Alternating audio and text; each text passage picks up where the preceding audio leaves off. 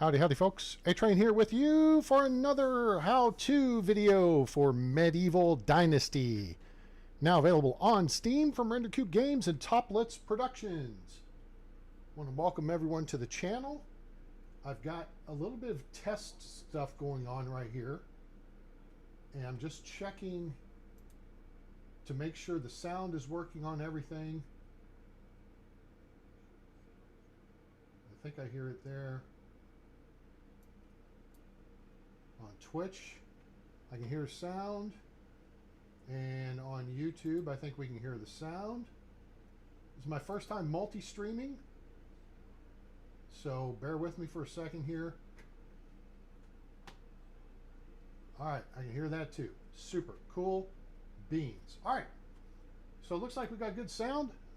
Hope everyone's having a happy Sunday fun day, and welcome to the channel.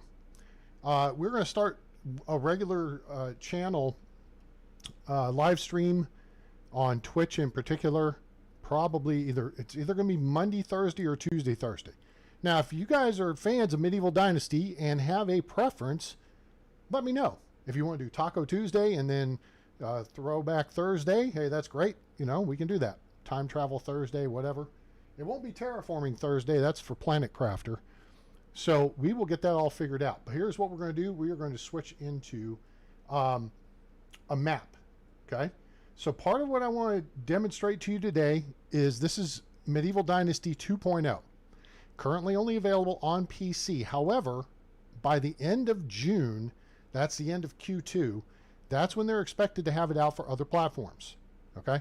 So we're going to play the Valley map because currently that's the only one that's available on all platforms. All right. And from the map perspective, I believe it's the same across all platforms. And what I want to show you is how to start smart and how you can run your first 24 hours in the Valley. And hopefully, now again, all this is random. All these loot sites that I'm going to show you are random. All right. But let's show you the Valley looting map. Now, this is a map I put together. And I did in Canva, and it was a lot of work. But if you look at the area in white where it says start point, okay, there's a map key off to the right there, a legend. All right. But this is going to take you through a path. Now, so let me walk you through what we're looking at here. Green circles are little broadleaf plantain clusters. Why is that important, A-Train? One, as you gather that stuff, you build your survival skill. And it's important to do that early on. Two, in 2.0, a broadleaf plantain heals you 5 points of damage, whereas in 1.0, it heals you only 2 points of damage. Okay? Now, dandelion still only heals you 3 and daisies heal you 2.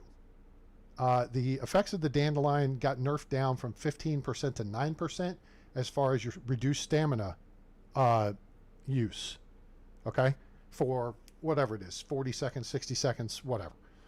All right, so broadleaf plantain clusters, we want to gather that stuff until you have about 100 of them in your pocket. And on the 2.0 map, the flora and fauna clusters have a lot more to them. Okay?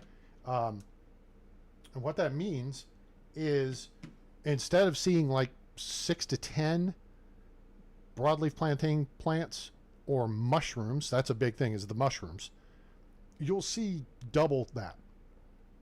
Also, and I'm not going to get a whole lot into the weeds on this, but if you've ever played and you've seen the uncommon mushrooms, which would be the woolly milk cap, the bitter bolete mushrooms, and the Mario Kart mushrooms, which is a fly agaric mushroom.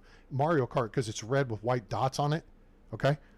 Those historically on 1.0 appear in pairs. There'll be one here, there'll be one 3-4 meters away. And that's it. Whereas the parasol, the bolete mushrooms, the red pine mushrooms, and in the spring, all those are in the autumn. In the spring, your morel mushrooms will appear in clusters of 6 to 10. Now you'll find everything in clusters of 6 to 10 and maybe multiple clusters together. Okay, so there's that aspect. And then some of your other plants that you'll encounter, henbane, um, chicory, things like that. You'll see larger clusters of those. So you want to do a lot of gathering of that to help start building your survival skills off the drop. Okay. Now, crash cart spawns are locations where you'll find a cart. Or again, these are all random. They're not all going to be there. But if you run this path multiple seasons, eventually you'll stumble across everything. You'll find crash carts in these locations, which will have loot around them. The black squares are other loot spawns. So indication of square 02 where it says loot over by the start point. There's a package and a wooden shovel stuck in the ground. Whereas at loot spot 9, that's when you're going through this little tunnel with a creek, and there will be a bronze pickaxe and 3 iron ore in the tunnel. Okay. Spot 11, there's 3 sacks next to the creek. Okay. So that's what that indicates. The abandoned camp spawns are safe camps. There will not be anybody at these locations, nor are there wolves there. Okay. Whereas at the red locations, there will be wolves guarding the camp. So you're going to need to be armed to deal with that. And that's why some of the arrows backtrack from spot 15 backwards. All right. Because by then, hopefully, once you've gotten to the triple waterfall camp, which is square 18 in the upper right, you will be armed with at least a bow, if not a recurve bow. If not, well, the iron crossbow, if it spawns, is going to be at camp 13, which is the 2-tier camp. And that does have wolves. Point is, you've got to be able to defend yourself against wolves to get into some of these camps. 13 is the key one. Because if that camp spawns, that is a big find. There's an iron axe involved. There are 3 bronze spears involved. There's some iron arrows involved. There could be an iron pickaxe in one of the sacks, plus 3 bolts. If that's the case, you are hooked up and in like flint. Whereas campsite 10, the big find there really is just an iron shovel and some coins. You don't want to deal with the spoon, the bolt. You want to grab and go.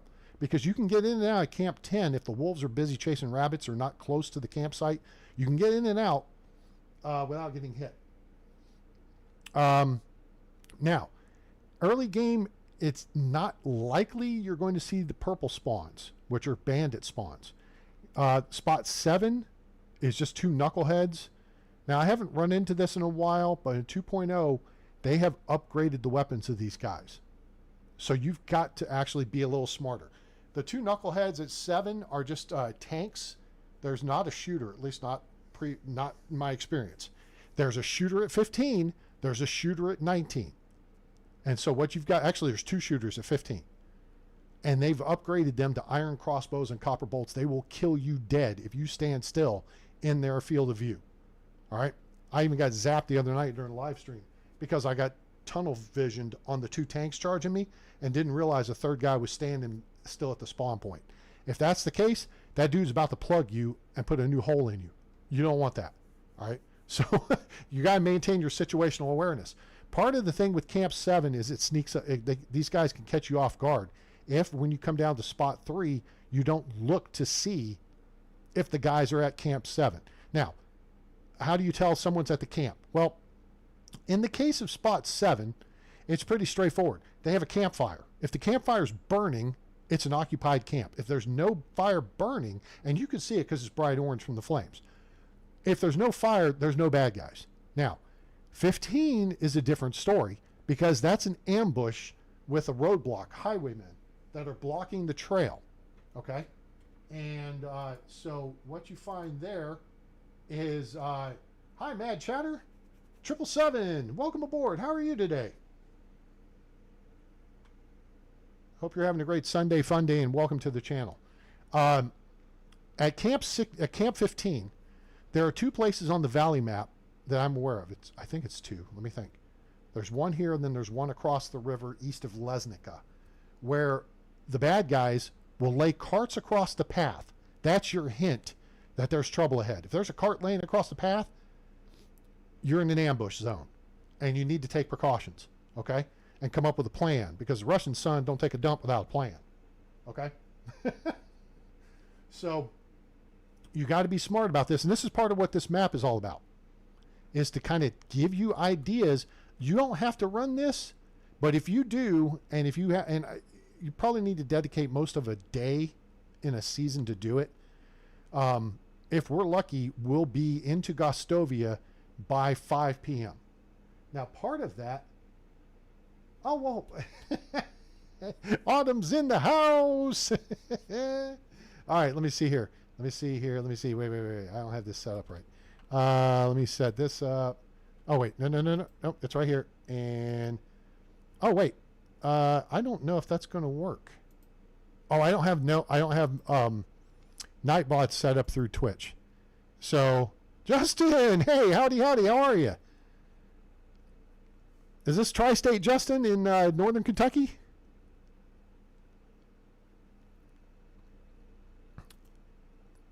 Let me see here. That's that. You know what? I could probably monitor this here. No, we'll monitor that there. Okay. I'm really trying to work out this dual stream thing. Anyway, so some of you guys are familiar with what I'm going through. I just want to make sure I cover it for new people. This is just really a test, and I thought, hey, you know what would be a good topic to cover here? Cincinnati, my man Justin in the Tri-State. How are things up your way? You guys get severe weather earlier today? Because I know there were some storms moving in. A line that was going across there. We had tornadoes last night down here in North Texas, about 30 miles north of me, and unfortunately, the body count is at 7, with them finding a 5-year-old and a 2-year-old under rubble this morning. So it was a tough night. I was up late tracking all that stuff, and literally was live texting with a friend who was in, like, sheltering in their home, and they could hear the freight train outside. But fortunately, their home was spared, and I don't think their community got hit, but there were a lot of people had a bad night last night. Okay, so let's get back to this. So the ambush site at 15, you've got to be aware of. 19, the bandit camp is defilade. What does defilade mean, A-Train? Well, it's a military term, and I think it's French. So it's something effective besides retreat. So, yeah, it was a tough night. So, they're below your sight line. There's a rise where the path is, and then they're down defilade in a low area. So approaching site 19, which if you just look at the top of the map there's a green dot. That's a broadleaf plantain cluster. That will be about the trigger point to draw out his buddies, the tanks. And I think there's like 3 of them. At spot 15, you'll have 2 shooters and 1 tank. At spot 19, you'll have 1 shooter and 3 tanks. And the key is to stay defilade from him by staying by that broadleaf plantain cluster and then dropping down to the left towards the creek. And then you take out his buddies. His buddies may come armed to the teeth, though. They've upgraded them with iron, beat them over the head, zombie killer sticks, spiked cudgels, as they're also known, and copper spears. So they're not just carrying cudgels anymore. So you got to be aware of this and make sure you take precautions. And then you get into a shooting match with the shooter. In the case of spot 15, you want to draw the tank out, kill him, and then you can get into a shooting match with the shooters based on your range and triggering them, and then using trees for cover. Now, the key thing here is all these big red circles. Those are basically surrounding the spawn areas of the aggressive animals. Mostly wolves in this case. Some pigs. Over by 13, that's really your only... And 17, you're kind of straddling the line between a wolf spawn and the pig spawn, but the wolves are the bigger threat. Okay? And then over at the beginning by spot 3, we'll be going by a Tatanka spawn, which is the Wizzent. And you got to keep an eye on them. So I'm glad you guys are okay up there in Cincinnati. I have family, I may have told you, in southern Ohio, and I alerted them earlier, and they were heading back home to make sure they got safe. I don't think there's anything severe going on with those storms. At least it wasn't on the radar earlier, so that works out. All right, so here's what we're going to do. We're going to start at spot 1. I'm going to cover every one of these spots, whether it's there or not. Now, if you want to see the fully detailed version of this run on my YouTube channel, you go back to The Valley Season 4, Episode 1, I believe. Or is it Season 2? It'll say how to start smart is the first video. And it will literally walk you through this entire map with screenshots of every one of these sites where they have spawned. Now, that wasn't all in one go. I've run this 40, 50, 60 times, literally. I have the notes in my notebook because I kept track of what I found at each location. And that's how I was able to work this map up. And I can tell you in intricate detail that what you're going to find at spot 13 versus spot 10. Okay?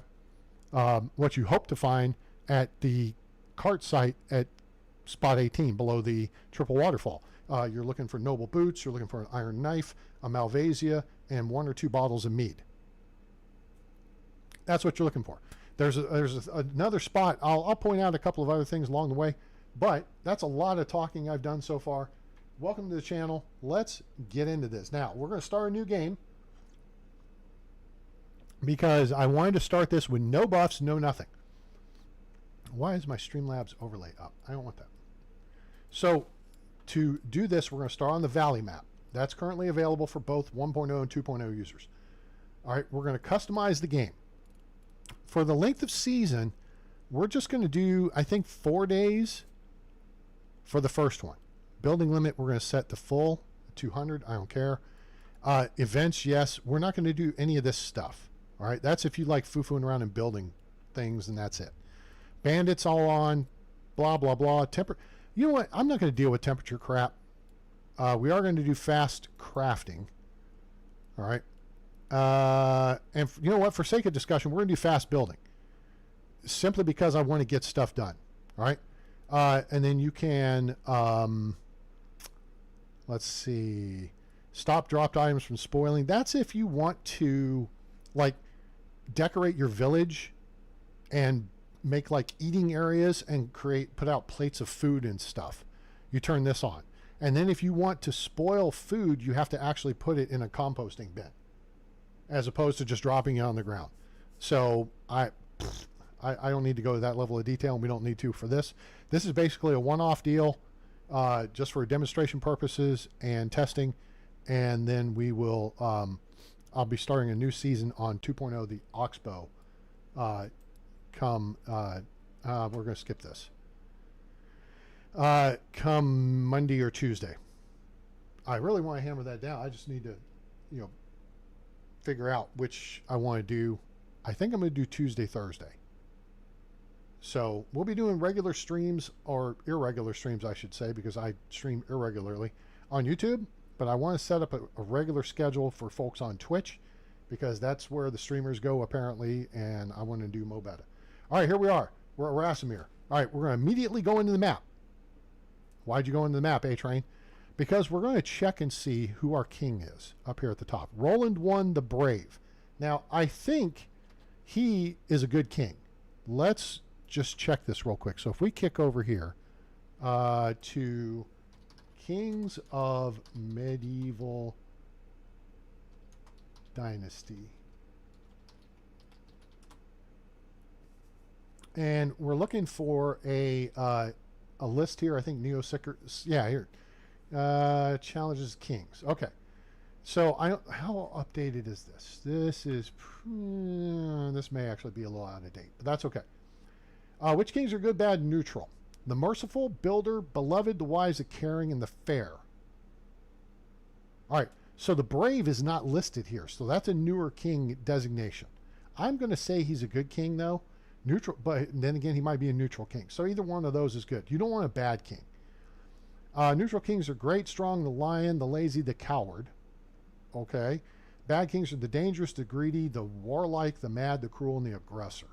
Now, there may be some others. You might try to find a more recent list than this, but I don't see when this was posted. So anyway, we're going to roll with this guy. We'll be okay. It'll be all right. But you want to check your king first thing. If you don't get a good king, if you get a bad king, I just go ahead and relaunch the game. In fact, if you get a bad run through on this first day of the game, you would have wasted maybe 45 minutes of your life. Learn some lessons if you're new to the game. Learn the path a little better if you're experienced in the game, because you want to come back and visit these sites. But just restart the game. Just take a mulligan and start over. Okay. Now, real quick, we're going to look at our inventory. We got a little bit of food, simple torch, and some clothes. Okay? This is us, Rasimir, age 18. We're here because we're a refugee. Don't want to live like a refugee. And so what we're winding up doing is we're going to be going to Gostovia, which is right here. And we're looking for our Uncle Jordan. And we're going to wind up meeting a fellow named Unigost. Now, if you want to, you can just run down that path and go get started. That's cool. Knock yourself out. All right? But if you want to start smart, you'll look at what I'm about to do, okay? Everybody paying attention here? Now, it's 0806 on day 1. And it's year 1, spring. Okay, that's what's telling you here. If you have questions, feel free to ask. I will stop what I'm doing because I'm about to ruin the image and the style that you're used to. All right? And answer your questions. I'm happy to do that, okay? So here's what we're going to do. Turn left. We're looking for a crash cart right there. This is spot 1. It is not here, which kind of sucks, which means we don't get our flat straw hat. We turn and run southeast. Up on this rise, this is spot 2. Large bundle, we're gonna open it. Dang it, here I go again. This is your fault, Autumn.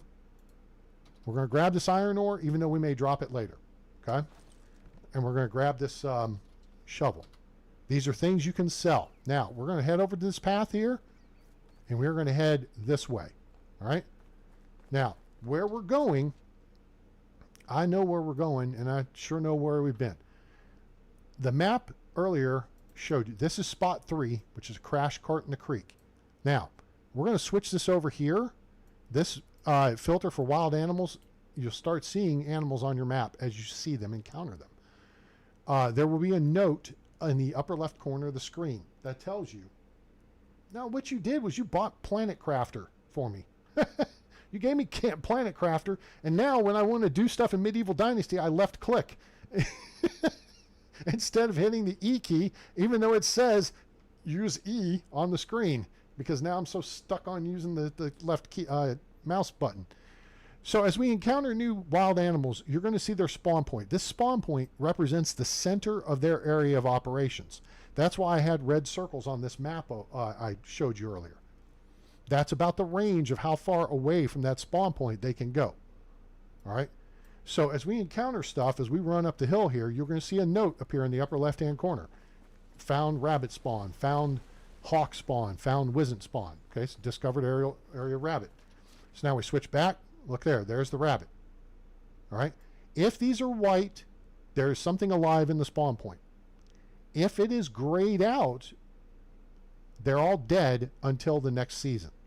Now, this can be for one of 2 reasons. Reason 1 is you killed them dead. All right? Reason 2 is a predator animal killed them dead, and the rabbits are everyone's bitch. Okay? The poor rabbits, the wolves attack them, the lynxes attack them. I mean, it's rabbit season in Medieval Dynasty. All right?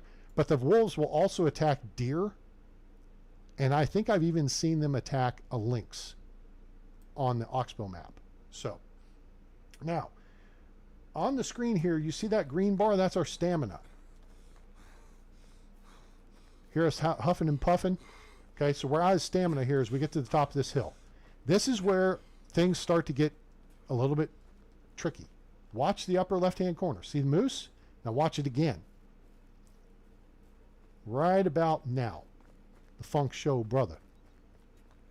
See over there? Oh, shoot. I just heard one. Oh, shit. Run, run, run, run. Gotta go. Gotta go. Gotta go. Gotta go. Keep running, running, running. Please don't have bad guys over here. Okay. All right. Did he? Woo! Okay. That got exciting quick. That was run away. Yeah. There was one waiting. Normally, I've never seen them that close before. Dang, we're screwed. Freaking deal's not here. That's one issue. Now, I've never seen one that close to the path. So that's why I dropped this on here. See where their spawn point is? So it kind of overlaps that path.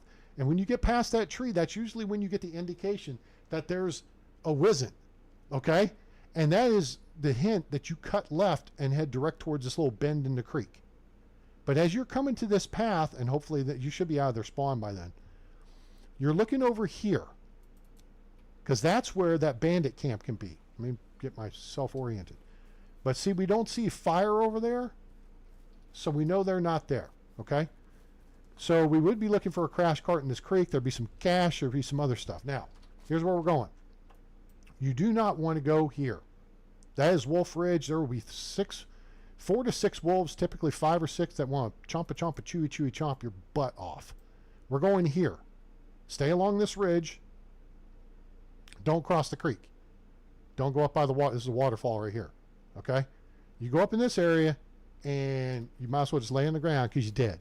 See all the deer are running over this way? They don't want to go over there either. All right? Because the wolves will eat them alive.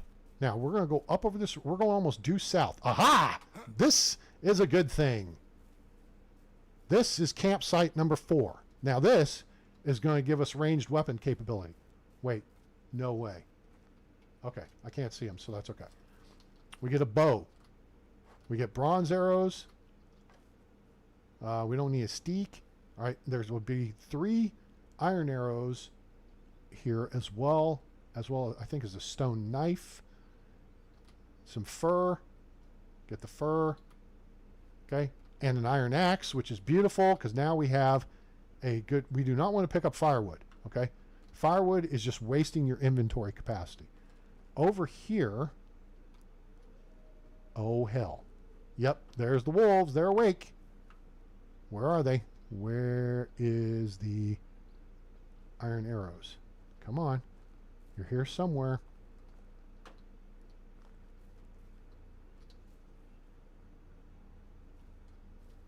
Damn it, this is wasting time. This is wasting time. There they are. There I go again, clicking the damn thing. Okay, we are now equipped, not stripped. But we got to equip these weapons, okay? We also can look and see if there's anything else like a bag of cache. Something like that. I don't think there is at this point, okay? The wolves are right over that ridge line. Do not go there. Go in your inventory. Take your bow. I go slot 3 with the bow. See how that shovel put in slot 1? I don't think so, Tim. We're going to put the iron axe there. That's our effective hack 'em, slack 'em. Now, we're going to double click on the iron arrows. You're going to see them appear up here on the right. That means they're in your quiver, which is invisible. All right. And you don't have to do this anymore. I thought you had to, but typically I would put the knife in slot 8. If you kill something and you want to skin it, you have to have it equipped, but you don't anymore. You just have to have it on your person. So you don't have to tie up a quick slot. I mean, I think it's still helpful, but that's it. All right. So now from here, we're going away from Wolf Ridge. We are heading up here to what we'll find as a pigeon spawn. Okay. Now, as we come up here, stop. Look that way. See that clearing right there? That is where a bad guy camp will spawn with 4 knuckleheads. And I've never seen it spawn at the beginning of the game, but after first season, this is a good place. You got to work your high ground and work the rocks and stuff. That's a good place to kill some bad guys. All right, here we are at spot 5. We're going to lift off this stone, and we're going to grab 300 coins. Cha-ching. Nope, we're going to grab 300 coins. And we're going to merchant, whatever. All right, we're going to grab the shovel. We're going to drop the stones. All right. All right, we're going to leave that there. Spectre mode, great. That's where you hold the Alt key and you can look at stuff. Now, we're going to go this way, okay? This is what's called a saddle. That's a topographical feature that's low on opposing sides and high on opposing sides. Goes up that way, goes up that way, goes down that way, goes down that way. See what I'm saying? Looks like a saddle. Now, we do have an option here to go over here. There's a little bridge, and if you follow the creek just up over the rise, there's a possible campsite there. It's not manned. And it has a bunch of clothing and stuff. We're going to try to stay focused here. This is a good find here. This crash cart has wool fabric, a small bundle with wheat beer, which is good to sell, and some wool thread. You're going to be selling all this early on. We're going to go ahead and pull out our bow and just stay equipped. Now we head northwest on the path. That bad guy camp would be right here. So if you're approaching from this direction, you use that rise, go up on that rise, reconnoiter the situation, and then work it with either shooting guys or backing up to the range of their ability to go, and then engage them at your leisure. So we're to the creek. We're going to walk for a second. We're walking. We can stop, take a sip of water. On 2.0, you must stop to drink. On 1.0, you can keep moving while you drink. Now, we're going to follow the creek. There's going to be a crash cart, or maybe not. Oh, here it is. All right. Grab the clay bottle. Open the barrel. There's some food and potion night vision. We're not going to grab the rot. That's the only other stuff here. We're going to go into the tunnel here. This is spot 9. And that map's available on my community tab. This is where you'll find the bronze pickaxe and 3 iron ore. Okay? Now, we're going to head over this way to the north. And see that clearing right up there? We're waiting to see if some tents spawn in. They did not. That is campsite 10. There are wolves. See the wolf indication? Wolves up there chasing rabbits. All right. There will be tents there. The iron shovel will be about that plant right there. Now, remember I mentioned broadleaf plantain fields? We're going to grab some daisies. We're going to grab some dandelion. This is where we start building our survival skills, by grabbing all this. Collecting resources. Yeah. Got it. All right. This is double the amount there used to be here. You should have about 25 broadleaf plantain. Get them all. Just keep looking around. I'll show you there's some over behind the bushes. Some are in the open like these guys. Okay. Some are over kind of like here-ish. Don't grab the rocks. Okay. All right. There's that one. Then come over here. And you'll see some like that hidden under the bush. And then that should be it. All right. So now we're going to turn and head towards the path and go to the left. Right here is where you will find 3 sacks. They're not here right now, but get the seeds out of them because that's the start of your farm. Okay. Now, our next step here is where we start getting into a tricky situation. We're looking for a crash cart on the left right up here. Right here. That is where you'll find a crash cart with a copper shovel and 4 clay. It's not there. So now we're going into Indian territory. Dun, dun, dun, dun. See the wolf spawn? And there's Fat Boy Piggy spawn right up here. We're staying to the right. There is no... See the wolves over there? That's where the 2-tier camp would be. It is not there. All right. And since it is not there, we out. We checking out of this hotel. The upper side of it, and we're actually going to swing a little bit down below this bridge, simply because if the wolves are there, they can range down below this and they will chase you. And you do not want to get caught. Now there's some more broadleaf plantain here. I don't think I indicated this field. But hey, grab it, because the quicker you can make your survival skill go up, the better. See the cluster of pine trees over there? That's where we're going. This is going to be going into spot 14, which is a bronze shovel, cha-ching, and 4 loose clay. Grab the shovel. Now, we need to check our weight situation. And I'm going to show you how they have goofed with the game. Well, they haven't goofed with the game. They made it harder. Okay? Let's go to our inventory. You only have a 35 kilogram carrying capacity right now. Right now we have 78 out of 100 food. If you've been playing 1.0, okay, 2.0, food has a higher nutritional or calorie count to it. Okay? Did I trigger that off? Let me see here. I did trigger it off. I don't know why it's not showing up. That's weird. Okay, whatever.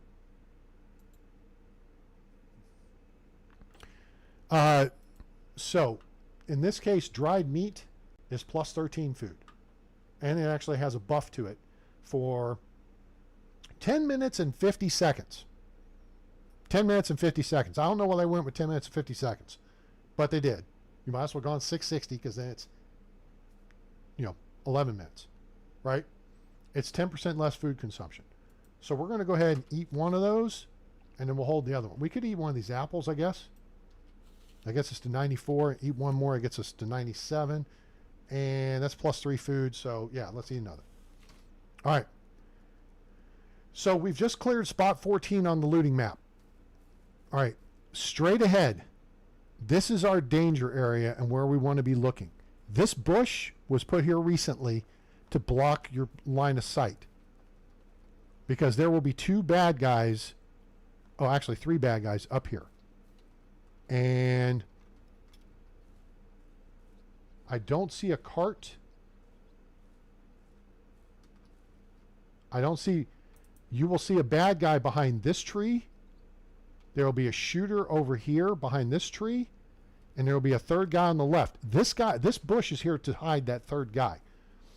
If you come trucking down this path, though, unawares, all right, and there's a cart across here, you better turn around and haul ass.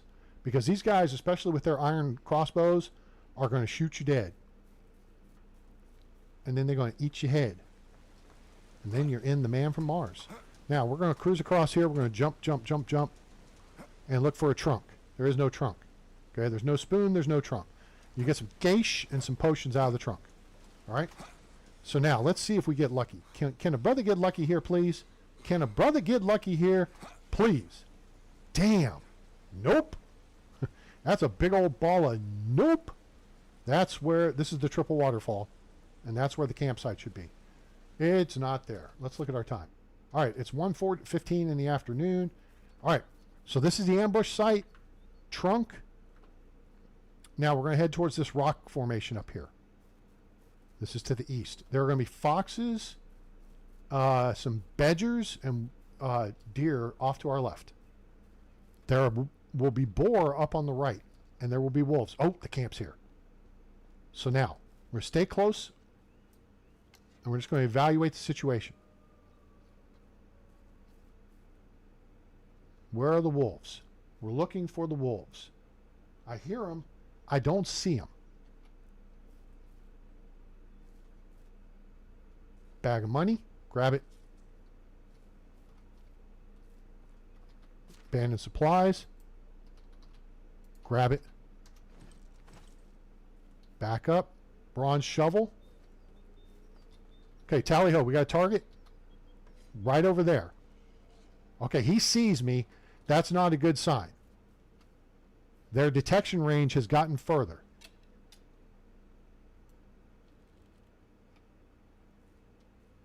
I do not want to waste an arrow on this guy for nothing.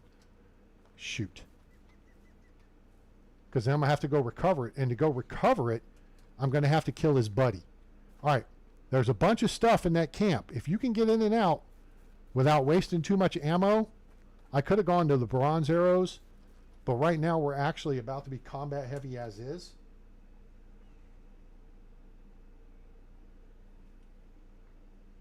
So...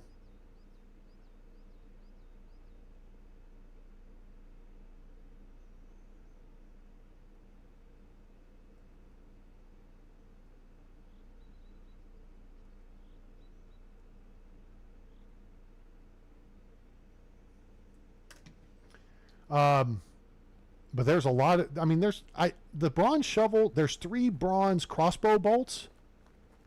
And then there's some other smaller stuff that you can grab. We also are getting close to heavy.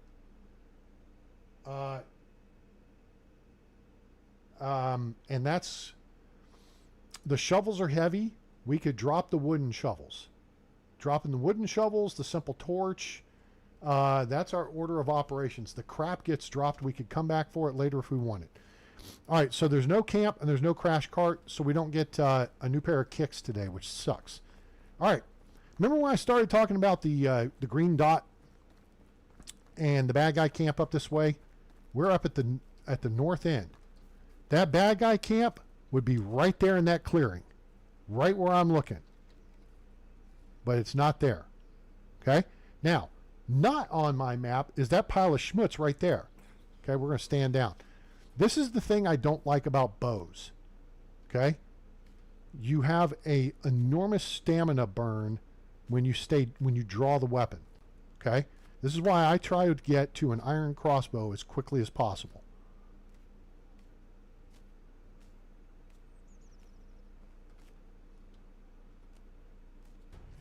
Aha! This is good. Well, we picked up a stick even though we didn't want it. Okay. So here's what we're going to do. We're going to go to inventory. We're going to go to skills. All right.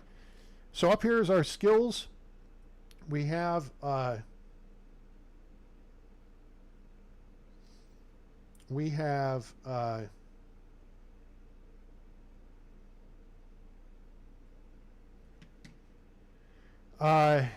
point we can spend. Now, there are 10 levels to your skills across the various things. This is your extraction, which is cutting down trees and eating your lunch just like your old papa when you play Homer or Jack, or you dig stuff out of caves.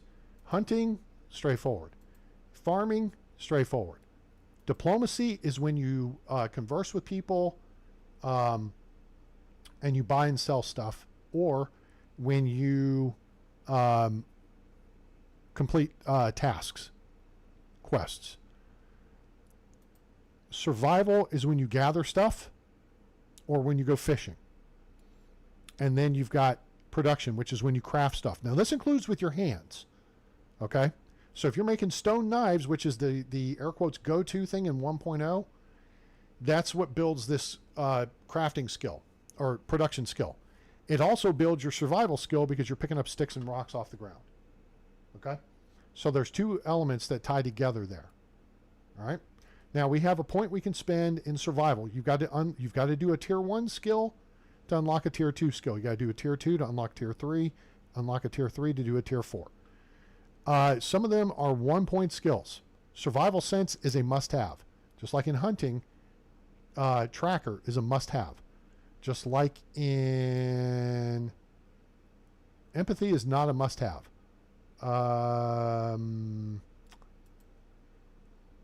Village whistleblower is not a must-have until you have a mount.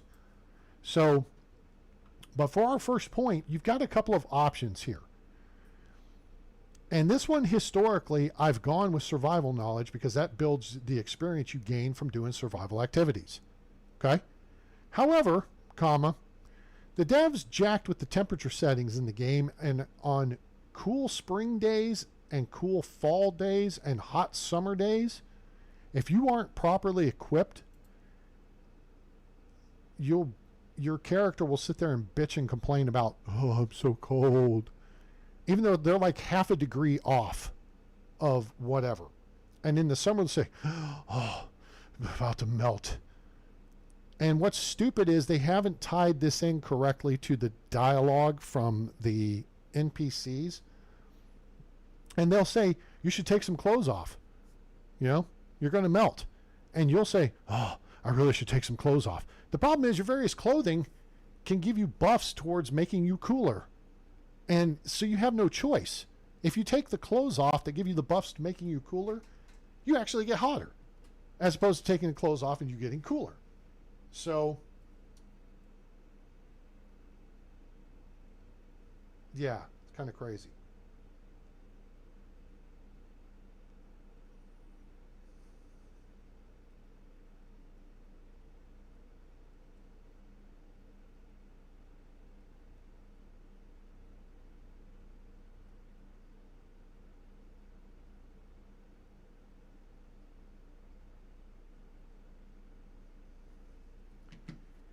All right. So, iron liver, I wouldn't bother with. This is higher poison resistance. Don't eat spoiled food. That's very simple. If the food is red in its percentage, don't eat it. I'm going to go ahead and go with survival knowledge and lock that point in here. Now, on odd levels, you get 1 point to spend, a skill point. But on even levels, you get 2 points to spend. So over the 10 levels that you can get 15 points total to spread through here. Now, later in the game, you can reassign those points either with by your wife or with a potion of possibilities. Okay? So, these are things to think about later. The key here is our next point is going to be going into survival sense, and then we may well be going into strong as oak. Okay? Headstrong is alcohol resistance, not needed. Survivalist is good, is 10% slower loss of food and water. But the key here really is to get to tier 4. Athlete is everything. 10% slower stamina consumption during movement. You want to max this out as quick as you can because then you'll be able to move farther faster. Okay? So that's your key takeaway from the survival field. All right? All right. So now, bad guys, no Gotti. All right. Did we get all the broadleaf plantain we need up here, basically? Yeah, I think so. All right, swell. So now, no bad guys right there. The camp's actually right there. It's defilade. See what I mean by defilade? They put bushes in front of it, and it's below the road. So it's harder to see. But you know what else you can see from right here? See that pile of stuff? Right? That's where we're going. And that's not on my map because it's kind of at the edge of the map. Now, there can be another pile of stuff over here, just so you know. If you look along the river edge, you may find it. Okay? We're going to grab a sip of water here. There's the roach. I don't see any bad guys across the river. Hopefully nobody shoots us in the head and I look like an idiot. So, lost shipment. Grab. Now, this put us overweight slightly. Overload. Big deal. We're not going to grab the planks. That's going to really put us overweight. We are not that far from Gustovia. Gustovia is literally right there. But we want to keep moving. We could, actually, you know what? Here's what we're going to do. There's no crash cart here, unfortunately. So here's what we're going to do. We're going to go in our inventory. We're going to drop these 2 wooden shovels. X, hello? X, and X. Okay, whoops, resume. Drop those. We're going to run back and grab those planks because I think we can get a couple more coins out of the planks than we can the shovels. We could have just dropped them over here. However, what we did by dropping them there was we made it easier for us to come back to them. Okay? Now, there can be spawn stuff all up there. There can be spawn stuff east of here along the edge of the river. There can be spawns along the river. Okay? We want to stay focused on getting into Gustovia because now it's already 3:30 in the afternoon. Okay? We have a couple more stops to make. This is where a crash cart would be, which would have a bronze axe, which is great. You want that. Here's some sacks. Open these. These are going to get some field. Help you get your fields started. Okay, this one have some rye grain. You can't plant that until autumn. Cross the bridge or run through the water. Take a right. Follow the edge of the creek. More fish. There will be a pile of crap along here. You're not going to get much out of there. You just get some hops. Just sell it. Move, ducks. All right. Now we're looking straight ahead for some barrels. I don't see them, so screw it. We're going to get back up to the path. And there's a split in the road here. There's a fork in the road, sir. All right. We're going to take the upper fork. And we're going to run because we're at full power. Now, we could use a dandelion. Okay. And by doing that, what that's going to do is give us a little bit of a buff. For 2 minutes, we're going to have 9% less stamina consumption. It used to be 15% on 1.0. We're running up the hill. What we're going to be looking for is when we get along the fence line, Gustovia is down the hill on our right. There's Gustovia. When we get up to the fence line, we're looking for a crash cart. The crash cart's going to have some potions that we want. And there's a little package with some cherries. All right, it's here. So it'll be like 2 cherries, a potion of temperature, instant cure, and then sobriety. This one you do not want to sell. And there's 3 cherries. Do not sell the potion of sobriety. It's part of the Unigos quest. Now, as we stand here, there's Gustovia. We're aiming for those trees right there to our west-northwest.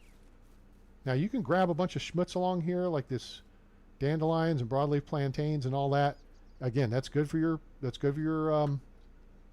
survival skills, okay?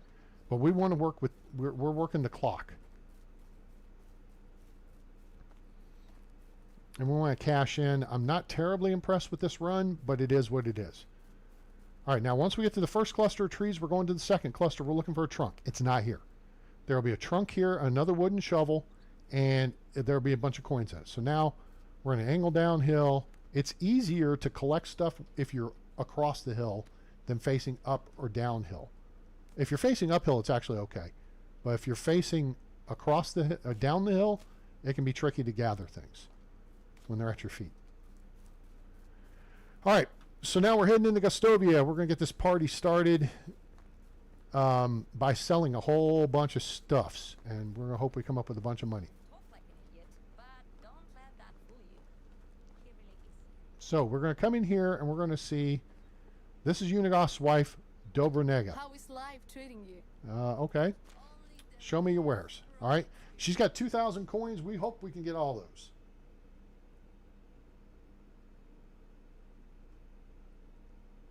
So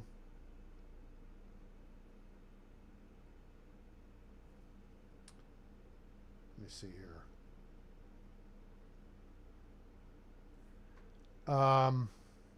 We're going to sell a lot of stuff here.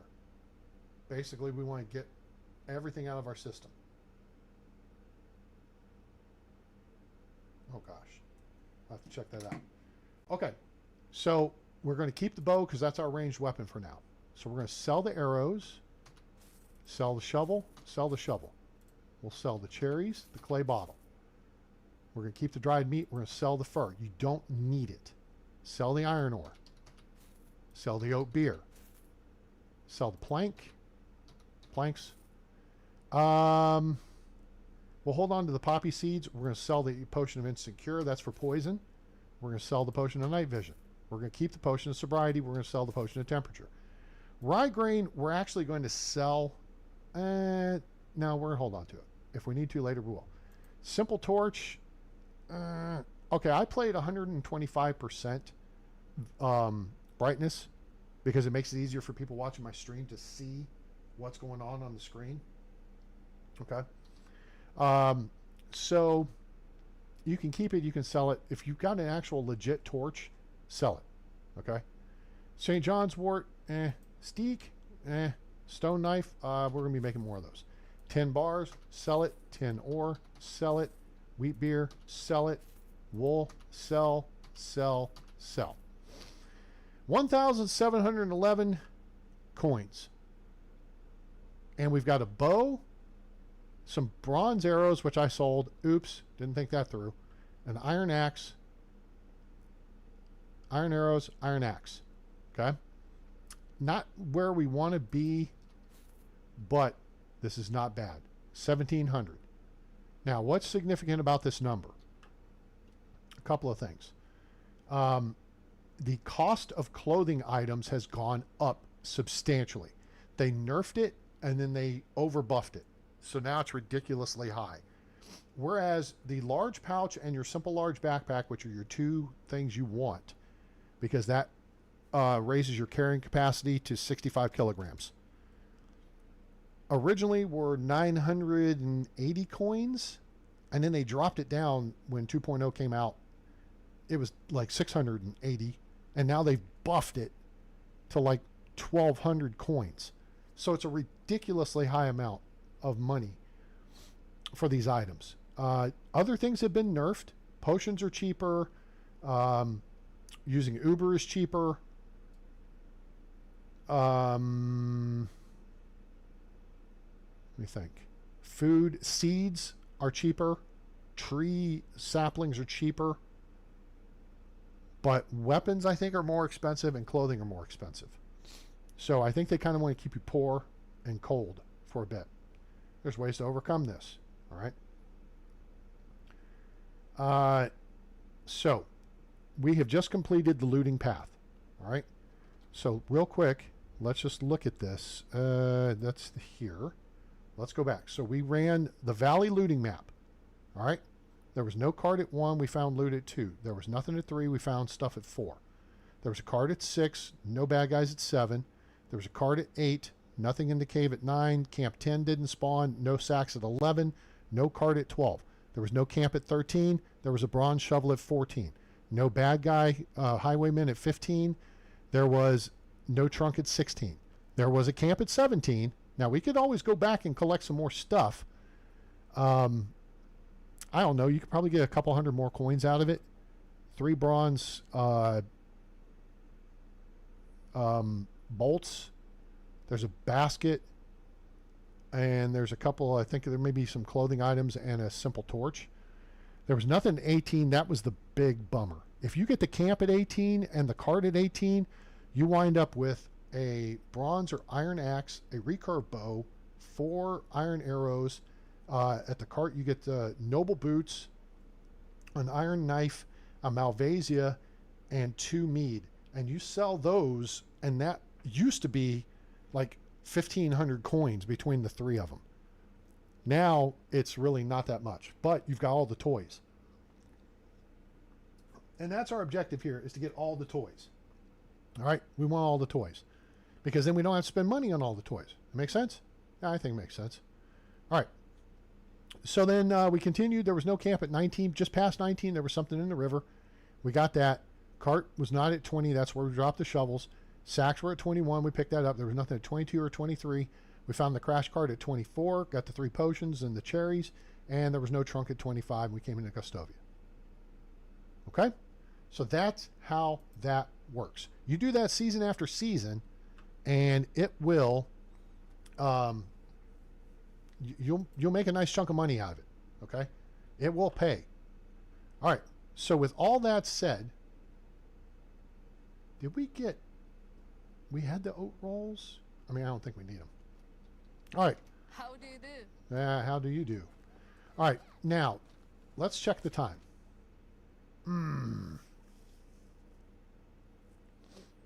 Okay. Everybody shuts down work at 1800. That's 6 p.m. for you civilian types. We're going to check Uber. I'm going to show you how cheap Uber is nowadays. Okay? How is life treating you? Good. I need a ride. How much would it be to Denica? 160. That's a lot.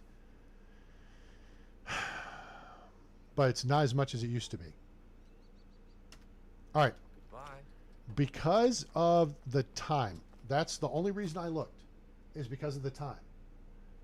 It would take us probably 2 to 3 game hours to run to Denica. So you take across this path here, and you cut off here. And it would be possible to cut across country to save time, to go straight across. There's a possible bad guy camp right here-ish. Where is it? That's right there. No. Yeah. It's in that area. No. I'm sorry. It's right here. That's where it is. There's a possible empty camp up here. There's a possible bad guy camp right here. Well, there's a possible empty camp here. And there's a possible bad guy camp here. So it could screw up your time frame. Now you can catch vendors out sometimes until 7, 8, 9 o'clock at night. Okay? Okay, that's great. But here's the guy we're looking for. We're looking for Unigost. And this is going to be a pain. So we need to talk to him. We're going to zip through this, okay? Click, click, click, click, click, click, click, click, click, click, click, click, click, click, click, click. Cool. Done. Get away from him. All right. So now we have permission to build anywhere in the valley to build us a new home. So now we're going to go beyond the looting path, beyond the green door, right? There can be a pile of lost goods here. You may get 7 coins out of it. See right there? Those are sacks. Sacks mean there's tree saplings. Tree saplings are worth money, but not as much as they used to be. So it's almost best just to keep them. There's some rye grain. Okay, that's great. Come the fall. And hop plant seedlings, which doesn't do us a whole lot of good. Now, here's why I'm saying what I'm saying. Let's go back to our inventory. Hop plant seedlings sell for 18. That's 36 coins. Now, if you're playing 1.0, do the math. Okay. Now, we could continue down this side of the stream or go this way. We're going to go this way because we're going to be heading towards our new homestead. There can be some stuff on the other side. There can be some stuff on this side. Also, we want to look for crashed carts. There'll be a crash cart here sometimes with like 4 things of wheat. Over here, there's clay pits. Okay. And there can sometimes be a shovel in here. Oh, jeez Louise. That means it's 6 o'clock. So everybody quits working. People go hang around the campfire at 6 o'clock. All right. Sometimes, if you catch vendors sitting around the campfire, then you can, sell stuff to them until they're ready to go to bed. All right. So there's some barrels here. Fertilizer's good. That's free. Barrel here. There's flour. We'll sell that. That's 24 coins. All right. Get a sip of water. Now, we can wade in the water here to get a little bit cleaner, but unless you can get your head all the way under the water, you can't get fully clean. We'll try, but really here it's not deep enough. So we'll go back to our inventory. You'll see down in the bottom right corner where there's like a pile of stinky. We're 13% stinky. But where we're going, that won't be an issue. Now, I don't see anything else on the other side. So we're going to wait till air quotes tomorrow to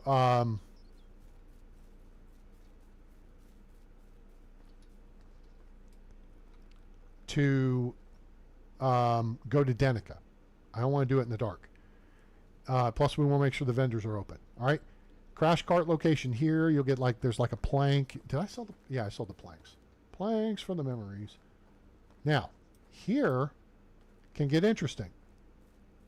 This is the second bridge west of Denica to get your bearings straight. There's the Gustovia. Gustovia to Borowo Bridge. There's one east. There's one basically between the two. And then there's one to the west. Now, where we are, there can be a bad guy camp here with a couple of knuckleheads. There can be a bad guy camp right up here. All right. We're just going to take a glance. I don't see them. Okay. And then there can be a couple of sacks here with stuff. All right. The bad guys will camp right here. Now, there's a couple of other bad guy camp locations possibly along here. What we're going to do is carefully advance, watch our right, and we're looking for a fire right up in here. Or packages. Okay? They've hidden this stuff with the bushes. That's a campsite right there. All right? So you can see it between the bushes. Now, up there's Tatanka. We don't want to mess with them. And what we could do for our first night is actually just keep running around looking for stuff, because the more stuff we can find, the more money we have, and the quicker we'll get uprated with our weapons and clothing and stuff. Over here to the right on this little point is a possible spawn for a fishing spear. I think some trousers and a couple other things. And no, not today. All right, fine. I get it. It's all good. Now, right through here, we're going to just wander out here. Actually, we don't need to do that right here. Right here, sometimes there will be a like saw setup and some lumberjack stuff. So if you want to play a lumberjack, you can get you an axe. I think just stone axe, a couple of logs. Now, I'm looking just to get the dandelion. I do not want to get the stones as yet. Okay. All right. So at this point, this is my favorite place to build villages, along here. All right. Why is it your favorite place, A-Train? Because it's relatively flat. It's got a great view of the water. The water's deep. There's pike spawns in the area. So if you run over here, you can go 1, 2, 3, step, jump, sploosh, and you're under the water. And then you're clean. Oops. See? 0% stinkiness. All right. So that's good to do. This is where I like to build my fishing pier. I build a swimming pier too. Back in the beginning, I talked about mushrooms. These are morel mushrooms. You do not need these. Period, paragraph, end of story. You don't want to...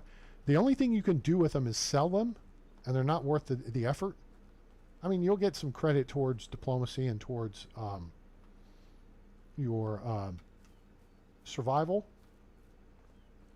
But the bigger thing... Actually, let's go in the map, and we're going to hit F and remove that. The bigger thing we want to do is just work our way up through here. Excuse me. We do not want to deal with boar over here on the left. There's moose on the right, and deer, and stinking badgers. Okay? We don't want to deal with the stinking badgers either. The moose are not going to hurt us. They'll run away. We're looking for an abandoned camp or a trunk up in here. Now later, there can be a quest, and there will be a bad guy camp up here. Okay? Now we could go to zap this guy. I don't have a whole lot of faith in the hitting power of this arrow, but nope, he saw me. So I'm going to stand down.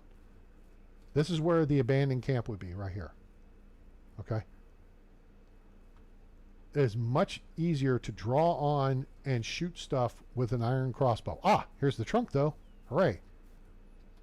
So we'll grab the wooden shovel and yay, another 130 something coins worth of stuff. All right.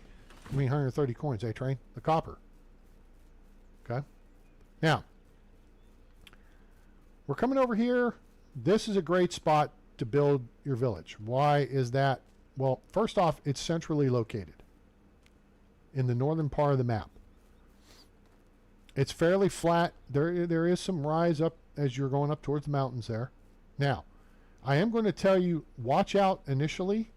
Watch out for that tree. Watch out for a bad guy camp right here. No fire, no camp, okay? This is the road there that goes to Rolnica, from Gustovia to Rolnica, which you'll have to make back and forth when you start Dobrnega's quest, okay? This is the road to Denica. Now, there are several things you can look at along this road. First off, again, watch out for a campsite right there. All right? Otherwise, it's pretty open. See how open this is?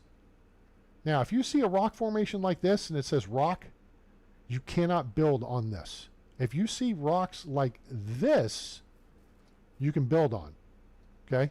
You can get rid of them by building road over them. All right? So you go in your circular menu, you select road, you just build across like that. Okay? You build it, and then you have a hammer, and you smash and destroy the road. It gets rid of the rocks. Actually, the building the road gets rid of them, but then you just get rid of the road. Now, so road to Denica, there's stuff, and then over here, there's stuff. Again, all of it's random, but stuff is stuff. And right now, we need cash. Cash is king. So we're going to take this leather, stone knife. The problem is, here's a water skin, so that's nice. Check around again one more time, make sure we got everything. Sometimes there will be a wicker crate here full of firewood. All right, now, we're going to go out on that island in just a minute. The stone knife thing, let's talk about that real quick. So 1.0, your big time money maker early game is stone knives. And it serves 3 purposes, okay? But the price has been nerfed. You're going to get 2.5 coins each knife, as opposed to 20 on 1.0. So if you're making stone knives, you're making them basically to build your skills.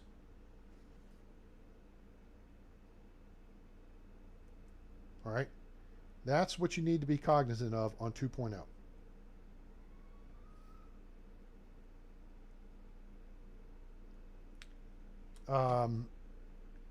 Because you're not going to make a ton of money like you can. The best thing to do is go looting and find stuff to sell or find coins. We're going to go up that way and check the road to Denica here in a bit. But for now, we're going to look here. There's no sacks here. We're going to go out over across to this island. Now they put this straw in here, or reed, and they put reeds over here so you can't see what's on the island. We're going to move quickly here to get through the water. There's pike to our right, which is fun. They also put in the lily pads, so that's all fun. So what we're looking for here is behind these bushes would be a pile of stones and a wooden shovel. Under the stones, there's a sack with a couple hundred coins. All right. So again, here's an opportunity to take a bath, duck your head underwater with the control key. You duck your head underwater and you walk around enough, you may see the pike, which if you have a standard spear, you can actually poke them if you let them swim close enough. If you move, you'll scare them off. Now, we have a couple of options here. This here is where I've built my most recent village. I moved it. I originally built it way over there where I was originally talking about. Now I've rebuilt it right here. And we built an up-armored village, which has walls and everything. We're going to mosey up this way. Look over here for some logs. That'll be just laying right there. They're not there. Next thing we're going to do is look for that. That is an abandoned campsite. Okay? So you're not going to have an issue. There's no threats in this area. So this is going to help. Now, well, there's a rabbit. They'll scare you. But here's another bow. This is going to sound kind of familiar. Okay? Here's an iron axe. There's some firewood. What else is there, A-Train? Oh, look. There's a couple of bronze arrows. The reason this looks familiar and sounds familiar, oh, there's leather and a copper knife and more leather. This is actually better than Camp 4. Okay? And let's find the iron arrows. Those are around here, I think. And there they are. Boom, boom, boom. We just doubled our firepower. Well, our inventory of firepower. Okay? So you want to grab all that stuff because now we've got a second bow. And what we can do now is go on our inventory and say, well, we got one that's 76% good, one that's 82. We're going to go to 82. Yeah. So now it's our one we're armed with. We got bronze arrows we can work with. But then down here, the iron arrows are going to be 2 separate stacks. Okay? Double click. That just unequipped them. But it combined them into one stack. Now double click again. Boom. Iron axe. This one's 95%. That's now going to be our primary. And we will sell the second one. Now you're only going to get 74% of 380. But that's a good chunk of change. Okay? We'll sell the leather. We'll sell the shovel. Whatever. Okay? Knowing these loot spawns really helps. Now, we could work our way into Denica, but we've got to go there in the morning anyway to sell stuff, and we want to buy our simple large backpack and our, so basically our kit. So what we're going to do instead, and instead of setting up house, this is why I set up for 4 days here on month 1, or season 1, is if you run 3-day seasons, the game will move along faster. It's called Dynasty for a reason. The point is you want to move it along so that you can build a village and marry a woman and then have a kid and then eventually hand things off to the kid. Now there's going to be some wheat here. Okay, big deal. Check around the back just in case. Yep, food, whatever. We just drop below 50%. Otherwise, that's just a busted cart that's there to tease you. Okay? So if you want to move the game along, go with short seasons. I wouldn't go shorter than 3 days. 3 days allows you a day to explore, a day to do questing if you want, and build your village. Initially, you may want to go 4 to 7 days. I used to play with 7-day seasons. Okay, now we're watching to the left up here for potential bad guy camps. Okay, because I'm not fully remembering. We're going to check down these reeds too to see if there's piles of schmutz, because everything is free is worth money. Now there's some deer right there. Okay. Now past those deer are wolves though. So be careful if you go hunting into this woods right here. There's deer here and its spawn is about this big. Problem is there's wolves right here and it overlaps with the deer spawn. I've gotten caught skinning a deer and the wolf, yeah, he came up to say hello, and not in a good way. He led with his teeth. All right. So we're looking, we're watching for bad guys along here. We're going to go over here and check for junk in the water. These little spits of land is where they will put loot. And every little thing like this right here is free stuff. There's 40 more coins, and there's another 6. Over here, barrel. Well, that's more rye grain to plant in the autumn. That doesn't help us right now, but whatever. Now, unfortunately, we can't effectively see what's right across there because that can be a really big camp find. All right. So we're continuing along. We're checking through here. We don't see bad guys. Now, our next position of interest is right here on the left where I'm looking. That cluster of trees, you'll get a bad guy camp. Okay? And again, if you see a fire, there's bad guys there. You got to back out to about these trees here to get out of their range. I don't remember if there's a shooter or not. And if there is, you need to get your ass behind trees. So probably this way, because then you got 3 trees to hide behind. So they don't put an extra hole in your head or some other part of your body. Okay? Because that's bad. You don't want that. Now, we are going to continue along the way here because there's no bad guys right there. You have to sometimes check to see if there's bad guys at the bridge. Sometimes there will be a crash cart right here with some stuff. All the stuff is good. We are going to go across because I see something right there, which means there's a fishing spear, a bucket, and some stuff in that container. Probably some fish meat. Not a big deal. We're also going to look up here for possible bad guy camp. 2 knuckleheads on the left. Over here, abandoned supplies. Supplies. Fishing spear. Buckets. Get buckets. Now, we just went heavy. But that's okay because we can actually drop this weight back off. We're hungry. So let's go down here. And if we're going to drop anything, I would find a good central place and drop. You don't really need the bucket right now. The fertilizer, it's only 3 of them, but that's 1.5 kilos. If you notice, we're only 0.75 kilos over.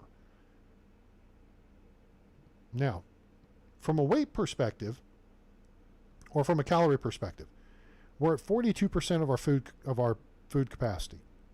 Okay? An oat roll is plus 80. That would be overkill. If we get down to about 20, then you take the oat roll. Okay, and it's less stamina consumption for 3 minutes. So, but the burn weight, that's only 0.4. We're going to go back to our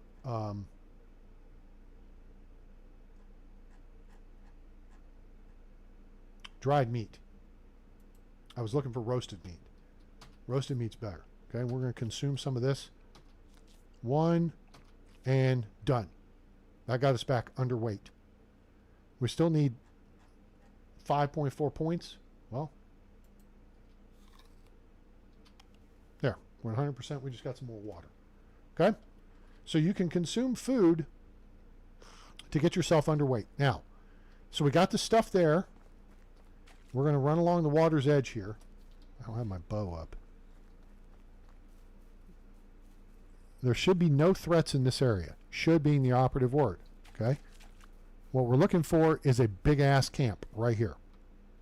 This is a fishing camp, and there is a ton of stuff to grab here. Okay? It's a good day if this camp spawns. You'll get out of here with probably 300 to 400 coins worth of stuff, if not more. Now, we're kind of cutting through the woods here a little bit, which is a little bit hinky. There can be a bad guy camp up here. There can also be a lumber camp. Right here. Badger, go away. I don't need no stinking badgers. Now, badgers are a skittish animal. Badgers, fox, and lynx. Okay? You don't mess with them. They don't tend to mess with you. But there's now a big but. Actually, there's 2 big buts. I like big butts, and I cannot lie. 1, if you get too close to them, and they kind of, air quotes, feel cornered, they will attack you. And they're skittish, they're small, and they're easy to get underfoot, which makes it hard to kill them. Foxes especially. I have a moratorium on hunting foxes and lynx for a reason. You've got to have a good, accurate first shot at range to take them down. Otherwise, if they get in underneath your feet, and you can find that camp I was telling you about with the bad guys right here.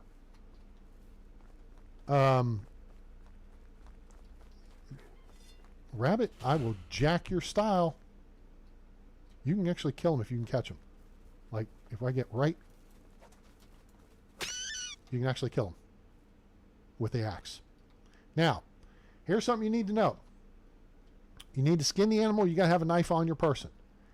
You do not get full credit towards hunting if you don't skin the animal.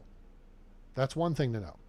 Second thing to know is if you're going to do that, you need to be aware of your situation. Situational awareness is key. What do you mean, A-Train? If you are Let me think about where a good spot is for a demonstration of this. We didn't see the rabbit spawn over here. Point is, if you're close to another, so say you're killing the boar and you're right here and there's an overlap between the spawn of the wolves and the boar, just like I was talking about earlier, over here, the deer spawn overlaps with a wolf spawn. You need to be aware of what's in your area. So if you're going to go into the wolf spawn and you kill something, your question should be, where's your buddy?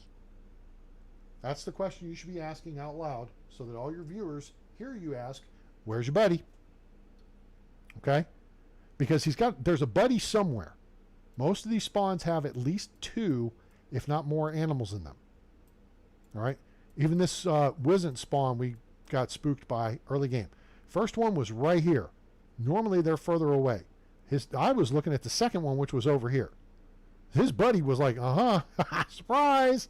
And he wasn't farting around. He came after me. Quick. All right? Normally, on 2.0, they don't attack that quick. They give you a chance to rethink your life's choices. Now, I'm going to run around here in part for giggles and in part because I want to check this island for another, and they added all these reeds here later. Really? Oh, we got lucky. Okay. Oh, good. This is nice. We're going to take that. We're going to skip that. We're going to take these, and we're taking this. Now, we're overweight just a little bit. Again, we can kill another kilo or so of weight by eating. But here's the key. We just got us a legit torch. All right? So now, we'll double click on that. That equips us into the torch slot. And then if you hit F, boom, there's your torch. All right? But we got a legit torch, so now we can sell the janky torch, the simple torch. It's not going to sell for much, but, I mean, we could sell the legit torch and get 20 out of it. But this is a brand new torch. So that'll save you a little bit of time and effort as you're doing your thing. Okay? So that's important to know where this is. Now, the village of Tootkey's right over there. Oh, there's stuff. Who knew? More stuff is more money. Ooh. All right, now things just got complicated. Why did they get complicated, A-Train? Because each ore, iron, copper, tin, iron, copper, tin, weighs 1 kilogram each. That's why it says number 4 and weight 4. Now, stones also weigh 1 kilogram each. We're already 1.5 kilos overweight. Now, until you get about 5 kilos overweight, there's not going to be much of a movement penalty. But after that, you start slowing down significantly, which means you don't want to be in a bad situation that you can't extend and escape from. You accidentally stumble onto some wolves. Yeah, stuff like that. Okay? So, but here's the thing. This is another 32 coins worth of selling power or buying power we have. So if we do anything, we want to drop the fertilizer, the hot plant seedlings, those sell well. I mean, the fertilizer sells, that's not even 9 coins, it's 4.5 coins. All these numbers you see here, cut those in half based on the item being at 100%. Otherwise, cut the number in half and then multiply it by, put the decimal point in front of this number. So 0.74 or 0.949. That's going to tell you what. So in this case, what we're going to be able to sell this axe for is, let's pull out the fancy phone with the calculator. So this one is 680. That's your purchase cost until you get some diplomacy points and put them into the barter skill. You're paying full fare for this stuff. Okay? So 680 times 0.74 means we would get 503 divided by 2. 251 coins for this axe. Now, legitimately, this early in the game, you're going to get more durability. And let me explain durability to you. This is your durability right here of the item. An iron axe starts with 1,000 durability. So every time you strike a tree or a bad guy's head, or maybe a rabbit, with it, it uses 1 durability. All right. Now, there are skills to reduce your durability loss on the tools and weapons. All right. So you'll want to put points in those because that will make your stuff last longer. Now, the thing is, we really don't need an iron axe of this quality for a while. We've got a lot of use in this one. 740 chops. Chop, chop, chop, Colonel Hogan. It's 3 chops to down a tree. Okay? And then you need an additional 2 to break that tree into logs. Unless you have a potion of strength which knocks off 1 crack at the tree. The breakdown to logs is still going to take 2. All right? So the smarter play here actually might be to sell the better axe. So if we go 680, we'll divide by 2 to start with. That takes us to 340, right? Then we multiply by 0.949, we get 322 coins out of it. Out of selling the better axe as opposed to 0.74, 251. So we get about 70 more coins if we were to sell the better axe as opposed to the lesser axe. All right? So that's just something to think about. And that's how you figure out how much your stuff is worth. You know, I mean, you can math some of this stuff. The fur, okay, there's 3 of them, times 4 is 12, divided by 2 is 6. You get 6 coins out of that. The flour, do I need that? Well, there's 24 coins worth of flour, but you're only going to get 12 coins out of it. However, the fur weighs a lot more. It's 0.75. That would take us down to only needing 0.75 to get this down to, you know, where we're not dealing with it. And then our dried meat actually makes up for that. Does that make sense? That's how you can, you know, work your budget on your weight early game. So this copper ore, this is, you know, 16 coins worth of stuff. But it's 4 kilos. We're going to take it. That's going to put us a bit overweight. You're going to see. This is as fast as I can move now. All right. It's 0300, which is actually not bad. We're just going to make some. We're going to make the best time we can and try to avoid bad situations. Now, I don't see highwaymen by this bridge, which is a good thing. We don't want to see no stinking highwaymen. Where are we speaking of stinky? 12%. And there's one more thing we're going to go over here and check. Because, oh crap, we just got cold. Ah, crap. Whatever. You hang around in the water in the spring and you'll get cold. There's fish right there too. Okay, now we're up out of the water.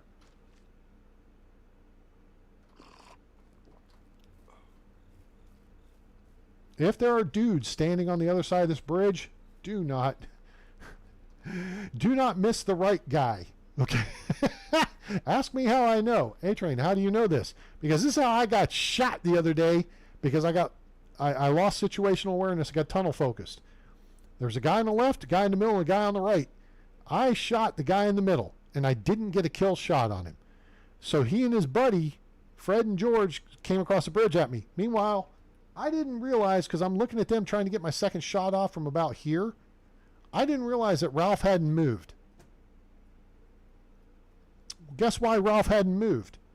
Because Ralph was pulling his iron crossbow back to plug a new hole in my face with a copper crossbow bolt. Bad guys have been upgunned in 2.0. They're not carrying the willy foo-foo like wooden crossbows. Sometimes they are. No, they're carrying serious crossbows. Okay, we've gone way out of our way here. We're actually over by Rolnica now. But we're looking for more spawn points. And this is a little bit crazy, but this is another really good spawn point over here. We're going to stay along the river's edge. See that white-tailed eagle? That's actually right where we want to be. This area right here is a big camp that will have a bunch of good clothing items. The problem is, on that far side over there, there are wolves. Okay? Now those wolves like to feast on the rabbits there in that rabbit spawn that just indicated up in the upper left-hand corner. And there's a wolf right there. See his little snot butt. Okay. Now, if you go up here to Rolnica, which you'll have to do eventually because it's part of the Doberniga quest story, you make a couple trips over here. You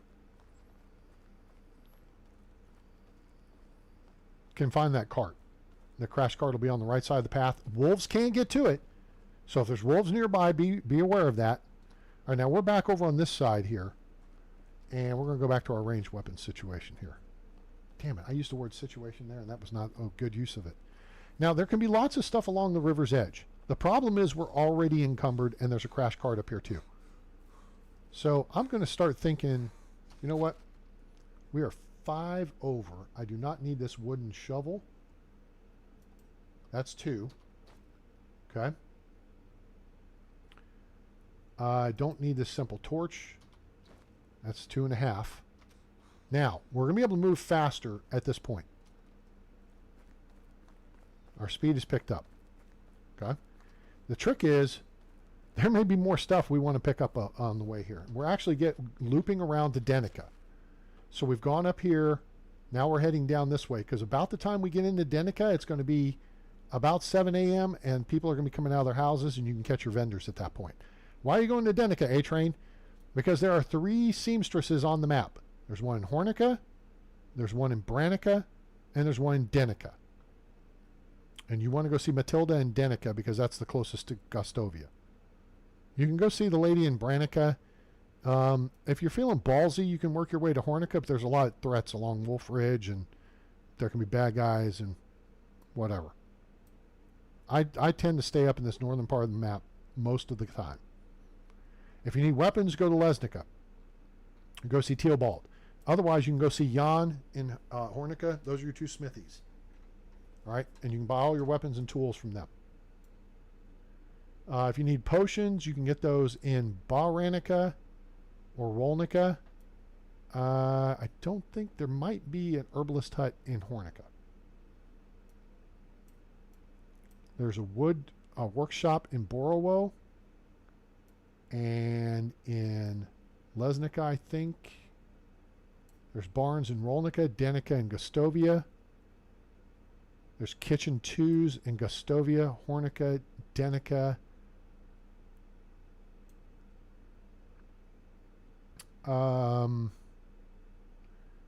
Borowo has the workshop, and then there's animals at various places. You get chickens in Borowo, you get sheep in Baranica, you get donkeys in Tutki, you get horses in Hornica, you get pigs in Rolnica, you can get cows and geese in Gustovia, and you get goats in Denica. All right, play this enough, you'll learn these things. I've got 1,000 hours plus in the game, or close. All right, what do we got here? Ooh, flax stalks. Flax stalks are good. Take those. And then here's a nice toy. Bronze sickle. We just got even heavier. Yep, that's a tricky thing. But we just got something we can sell. Okay, let's see what the state of our new toy is. 95% is pretty good. All right, 320, so we dropped that to 160. We cut it in half. We're going to get 95% of 360, which is going to be 90 plus 56, 54. So 134 coins. 144 coins, if my math is right. We should get 144 coins for this. So let's do the calculator. Fancy phone calculator. 320 divided by 2 equals 160 times 0.95 is 152. I was close. Was in the neighborhood. Okay. Bucket would be worth dropping because it's 2 kilos. We're still less than 5 kilograms overweight. We could eat a little bit more. That'll help. All right, so let's eat a little more. Now that's got us maxed out. We're still 4.5 kilos overweight. Dropping fertilizer would help. That's 1.5. Drop in the bucket, that'd be 3.5. We could drop the stone knife. That would be 4. And then we could eat a couple more things. And that would get us underweight. Okay? The rye grain, that's actually a lot of rye grain. And that's 4 each. So you're talking about 68, drop it in half, 34 coins for rye grain. You can't plant that until autumn. So this is going to be up to you. Rye grain is not very good early game. Why is that, A-Train? It's got 2 purposes besides planting or selling it. Okay? If you take rye grain, you can plant it. All right? Now, if this is what I would call building a seed bank. So any seeds you find early game, like these poppy seeds, can be used to make potions. And potions of weight are a key thing that you'll want to make along the way. But if you plant those 7 poppy seeds in the spring, I think they harvest in autumn. Yeah. You're going to wind up getting back like 12 poppy seeds. And if you plant those 12 poppy seeds the next spring, you're going to wind up with like 20 poppy seeds. Do you see what I'm saying here? Are you picking up what I'm laying down here? You can start growing your seed bank, or you can sell the stuff, and then you have to buy it back later for more money. Now, if you need the money, buy it. Sell the stuff. In the end, we don't need poppy. We don't need rye. When you harvest rye, you get more rye grain to plant. This is after you thresh the rye on the threshing floor in a barn. You get straw and you get rye grain. Now, the rye grain serves multiple purposes. You can either replant it, you could sell it, you can use the kern and grind it into flour, or it can be combined with straw, which is a byproduct of the threshing process, and oat grain to make animal feed. Guess what you don't have early game? You don't have animals. You don't need animal feed. Now, eventually, when you're starting to look at getting animals, I recommend you create a field specifically for oats in the spring and rye in autumn. Alternate the 2, establish that for a year, then you'll be able to make animal feed, then get your animals. Does that make sense? Dedicate a field to growing the food for animals. You're still going to need additional straw on top of that because it takes a lot of straw. It doesn't take but like 1 rye grain, 1 oat grain, but it takes like 10 straw to make 1 animal feed on top of. And you're not going to get that return.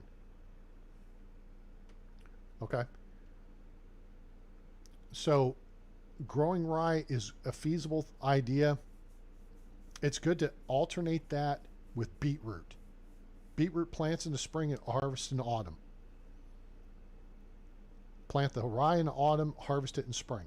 So you'll have the rye to grind into wheat or flour, and then you'll have the straw to help with the field that you actually dedicate to animal feed, alternating oat and rye. Then you grow wheat to make wheat grain and flour on top of the flour you get for the rye grain. And then once you unlock Kitchen 2, you can make wheat bread. That's the hookup.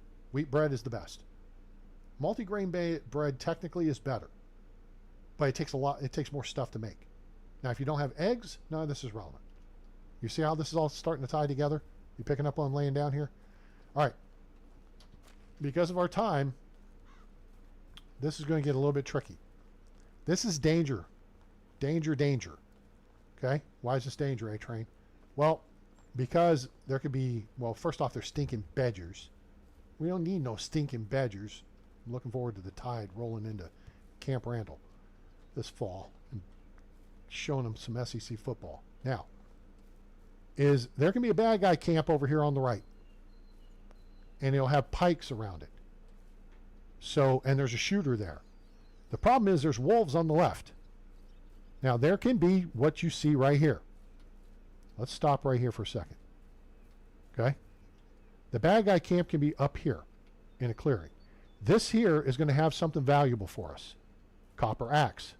It's also got package of stuff. Guess what that's going to do? That's going to slow us down some more. But that's okay. The key here is we don't want to run into wolves.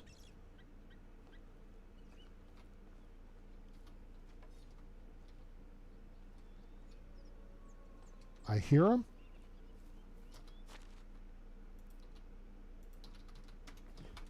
Now I'm backing up.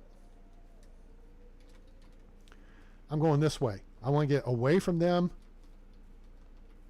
I can actually work my way around the bad guy camp if it's up here.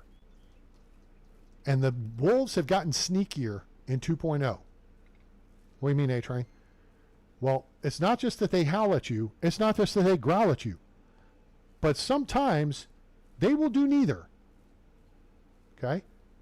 Sometimes the sneaky little farts will come up to you like a dog. They'll be like, chomp. Okay?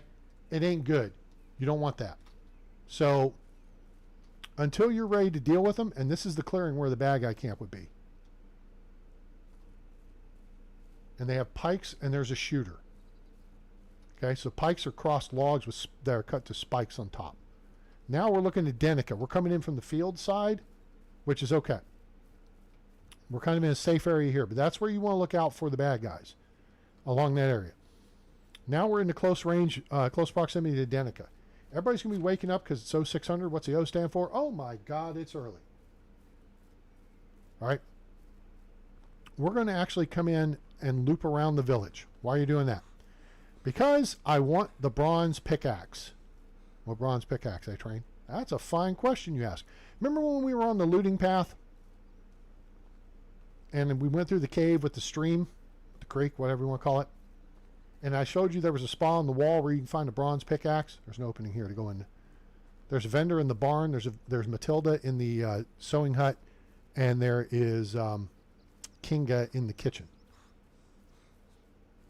Oh, by the way, if you strafe, move faster. Ah. Now, maybe you can't see what I'm looking at. But do you see what I'm looking at right there? Rock, rock, rock, rock, rock. There's like 5 rocks laying on the ground. What you probably can't see is that right there. Just to the left of the pipper.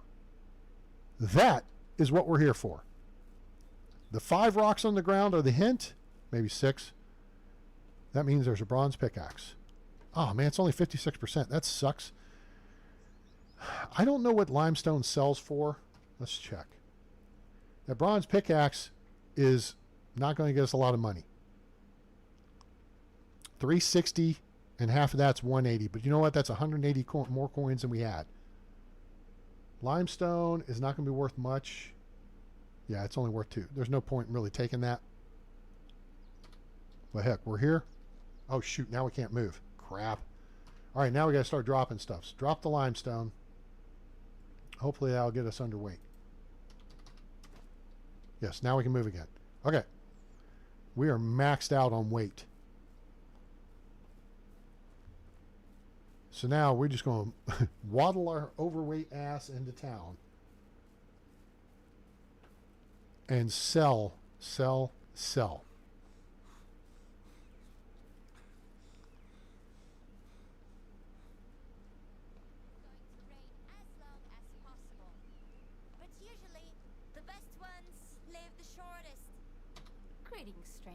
Ah, Matilda is our girl. Can I interest you in some of my wares? She has 2,400 coins. You know what we want? Every last one of them. We're going to sell her our bow, the bronze arrows. Yeah, I know. Yep, I did.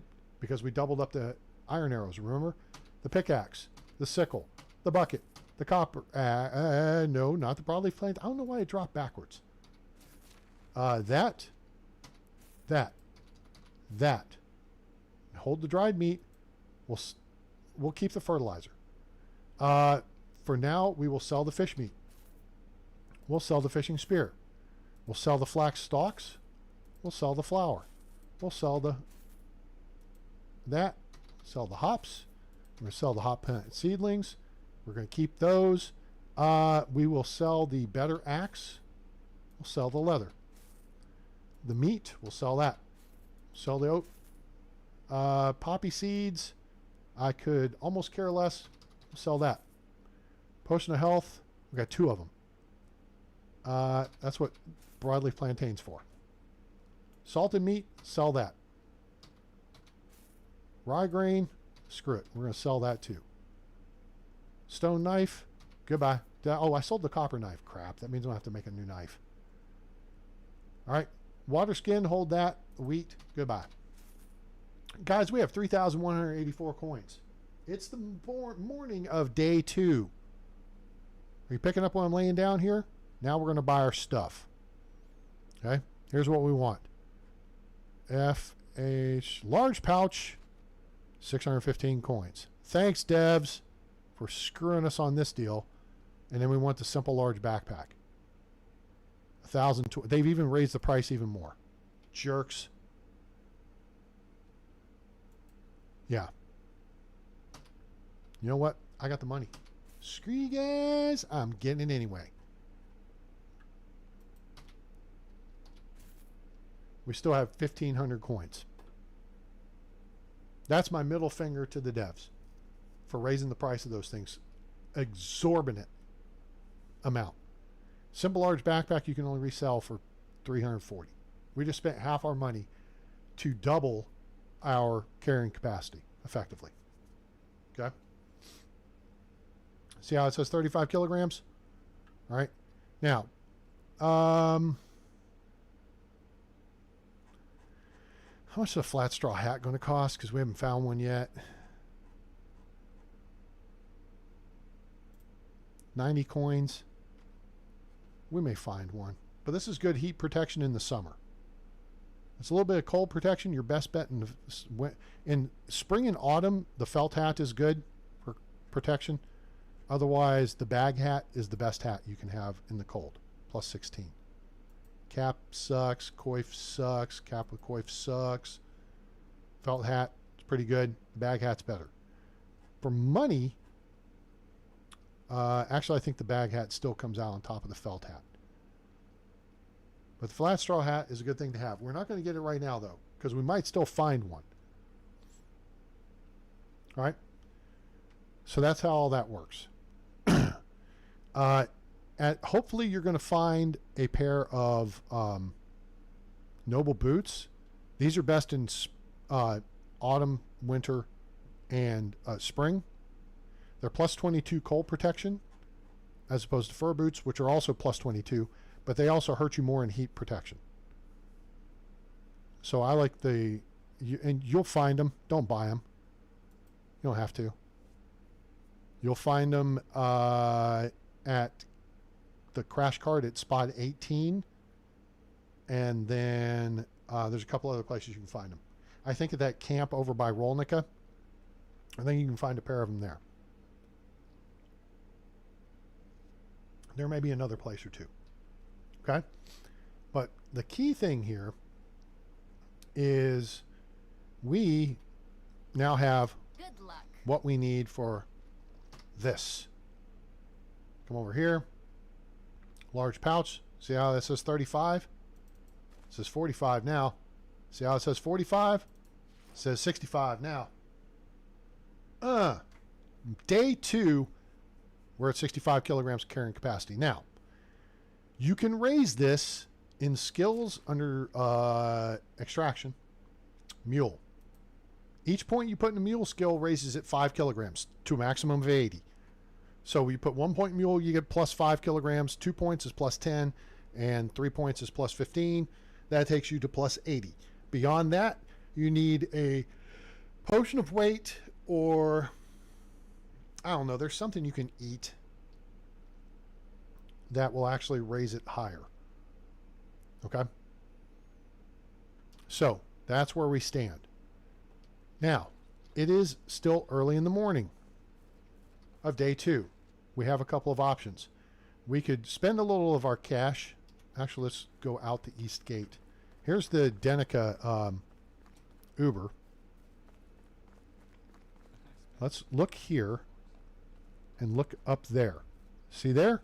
There's stuff. We're also going to look this way. What are we looking for this way? Pikes.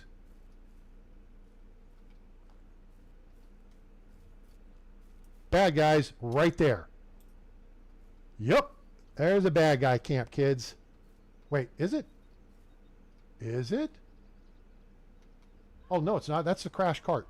The bad guy camp would be right here. Shoo. Okay. So, this is more free stuff. Unfortunately, we can't take the cart. Devs, grab the logs now because you've got the weight capacity. Take everything. You got to be a little selective early game. There's a copper axe. 100% copper axe even. Early game, you got to be a little selective. There's a copper knife. All right, now we got a knife. We don't have to make a stone one. And that's 100%. So we're going to take that copper knife and we're going to equip it in slot 8. Hopefully that'll remind us not to sell it until we get an iron knife. There can be a bad guy camp right in this area right here. There will be pikes, so it's clearly visible. Also, there's... Oh, shit, that's a lynx. Where? What happened? Oh, I didn't re-equip.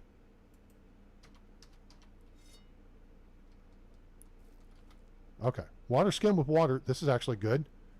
We don't actually have to fill it up. There's a stone knife. Small bundle. Salted meat. That sells good. Okay. And some leather. And some fur. Now, there's Piggy right over there. So, bad guy camp spawns right up in here where the links are. Okay. Otherwise, we have effectively closed this loop. We haven't closed it for the spawns yet. There are 2 pigs. There's one there. There's one there. These rails will help protect you. They have to go around them. Okay. Now see, he's heard me. He's detected me. He's coming to play. And he's dead. Roll over. Good boy. Good boy. Look at you roll over like a good boy. That's a good boy. All right, here's what we're going to do. Build our hunting skill a little bit, because hunting is a lot harder to build now. I'm listening for his buddy. There's bushes here. There's his buddy over there. There's Bullwinkle and friends over here. This is what I want. I want my arrow back. We'll go ahead and skin this guy. Okay. We got some meat. We got some leather. I don't know if...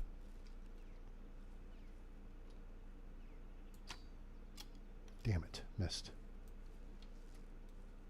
Dang it, he turned away. All right, we're going to stand down. We're going to get our arrow. I'm pushing the Alt key to C.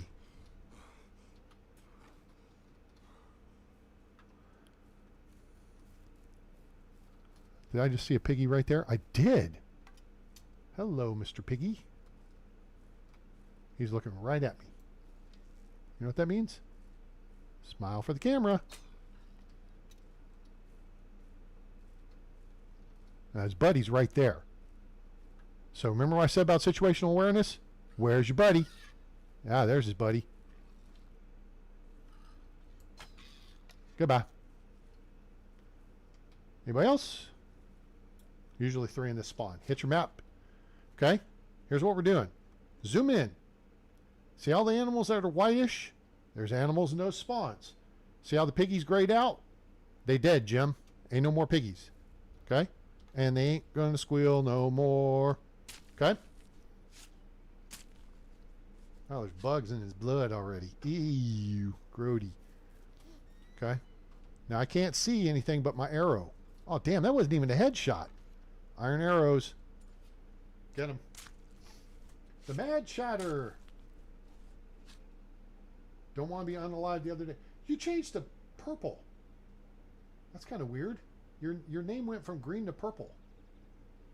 So that's kind of cool. I like it. I dig it. But welcome back. Yeah, we don't want to be unalived. Okay, let's check our weight situation. It's 9:40. Again, this is day 2. Right? I'm actually going to work my way over here. I want to kill the moose. I'm hoping a single headshot will get this guy. I'm hoping.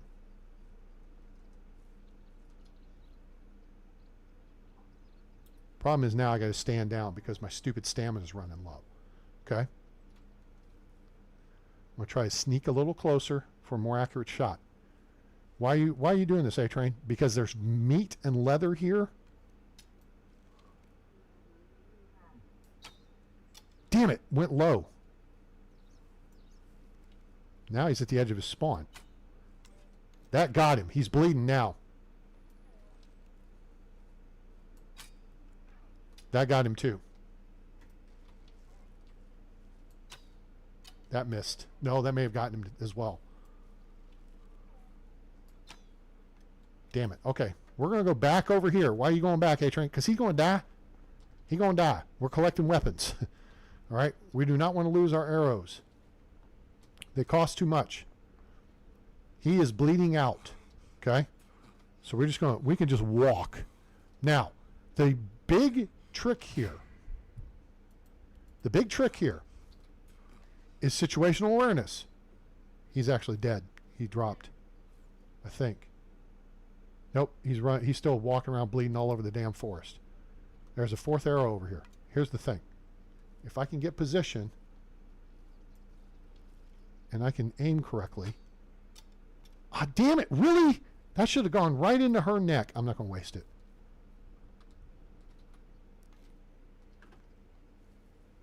Yeah, cool. That is cool. I like it. I don't know as much about the... Damn it. All right, listen, Bullwinkle. Just die. Bruh. That is not smart for you to run. You're just going to die tired. All right, in the butt, Bob. I think I got him again because he kind of jerked when I shot him. We'll see. Nope. Arrow's on the ground.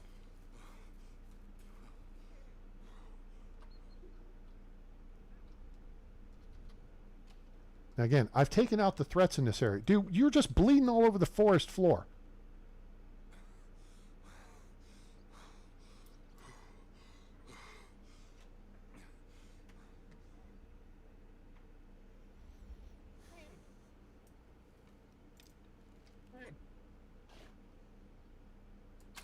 He's done. Done farting around with you, pal. You were just not bleeding out fast enough for me. All right. Shot him in the butt, Bob. All right. Skin him. Let's take the meat. You found it by accident. Okay. Well, that's cool. Hunting lodge. All right. That's good. Now, let's look at if we can maybe hunt her. Check our weight. 60. Oh, you know what? We're maxed out. Hell with that. All right. Here's what we want to do. It's going to seem a little goofy, but whatever. In your building menu, you can craft... wait, let's go to here. Here. Simple campfire, 16 sticks. Why are you building the campfire, A-Train? Because we're going to cook the meat. Cooked meat is worth more than raw meat.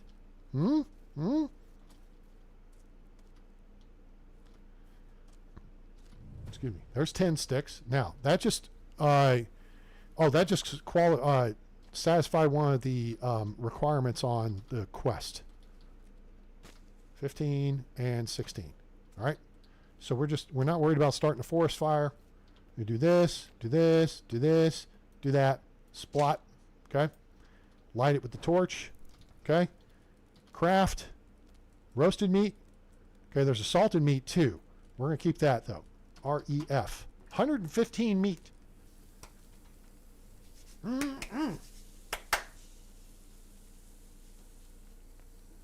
You got a little icon. Oh, you're watching without audio now. That's interesting. That's different. Okay. Production. Hooray. Okay, we got a technology upgrade in that we unlocked the hunting lodge. Okay? Which unlocks these things. We got workshop 1 unlocked. Okay, kitchen and smithy, these are all very easy to do. Yeah, make 40, 50 stone knives, you'll get them. No big deal. All right. But skills, production skill, we're going to do crafting knowledge. Here, handyman is something you're going to want, but you don't need for a while. Because that's how you insulate houses. But it's better if you put put points into crafting. You're not going to do any sewing initially. Cooking, whatever. Okay. Put your first point into crafting. Unlock tier 2. Get builder. Slower durability loss of hammers. That's what you want. All right. And then you could actually stack your points there.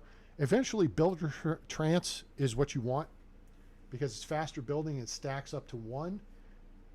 It stacks up to 3. So you'll get to 30% faster building once you put 3 points into it. At the same time, then you're going to have to put points into building master, which lowers your stamina consumption because you'll outbuild your stamina. That makes sense? Cool. Yeah, there's our first point there. All right, now, how are we on weight? We're still right where we are. We unlocked the workshop. Hooray. All right, we are going to head back over to Denica because now we got a bunch more money in our pocket.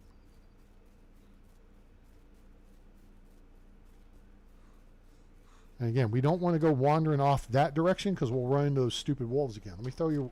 Let me throw you on the map where it's at. Okay, he's right here. Now there's a bunch of deer here to hunt. There's the moose. There's deer up on this side to hunt. You don't want to go too far up over this hill. There's more piggy here. There's wolves here. There's wisent here. There's more wolves past them. This is a kind of a dangerous area along through here. All right? But if you work this side of Denica, the only threat are the wolves and the piggy. Okay?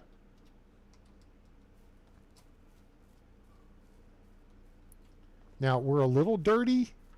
If we get a lot dirty, people may not want to talk to us.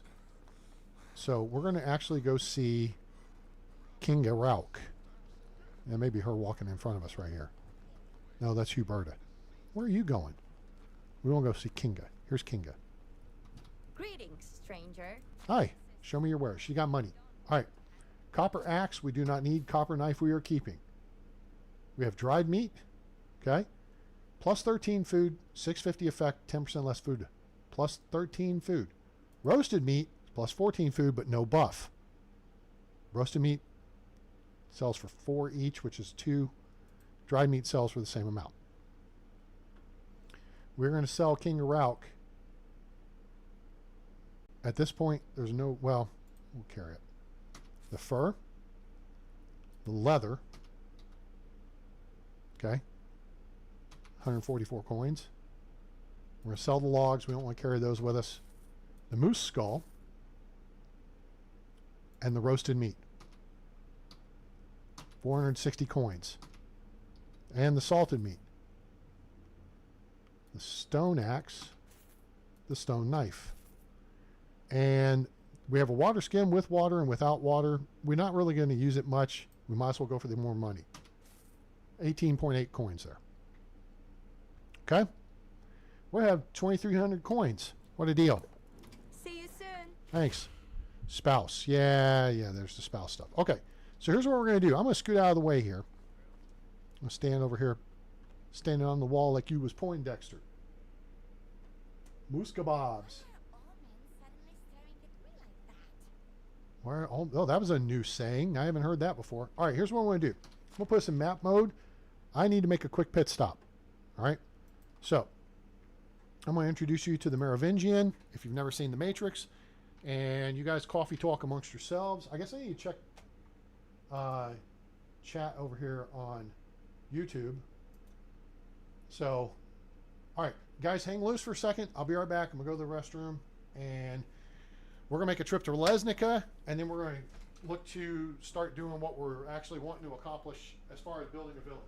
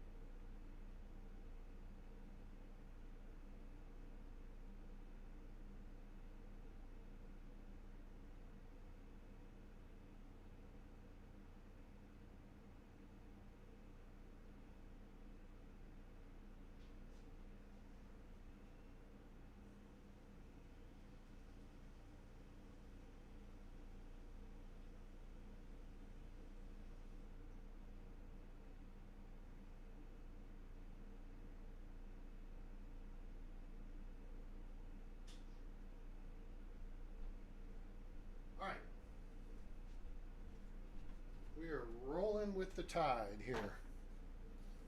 I need to get some more high quality H2O.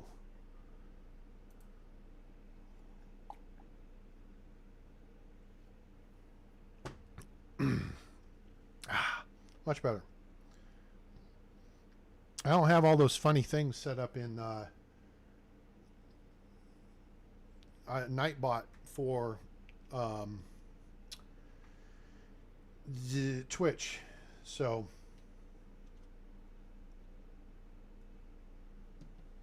all right, let's get back into this. So here we are, born to be kings. We're the princes of the universe. Here's what we're going to do. We know that there's no bad guy camp right over here. So we're going to overland this way. Why is that? There's a wolf spawn up here. There's a potential camp spawn here. I think there's even maybe a camp spawn right over here. I say a bad guy camp spawn or a camp spawn. There's a difference. Camps, no bad guys. Bad guy camps, bad guys. See the name difference? Your other spot for highwaymen is right here. This little kink in the road above, across the river and above Lesnica. They'll put 2 carts across the road. There's 4 guys. There's at least 1 shooter. You'll also find highwaymen at this bridge here. We want to get into Lesnica so we can see Teobald and spend some of our money. All right? We're going to take off here, and we're going to go overland. Because we have 2,300 coins. That's a nice chunk of change. I likes it. And we hopefully are going to find some more stuff along the way.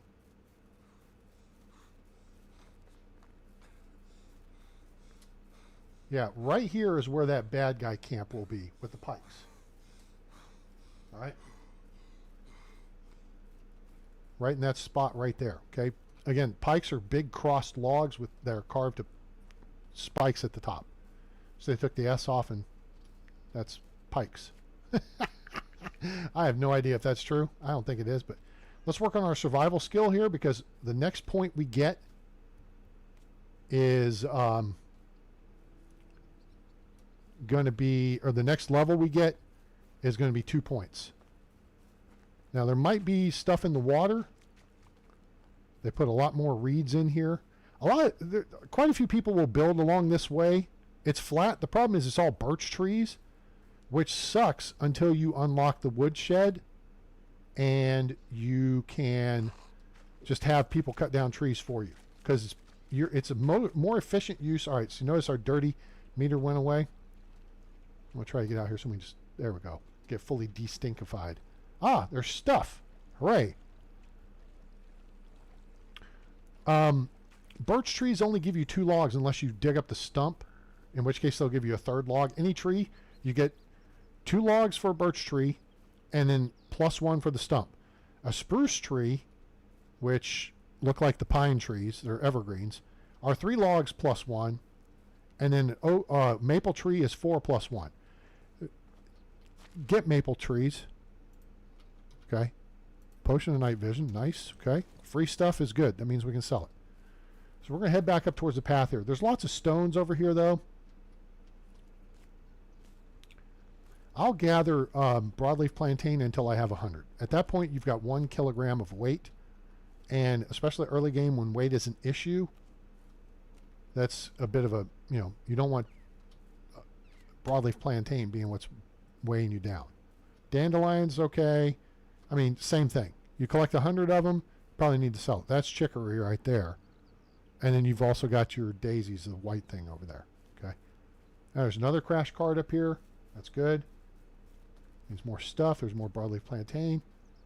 8, 9, honey. Okay. Boom. We're done collecting broadleaf plantain. Okay. Even though we could keep collecting it and just sell it or eat, consume it, whatever.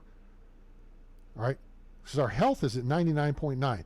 Oh, you know what that is? Because we were in the cold water for a minute. I'm actually going to use the daisy. All right. So now let's grab our free schmutz here. This is actually sucky. But that's okay. Because everything's free. Stone pickaxe and take the iron ore. Leave the stones. Check the backside. Sometimes there will be arrows sticking out of these things or crossbow bolts. You want to take those too. Look for a bad guy camp up. Oh, no, excuse. Look for an abandoned camp up here on the hillside. Right up in here. Otherwise, we're moseying this way. Now, we're going to approach where the roadblock would be with the highwaymen. It's up the path here. And if you see carts across the path, plus there's wolves up here. There's not going to be any because why would I know that in advance? We are in range of the wolves where we're at, so be careful. If you see carts across the path, there's bad guys. There's not carts across the path, and I recognize that because there's a crash cart here. Okay? So you get one spawn or the other. You don't get both. So this one, there's going to be some mead, nice money. Fishing spear, nice money.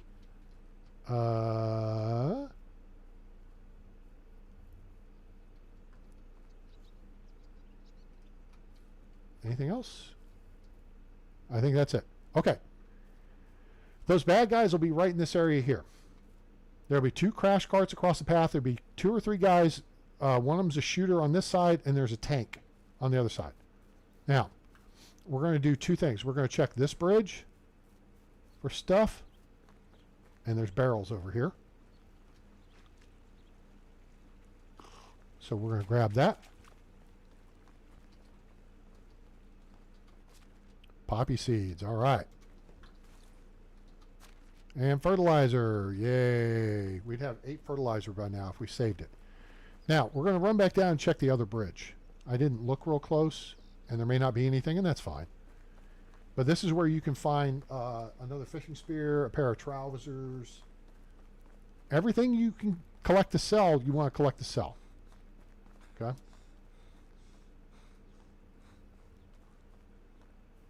Plus, it's kind of flat in this area. There's lots of stuff to... I mean, there's not real good trees over here. Again, it's all birch trees. Ah, look, free stuff. Check it out. Yes! Oh, well, maybe. Boots, trousers, fishing spear. 100% on the fishing spear. That means you're going to get full money for them. Boots, 100%. You want to do the math? Fishing spear, 2 of them. Want to do the math? I'm going to consolidate my arrows now.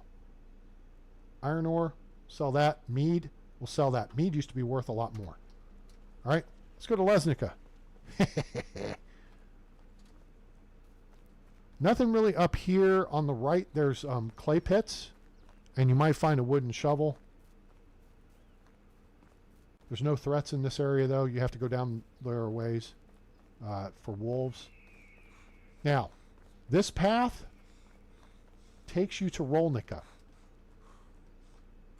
I advise against it unless you're armed and prepared. There will be a wolf spawn in this area. There will be some bad guy camps possibly here, possibly further up.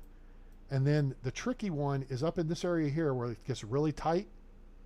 There is a wizened spawn. Okay? So if you have to go from Lesnica to Rolnica, if you run that path once, that's fine. But your better bet is to follow along the west side of the lake. And be cognizant, you'll be out of range of the wolf spawn. You will see the camps. Okay, but you can work around it. You have more room to maneuver. That's what I'm saying. You know what I'm saying? That's what I'm saying. That's what I'm saying? That's what I'm saying. Now, we could, for giggles, 1, 2, 3, 4. All right, 20 stones. Boom. We just collected a bunch of stones, and it wants us to make a stone axe. So we'll do that for giggles. Giggles. Just because it will fulfill the stupid check box. What we're looking to do is make 10 stone knives. Okay, whatever. So we're just going to collect 20 stones. It takes 2 stones and 5 sticks to make a stone knife. Okay. I'm just holding down the E key as I move around. Now it's different on, console. All right, survival. That's beautiful. All right, let's go into take a look at this. We unlocked 2 more points because we're at level 2. All right, see? Odd levels are 1 point, even levels are 2. So, we could do a couple of different things. One thing we want to do is survival sense. So we're going to put a point there. That unlocks the tier 3 skills because what we want to do is get the athlete. And if we look at the tier 3 skills, headstrong, irrelevant. Survivalist, 10% slower loss of food and water. You know what? I'm down with that. So now, here, so now we've unlocked the tier 4 skills. So athlete will be where our next point goes. And then when we get to level 4, our other 2 points can go to athlete, and then we'll have our maximum range as far as our movement ability. Okay? With slower stamina consumption. All right? So now, what we're looking to do is 50 sticks, 20 stones. Okay? This is much easier when you've upped your carry weight. Initially, what you typically would do is hang out over here on the west side of Gostovia. All right? You gather 20 stones, 50 sticks. That's going to push the limit of your 35 kilogram weight limit. You make 10 stone knives, and you go drop them on the path right about here. Then you go back and you do it again. Lather, rinse, repeat until you make 40 to 50 stone knives, and then you take them in first thing in the morning on day 2. Unless you're doing this on day 1, you go straight into Gostovia as opposed to running the looting path. And you go sell them. All right? Now, you're not going to make much money in 2.0. 1.0, that was the money maker. 2.0, forget it. Forget about it. It's been nerfed. So we are not doing this to make money. We're doing this to build skills. Because when you gather stuff, it builds your survival skills. When you make stuff, it builds your production skills. Okay? Now, in the end of this whole discussion, part of what we're doing is we're going to be making pottage. So now, you ready? To make pottage, you got to grow cabbage. To grow cabbage, you got to work a field, right? Well, if you gather sticks and stones, you can make an axe. You make an axe, you cut down a tree. You cut down a tree, you get a log. You get more sticks, you can make if you make an axe, that's here. Cut down trees, eat your lunch. That's actually extraction skills. You make a hoe. You also need to hunt something, maybe a deer, could be a moose, could be a piggy, to get leather to make simple bags. With those simple bags and the hoe, you create a field. You got to grub the field. You got to spread fertilizer from the bag. And then you've got to hoe the field again. And that builds your farming skill. And then you sow seed, building your farming skill. And all the while, this is going to be unlocking technology. Because your farming, food storage, barn, farm shed, hen house, all gets unlocked very quickly. Okay? So, then you've got cabbage in the ground. Spring of year 1. You really want a bunch of flax and a bunch of cabbage. Flax is your moneymaker. Cabbage is going to be your moneymaker. Now, along the way, you know what we unlocked? The first building we happen to unlock because of what we've done is workshop. You know what you make in the workshop? Wooden bowls. You know what you use wooden bowls for? To make pottage. You know what you need to make pottage? You need 3 meat, hunting skill, and 2 cabbage, farming skill, and 1 wooden bowl, production skill, which comes from a log, extraction skill, which could be because you picked up stones and sticks to make which is survival skill, and you made a stone axe. And then, once you harvest the cabbage, farming skill, and you've made your wood bowls, production skill, and you gather the meat, hunting skill, okay? 3 meat, 2 cabbage, 1 wood bowl equals... I sound like Neil deGrasse Tyson? That's awesome. Prime Julian. Is that like... no, it's Julian, as opposed to hooligan. Or Houlihan, if you're a MASH fan. Autumn remembers MASH. Prime Julian, welcome aboard. Hope you're having a great Sunday fun day. Welcome to the channel. I appreciate it. Is it because of the way I'm explaining things that you say that? The way I'm breaking it down? That's kind of how... Who am I calling a hoe? I'm not calling you a hoe. It's a woman in the Christmas spirit. Ho, ho, ho. All right. The last step of this is you make the pottage. 3 meat, hunting skill. 2 cabbage from farming skill. 1 wooden bowl from production skill. Cooking is a production skill as well. There's points towards production.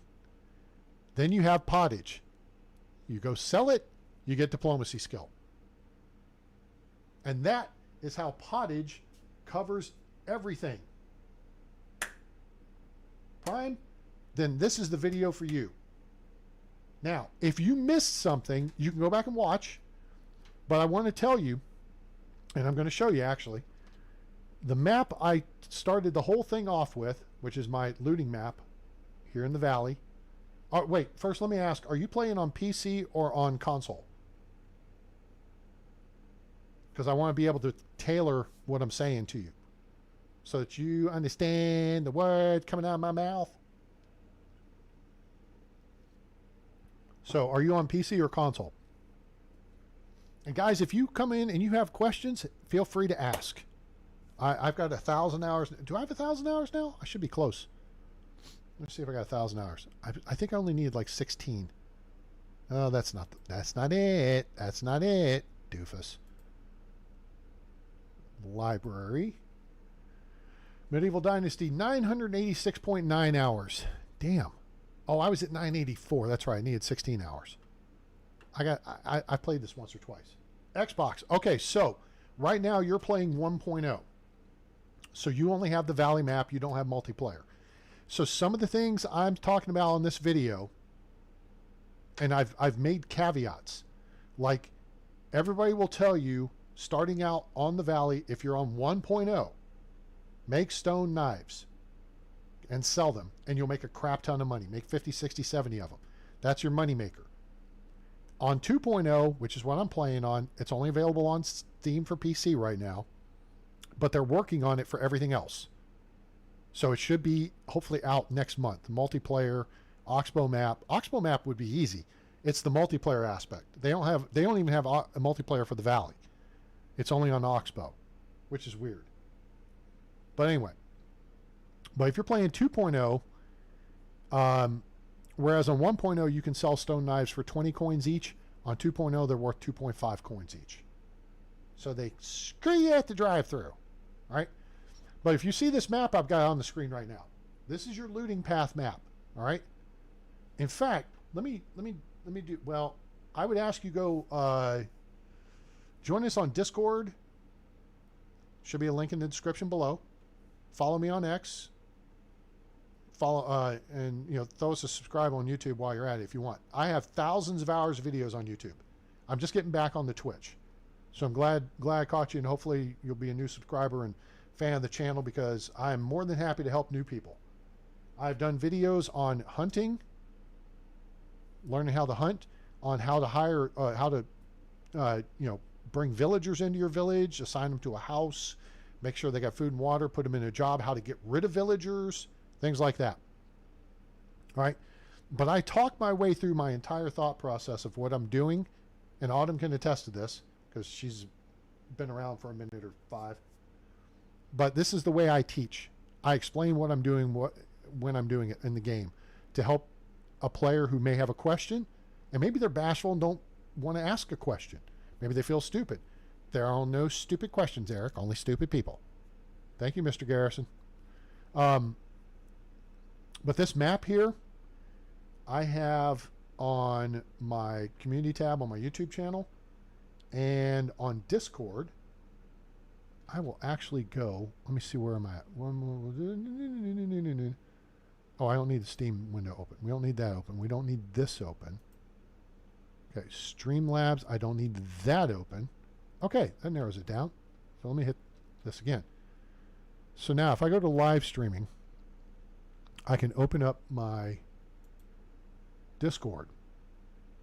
And I'm going to put this map up on my Discord. So if you guys want access to it, Medieval Dynasty Tavern. That's where I'm going to put it. This is the latest version, and it's the version 5. I think I really actually need to make a little bit... Oh, no, there's another map I'm talking about. All right, so I'm going to upload this map right there, right now. Boom. So if you want to access this map, go to my Discord.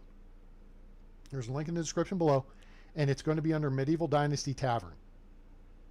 Okay? And then you can see it, study it, learn it. This is a great way to start the game. What did we come up with today? Like 2,000 coins on day one when we got into Gustovia. So now I walked through that entire map at the beginning of this video. However, on my YouTube channel, if you go, and let me just make sure I give you the right one here. And it's not that I'm trying to sell you on stuff. I'm trying to help brother out. You know what I'm saying? Or sister out, whatever. Let's go here. Let's go here. Oh, we got more tornado outbreak stuff going today. Terrific. We had a tornado hit about 30 miles north of me last night. Killed a bunch of people. Okay. If we go to playlists on our YouTube, and it is... on the third row of created playlists is Medieval Dynasty Season 2, S2. Day 1, Get More Stuff. If you watch that video, and I've done how to start as well, but Get More Stuff, I know, is the video. I literally went through this map and put screenshots up of what you will see at every one of these locations and did a full description of everything involved. So you won't get everything at one time because it doesn't all spawn. But you'll know what you're looking for. You know what the circumstances are, and you'll see what there is to see. All right? So that's how I try to help people out. And we just went through the whole skill thing, the Neil deGrasse Tyson way, of how pottage ties together basically every skill. Now, once you've got decent tools, or you've got someone working the woodshed, you're not going to be getting extraction points because you're not going to be cutting down trees and eating your lunch just like your old papa. To get logs to make wooden bowls. Someone you want to hire, that's your very first hire in your village. When you start getting villagers, your very first hire needs to be someone who is a 3 in extraction. This skill here. And then you're going to have them, you're going to equip them with an axe, you're going to send them off into the woods. And they're going to sing, I'm a lumberjack and I'm okay. I sleep all night. I work all day. Okay? They're going to sing the lumberjack song by Monty Python if you're not familiar. Because you want them gathering logs to help you build your village. That way you don't have to waste time. Because you need a lot of logs. Plus then you don't have to clear cut the forest to build your village. Because you don't actually see them. They don't chop trees down. NPCs don't take stuff from wherever. If they go mine, they don't take stuff. If they are working the pigsty, gathering manure, they don't take it. It just generates over time. You'll find manure on the floor of the pigsty, but that's there for you to collect. The trees on the map are for you to cut down. The rocks are for you to pick up. The stuff in the caves are for you to gather. NPCs just do something based on a clock and an equation, and it just appears in your resource storage. Does that make sense? That's how baseball go. All right, so here's what we're trying to do. Let me switch back so you can see what we're trying to do, because I forgot about that one time. All right, so that's the map. I talked it through at the beginning of this video, and I've done it on previous videos. All right, so we want to make some. We're just going to make some stone knives for giggles. Okay, so we need 20 stone, 50 sticks. It's a 5-to-2 ratio. 5 sticks, 2 stones. Remember, every stone weighs 1 kilogram. It takes 10 sticks for 1 kilogram. So 21 steak. Jose jalapeno on a steak. 2.1 kilos. Whereas the stones is 1-to-1. Okay? So we want to get, and then it appears in the upper left. We're going to go till we get 20 of these suckers. Boom, boom, boom. And then we're going to go till we get 50 of these. Individual sticks on the ground are 1 steek. Ones like this are 2 to 3.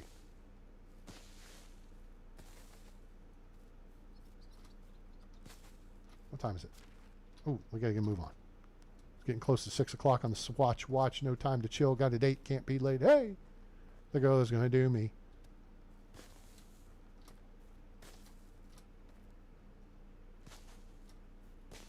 $48. Betty. Of course it went to 51. Why couldn't just go to 50? Oh, crap. Fine. It's fine. We'll grab. Damn it. Now I've grabbed too many. Now I got to go to 60.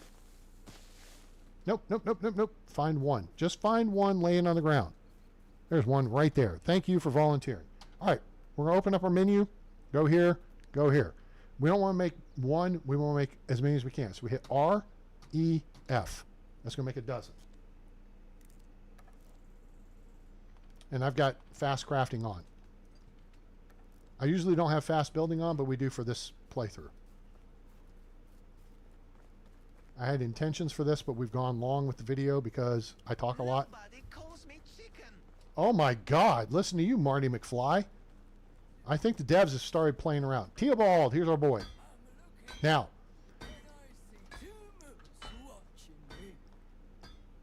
oh my gosh, who just said what? Somebody, okay, you'll catch a lot of pop culture sayings. Okay, notice her, next to her name is a pickaxe and a bag. Bag means they're a dealer. Now notice the top at the compass, as I pan around, that's a vendor.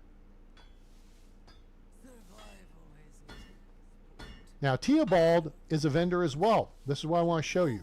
If we come see Ziggy, it's nice to meet. See how the very first thing next to her name is show me your wares? I want you to be aware of this. This is a trap. It's a trap. Okay? She's got 1,000 coins to work with. I guess, no, we're selling the boots. Hell with that. Okay? We're going to hold on to the fertilizer for now. We're going to sell the fishing spears. Okay. We're going to sell the iron ore, the mead. Okay. Potion of night vision. Now, apparently this amount over here at the right is accurate. So it's not 50% of this. It's 100%. It's whatever percent condition times this number. And if you have more than one, it's this. So this is going to be 12 times 2.5, which is going to be 30 coins. F-E-F, 30 coins.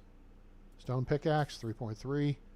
We got a pair of trousers, 160. And that's it. We've sold what we want to sell. Okay? Actually, we haven't. Because we have 3,000 coins, boys and girls. You know what we're going to do with 3,000 coins? I'm going to show you. We're getting rid of this thing. We're getting rid of these. They've served us well. Thank you. Please drive through. You know what? While we're at it, that's got 80 durability left to it. I'm actually going to hold on to that. She doesn't have a whole lot. She's got stuff to buy, but we don't need it. She's an extraction type. So notice the bag is the very first option. Okay? Hope to see you soon. Now we're going to go see Theobald. See the yellow exclamation point? That's a trap. If I hit E to talk to him. Greetings, stranger. Notice show me your wares is the second option. Don't hit this, hit this. If you want to do a quest, that's fine. But you always want a quick save before a quest in case you can't do it. If it's the end of the season, you don't want to do the quest because you may only have like 6 hours to do it. And some quests take a couple of days. All right? So don't take on a quest at the end of the season, and make sure you quick save before you go into combat or take on a quest, especially if you're looking at the King's Herald, because he's a douchebag and there's an early quest they throw at you where you got to come up with like 90 iron bars, and it's impossible unless you have a mine. Okay? You can't do it. Theobald is one of your 2 smithies in the valley. Theobald in Lesnica, Jan Hammer in Hornica. He's got all the toys, all the bronze tools and weapons, all the copper arrows, copper tools and weapons, and all the iron stuffs. including the iron spiked beat 'em over the head zombie killer stick, which they nerfed. It only does 45 damage now. Boo. Iron spear, 75 damage. If you throw that at someone, more power to you. I don't find it terribly helpful in hand-to-hand combat because your NPCs and your animals now shift. They'll shift position on you. And they'll block. The NPCs will. Now, you want iron tools. Iron crossbow, 1100. Buy it. Thank you. Iron bolts, you got 41. I'll take 20. 810. We got 1,000 coins left, boys and girls, and now we have the top of the line weapon and weapon system. We're going to hold the copper knife because an iron knife would cost us 510. I don't want to spend that. This money here now is going to be to get our farm started. Okay? Make sense? Cool? Cool. All right. Thanks, T-Ball. Don't select the thing. Now, if you're looking for people, you look around the fireplace. You got Oscar. See how there's no little figure next to Oscar's name? There's a figure next to Lubart. He's a hobo. And Rajnold, he's a hobo. These guys are for hire. They're homeless. Okay? So now, if you press the Alt key, now I don't know what it is on console. This guy's actually pretty good. He's a 3 at extraction, which is good, your first guy. He's a 1 at hunting, he sucks at that. He's a 3 at farming, which is great. 3 at diplomacy is irrelevant until you unlock the market. He's a 1 at survival, which means he's no good at fishing or working the herbalist hut. And he's a 2 at production, which means he's okay at making stuff. So we're going to let our stamina recharge, and now we're going to look at Lubart. This guy I would hire. Lubart kind of sucks. Now he's a 3 at production, which is great, but he's a 1 at survival, a 1 at farming, and 1 at hunting. He's a 2 at extraction. He's a 2 at diplomacy. Again, diplomacy is irrelevant. You don't have the market. And you can put people in the market and they will make you tons of money and build up their experience real quick. So this dude here, 310, he's a 13-point NPC. He's someone you hire. This guy is a 2, 4, 6, 10-point NPC. You don't hire him unless you absolutely have to have someone to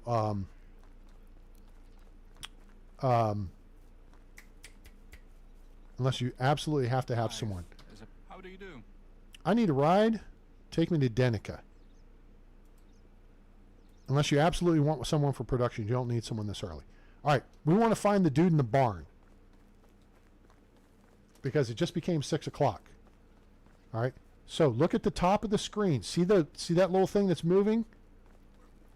This is the barn guy right here. Hello, traveler. Dagobert. Show me your wares. Never disappoint. Okay? Now, we're equipped, not stripped. We can make simple bags. All right? Now, on 2.0, seeds and tree seedlings are a lot cheaper than they are on 1.0. Try to find tree seedlings, and if you can avoid selling them, avoid selling them. Just hold on to them. If you need to sell for the cash, go for the cash. Let me tell you about bags. You need bags for farming. You throw fertilizer out of bags. You throw seeds out of bags. You got to have them to plant tree seedlings as well. You have 2 kinds of bags. The bag and the simple bag. On 1.0, the simple bag takes 3 leather to make, and you just craft it by hand. Its durability is 30. Now, what does that durability mean? It actually has 60 uses. So for each time you throw out fertilizer or seeds from a simple bag, it burns 0.5 durability. So if you have a 10 by 6 field, which is my recommended field size to start with, 1 simple bag will allow you to fertilize the whole field. A second simple bag will allow you to sow it, which plant your seeds. All right? Simple bag, 30 durability, is good for 60 uses. The bag, notice it's expensive as hell. But guess what? They're also good coin to make and sell. Actually the simple bag is as well. This is actually more of a go-to thing on 2.0 because you'll make more money with simple bags than you will with stone knives. So you just got to hunt, which builds your hunting skill. Hooray! Very good. And then you have to craft the bags, which builds your production skill. Okay? For crafting. Simple bag, 30 durability. Bag, expensive as hell. 120 durability, which means it's good for 240 uses. This takes 2 leather and 1 linen fabric. A linen fabric takes 1 linen thread to make in the seamstress hut, which takes on 2.0 5 flax stalks to make in the seamstress hut. On 1.0 it takes 10 flax stalks to make a linen thread to make a linen fabric. You see what I'm saying? You got to learn these conversions, and then when 2.0 comes out, hopefully they don't change it up too much, because the economy is actually pretty good, except the fact that they kicked our ass with the backpack and pouch. That sucks. But anyway, I digress. If you have questions, feel free to ask. So we're going to want to plant a field. To plant a field, we could buy tools or we can make tools. All right? Which is extraction and crafting. Now, what we're going to want to do, though, is plant a flax field, spring of year 1, and we're going to want to plant some cabbage. The thing becomes fertilizer. You need fertilizer for this stuff. 60 to 80 fertilizer is pretty good. We have plenty of money. If we want to buy 100 fertilizer, actually I wouldn't buy more than 90. And part of the problem is the weight. Fertilizer ain't light. Okay, we're going to need to eat something anyway. This will help counterbalance that. So we'll actually drop this down to 75. And that keeps us under our weight max. This is going to take us up to 58 kilograms. This tells us what the total is. And this tells us, based on what we've selected, how much it's going to add to our weight. Okay? Or our total weight will be after. This is what it's going to add. Okay? So we're going to buy 75 fertilizer. We need flax seeds. We're going to buy 60 flax seeds, I think. Yep, 139. Seeds are much cheaper on 2.0 than they are 1.0. So you may have to start slower. If you can get 30, get 30. Once you harvest them in the summer, you're going to build your seed bank for the following spring, unless you're in a desperate money situation. Okay? And if you're going around looting the map, you shouldn't be in a desperate money situation. A. B. Because you can make and sell stone knives and get cash for them, you should not be in a money situation. So, 60 flax seeds. That's a 10 by 6 field. You could go less, but we're going to go 60. All right? Because there's knowns to this, and I just talked about that. That was the simple bag. And then we're going to get cabbage. Okay? Cabbages. Now we had poppy seed. I'm actually going to sell the poppy seed. And we've sold all the other crap. So we're going to deal with 2 things. But what I want to see, I actually have a mindset here. There's something I want to actually see. So we're going to get 20 cabbage seed.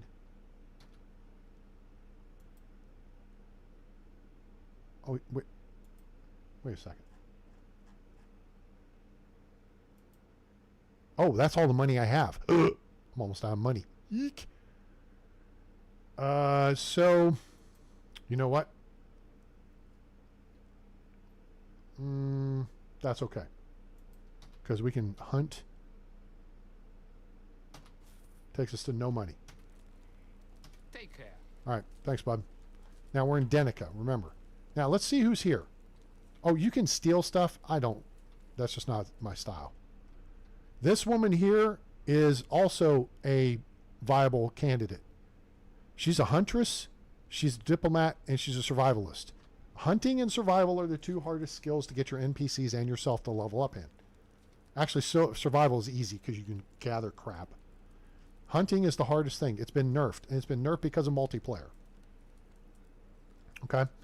So, if you can get a 3 for a huntress or a hunter, that's a good thing. And she could fish. Where are all the good men gone? And where are all the gods? Da, da, da, da. Thank you, Bonnie Tyler. That's a song, actually. I Need a Hero by Bonnie Tyler. Look it up. It's from the 1980s. All right. So anyway, she is a 369. She's a 14-point NPC. You take her any day of the week and twice on Sunday. But she should not be your first villager. I would actually get the dude we saw in Lesnica and pair them up if they're within 10 years of age. She's 27. I don't know. I don't remember what his age was. I'd put them together in a house. I mean, probably not initially. But if you only have one house, you pair them up. Why? Because they're not going to get married for at least a year to a year and a half. Therefore, she's not going to get pregnant. So, if you only have one house, put them together. Drawn to the bonfires like monks. And then separate them after you build a second house. You should always have an extra house. Helmet is an average NPC. He's a 332211. That's 12 points. He's an extraction guy. He's a survival guy. He would be worth taking too. You want your first person or two to be extraction specialists. First one, absolutely. And this lady over here, I think that's King of Rock. She's the chef. Or the... Okay? Now, I need to actually arm up my weapons system here. We're going to put our 20 bolts there. We're going to put our crossbow there. We are armed and dangerous. Why is the crossbow so far superior to the actual bow? Watch the green stamina bar as I load the weapon. See how it dropped? See how it's recharging? Up, we're ready to go. See what's not happening? It's not unloading. Until I do something, this is going to stay loaded. It's a quick stamina drain when you are arming the weapon. With a bow, your stamina starts draining the second you draw it. And it continues to drain even while you're aiming. Now watch this. See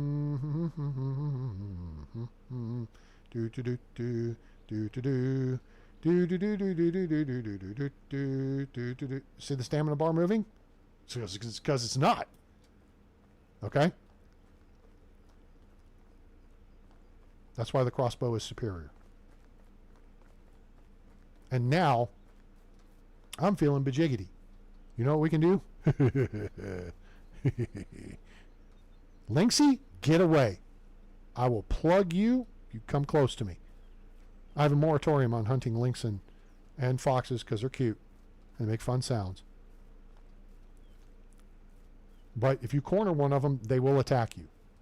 Now, I already killed the piggies over here. So somewhere... Oh, and now I have this skill too. This is your survival skill.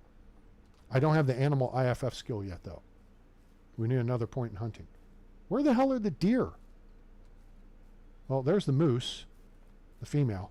I killed bullwinkle earlier. They can hear you from a mile away. So here's what you do.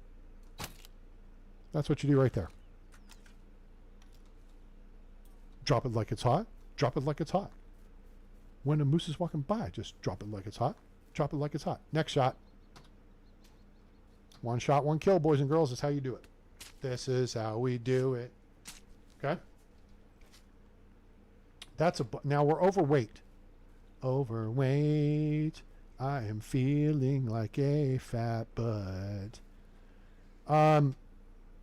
There's a couple things we could do here. We're not going to at the well, we're going to eat something because we need to. Warrior needs food badly. Oh shoot! I should have realized how much I had. I would have eaten the oat roll. But now we have 30 meat to cook. And we saw what we did earlier with the meat. You sell that stuff. There. Now we're back to full. Okay? Problem is we can't sell it till tomorrow because basically all the vendors have gone to bed. All right? So you got to be a little bit mindful of this. So here's what we're going to do. We're going to mosey over to where I want to set up shop. Oh, let me go ahead and rearm, even though I've already cleared this area. The one thing we haven't checked is right up there, I think. Let's get some high-quality H2O from Bobby Boucher. Now, when you do Dobroniga's quest to find the salesperson that's missing, you'll follow blood trails. If you come back along this path, there will be blood trails. And those blood trails, if you, spoiler alert, if you don't want to know what you do, cover your ears. But the dude you're looking for, that was the courier. Oh yeah, that's right, we checked the camp. The courier dude's going to be sitting like right there. So you could just come along here, and when you get over to this creek, just follow the creek up. He'll be sitting at the base of the waterfall. You give him some broadleaf plantain. Then you got to go all the way back to Rolnica, talk to the dude in the barn. Then you got to go all the way back to Gustovia, and it's a circle jerk. So here's this abandoned camp. We already cleared this out earlier. We're not fussed with it. So what we want to do is look at the tree situation. This is why I can describe it, because we're right in the middle of a cluster. Maple trees, 4 logs plus 1 if you dig it up. Spruce tree, 3 logs plus 1 if you dig it up. Birch trees, 2 logs plus 1 if you dig it up. It takes the same number of whacks with your axe to cut down a maple tree as it does a spruce tree, as it does a birch tree. Same number of chops. Chop, chop, chop, Colonel Hogan. Okay? And that depends on the quality of the axe. If you have a stone axe, it'll take like 7. Copper axe is like 5. Copper axe is like 5. Bronze axe is like 4. And an iron axe is 3. Unless you use a potion of strength, and that takes 1 off of each. Which means your tool will last longer if you're using a potion of strength when you're cutting down trees or mining. That means the tools last longer. Okay? Point being, the return on investment of use of your tool is best if you maximize the logs you get. So if you're building way over there, this being over there, all that you get over here are birch trees, which means you got to cut 2 of those down to get the same number of logs you would get from 1 maple tree. Okay?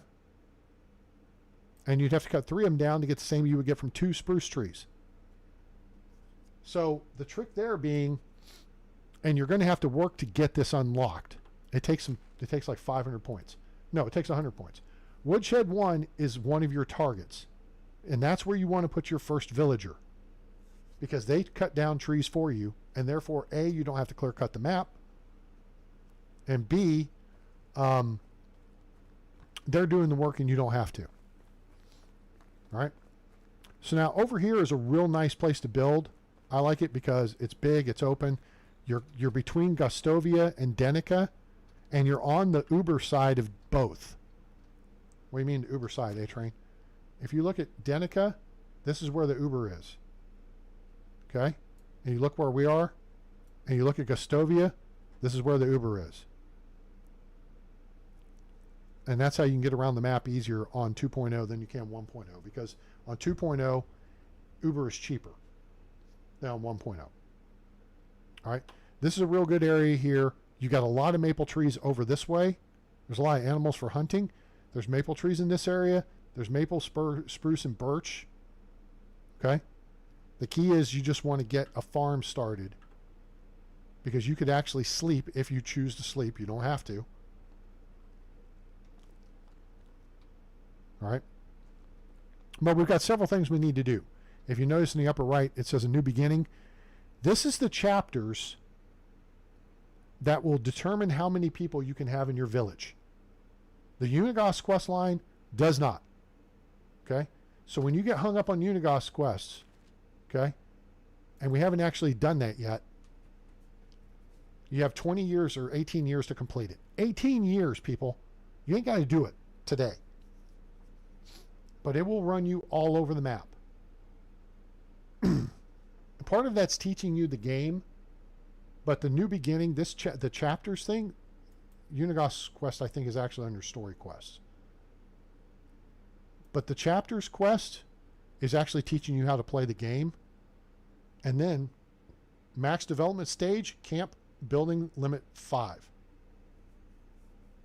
All right. So you get more buildings out of doing this portion of the story. Okay. So now what we got to do is, now we've made a stone axe. We actually sold it. It doesn't care. We made it. We got to make a wooden hammer. Then we got to cut down trees and eat our lunch just like our old papa, and gather some straw, which is down the river. And that's going to give us the stuff we need to start looking towards building our first house. All right. Now, the nice thing is, once you built your first house, houses after that, you can build higher quality. All right. So we need to say, where do we want to build our village? Well, you know what? This area is nice, big, open, flat. I'm familiar with it. And we're within easy reach of a lot of maple trees. Now, if you cut down a tree, it will respawn, air quotes spawn, it will regrow in 2 years. If you remove the trunk, though, the tree will never come back. So if I want to get rid of these spruce trees right here, I can cut them down, and then I can dig up the trunk with a shovel, which I'd have to make. All right. I'll dig up birch trees because they're useless. But again, that's a waste of my tool. Okay. So in between here and Gostovia, see, it's fairly flat until you get to this little kind of contour right here. That's a lot of space. All right. And flat means you don't have to dink around with your buildings too much. Again, these big stones here will clear right out. Right. Q, road, one section of road, boom, goodbye. I build a hammer, I right click, I destroy that, it's gone. Problem solved. Okay? That's how that works. So what we're going to do here is say, you know what, this looks like a good place for a stick up for what we want to do. We are going to go in our inventory and drop a bunch of stuff. We're going to drop all this fertilizer. That's really the big problem. Logs are heavy, though. We'll drop this leather. Now, here's something that gets goofy is stuff stacks when you drop it. Okay? So, when you're dealing with some stuff, you want to drop it separately. Now, here, I'm going to actually double-click and double-click again. That puts everything back in one stack, and it makes sure it's up here and equipped. We've got meat. We've got a moose skull. That weighs 4 kilos right there. X, goodbye. Doink. It's a decoration. All right. Now, if you're in a secure area, and we are in a secure area at this point, okay, you could drop weapons. Okay. Our crossbow is 3 kilos. Our bolts are point. That's 3.5 kilos right there. That's like 2 logs worth of weight. This meat, that's 6 kilos. Okay. I'm going to pick the fertilizer up. I'm going to move it because no reason. Okay. And then I'm actually going to drop the meat here because it's like, you know, whatever. Boom. Your ideal operating weight is under 20 kilograms. Okay. We could lighten this up by dropping the flaxseed. We could lighten this up by dropping, actually that's pretty much all we want to drop. The cabbage seed. We could drop those things. Now, we talked about farming and building our house. So let's build our house. We've got some conditions to meet here. We're going to go start grabbing some logs over here. And we're going to go for the maple trees.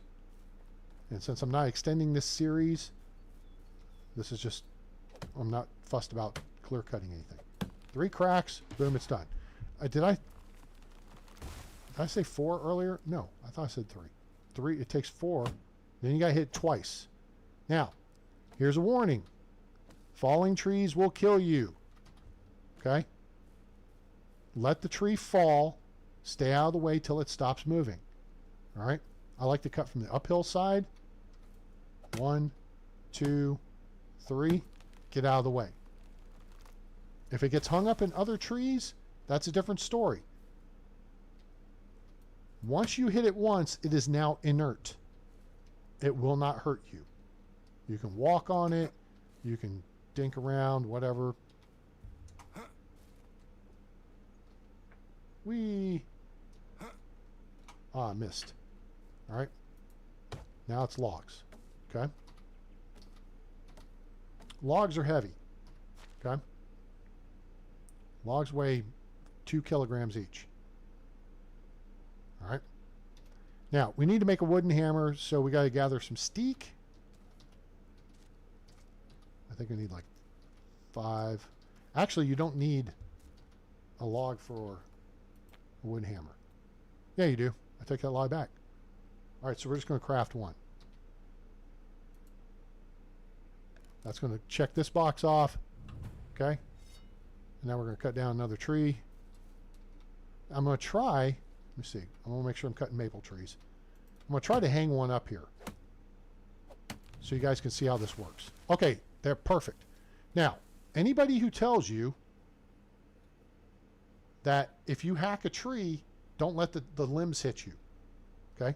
If you stand under this tree, it will kill you.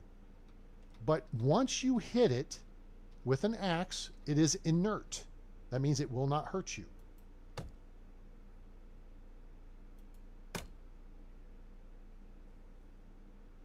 Have I made myself clear? If some clown on the internet says, "Hey, the tree will kill you, man," once you hit it, it will not hurt you. Okay? I cannot, make this I can't make this any more crystal clear. Now, see how it did a little spinning thing there?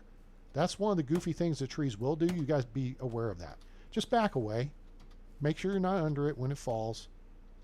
And you're good to go. Okay?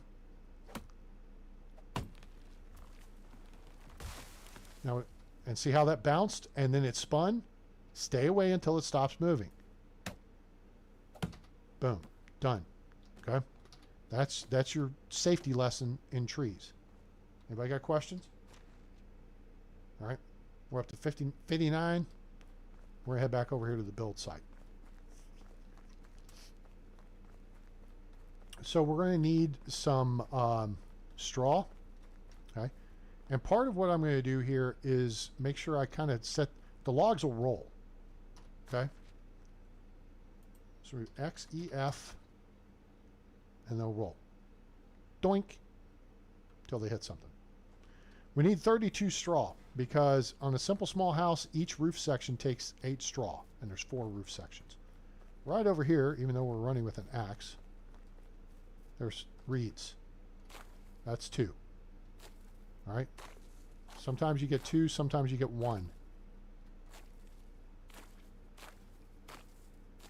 This stuff will eventually grow back. I don't think it grows back the next season, and I don't think it grows back in winter. I think it takes, like, the next spring it'll grow back. All right, there we go. That's enough. Now, the other thing we need, as we check our weight, 22 kilos, is we're going to need like 10 stones, maybe 12, to make the foundation of the house. So it says build your first house.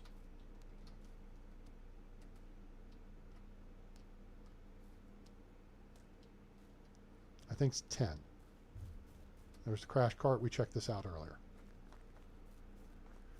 So let's jog up here where we got our pile of stuffs. And we're not going to build in the ditch.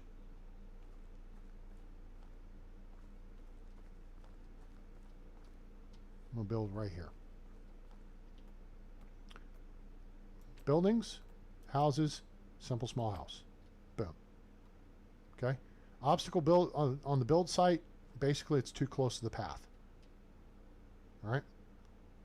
So now, if you want to do roads and stuff for your villages, have I tried No Man's Sky? No, I've never played No Man's Sky. That's one that's on my list of I'm not bothering with. The roads in the game can go whatever direction you want, but the fields are a different story. Okay? So if you want to make stuff in a nice, neat, pretty grid pattern, use fields. You lay them out. Okay? So I'm going to show you how you lay that out now. We're going to go buildings, farming, field. Now, if you look due east, this is the smart way to do this. Okay? The other thing to do actually is to drop into, let me click out of it, is go in third person mode. Because then you can see what you're doing. There's a wash right through here that is totally irrelevant. I'm just using this as an example. I don't like building in the wash because it would wash out. We're going to face east. Excuse me. Farming. Boom. Okay. We're going to start here. Remember why I said I'm going to make 6 by 10 fields? Oops. Now, I could drop back and punt and maybe go this way instead, but that's going to take me into that wash. 6 by 8, 9, 10. Actually, that'll be okay. So there you go. Fields. Okay? So you can actually build fields before you build your first house. Okay? This is just a step in the process. And actually, the wash goes right by the field, so we're not going to worry about it. Again, I don't care. The wash is irrelevant. I just find it interesting. Now, if I want to make paths, what I can do here is go east along this here. Now, the width of the path, you need to be about 2 steps away from the field. Okay? And now I'm going to back up here to the road and then look down. See where it stops me? So I'm going to make sure I'm right about here. And I'm going to go due east. Click. See how it's right at the edge of the field? That's about as close as you want to get. Now, when it comes to building, see this light gray area? You cannot build on that. The darker gray to the edge is fine. It's not going to hurt anything. All right? Now, if I'm not happy with this, I can whip out the hammer I made. Right? Did I make a wooden hammer? I did. Right there. Okay. Select build mode. Yep. Okay. So if I want to get rid of this path, I can just destroy it.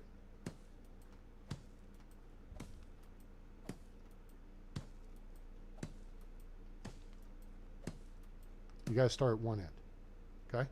Now I'll go back in build mode and then say I want to relay it a little further over, like here. Go east. This is where third person mode helps. Now I'm just going to run so I get just past it. That's probably good. Boom. So now there's a little bit of grass outside the field. You see what I'm saying? And I could put a fence along there as well. All right, so that's how you make roads. And this is how you can make your village nice and neat with paths. Now, these kind of rocks here, again, you can't do anything with except mine them. Okay? But this will never disappear. Whereas these rocks over here we talked about earlier, now that I have a hammer, right? If I want to get rid of these rocks, okay, I just go like I'm going to build a road. And to save durability, you want to keep this to a minimum. So I don't want to go like way over here. I can do this with 2 tiles of road. And then we're going to go into destroy. 1, 2. Rock's gone. Shoot, I went too far. And then this over here. Boom. Gone. That's how you clear out those rocks. Now, if I build the field, it will actually make them disappear too. But then I got to tear up the field. And that's more... Oh, no, actually, that is easy. So let's do buildings, farming, field. I'm going to try to do the minimum number. So I'm going to face north so it's easy. Okay? I'm going to catch that rock, and that rock. Click. Rock's gone. Now, I'm in destroy mode. 1 swipe, and that gets rid of the field. That's how you get rid of fields or orchards. If you just use them for marking purposes like this, then you can just go back and get rid of it with 1 swipe and destroy with your hammer. Okay? That's the simple way to do it. All right?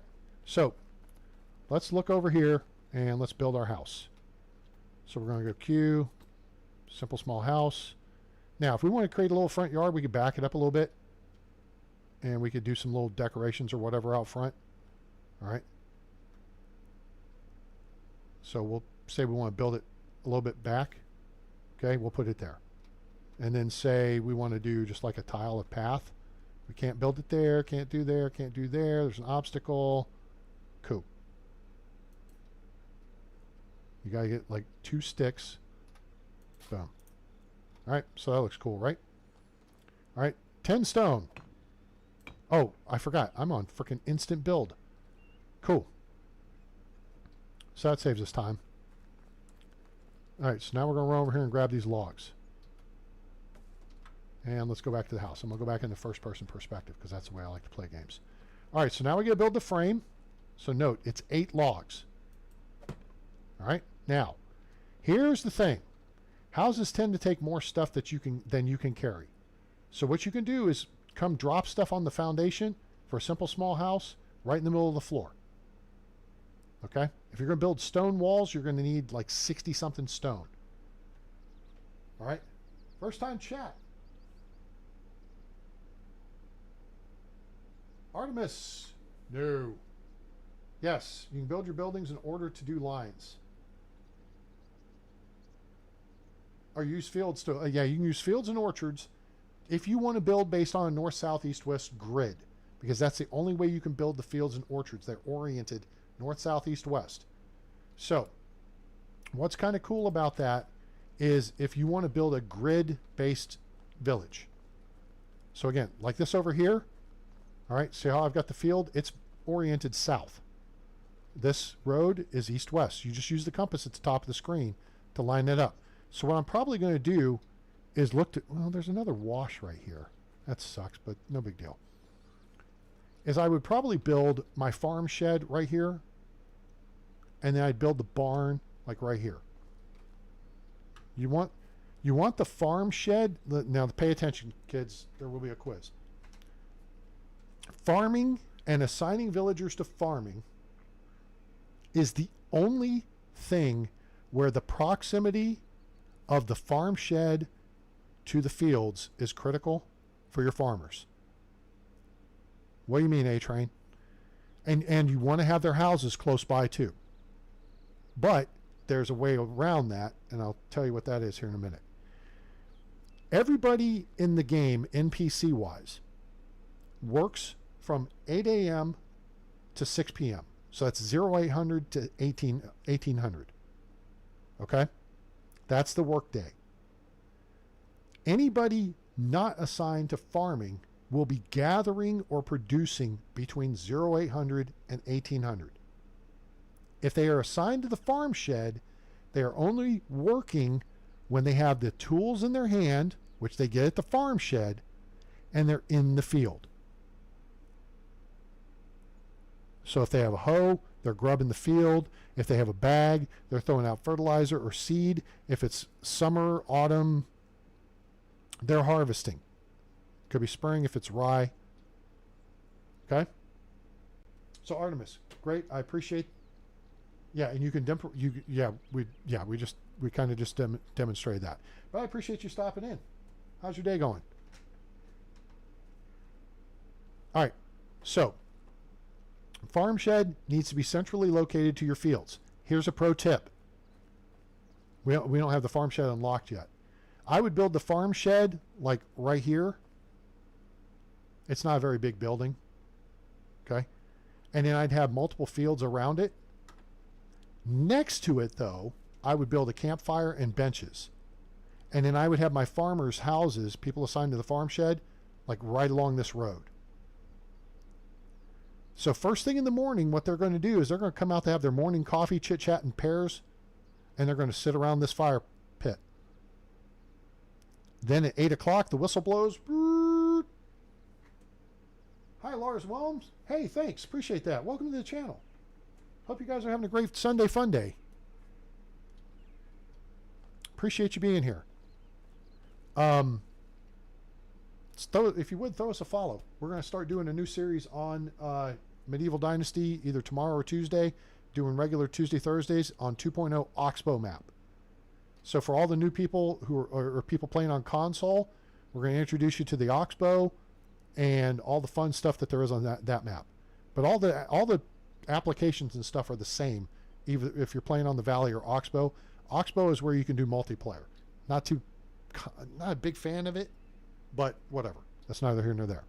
Anyway, so if you build a fire pit right next to your farm shed, in the morning the people will gather at the fire pit. Then when the whistle blows at 8 o'clock, guess how far they have to walk to work? There's no traffic. Well, there could be if some dumb schlub stands in the way of somebody trying to get to the, they bump into each other and whatever. But then they're immediately at work. Then they grab their tools, seeds, fertilizer, whatever, and they're working. And they're productive. Okay? That's the key. It only applies to farm shed workers. Now, if you have farmers in animal husbandry or in the barn, that's irrelevant. They're gathering from 0800 to 1600. That would be 6 p.m. for you civilian types. And if you don't know how to do military time, if it's over 12, subtract 12. And that's that time in PM. I grew up with the Army. I've known this since I was a kid. Just like the phonetic alphabet. All right? So that's how that works. Now, again, you find this kind of rock formation, you can't do anything with it except hit it with a pickaxe to get rocks, which is kind of dumb. You find these big, goofy-looking rocks, you can get rid of them. Okay? So now, back to our house. Let's talk about building a house. If you are overweight, what you do is you drop your building materials in the middle of the floor. Okay? Just like that. Now, what we want to do is look at the house for a minute. See how it says wattle wall with doors and windows and wattle walls? That's sticks. Steak. Okay? That's the cheapest form of building. But it takes a lot of steak. But it also will make your villager less happy. Wait, what? People aren't happy with the house, A-Train? No, they're not happy with the house.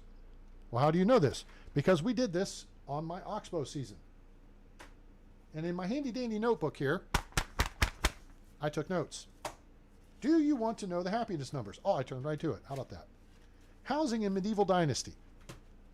For happiness. Now, here's what you got to understand. When you hire somebody, you need to immediately pause the game, go into management, find them in this list.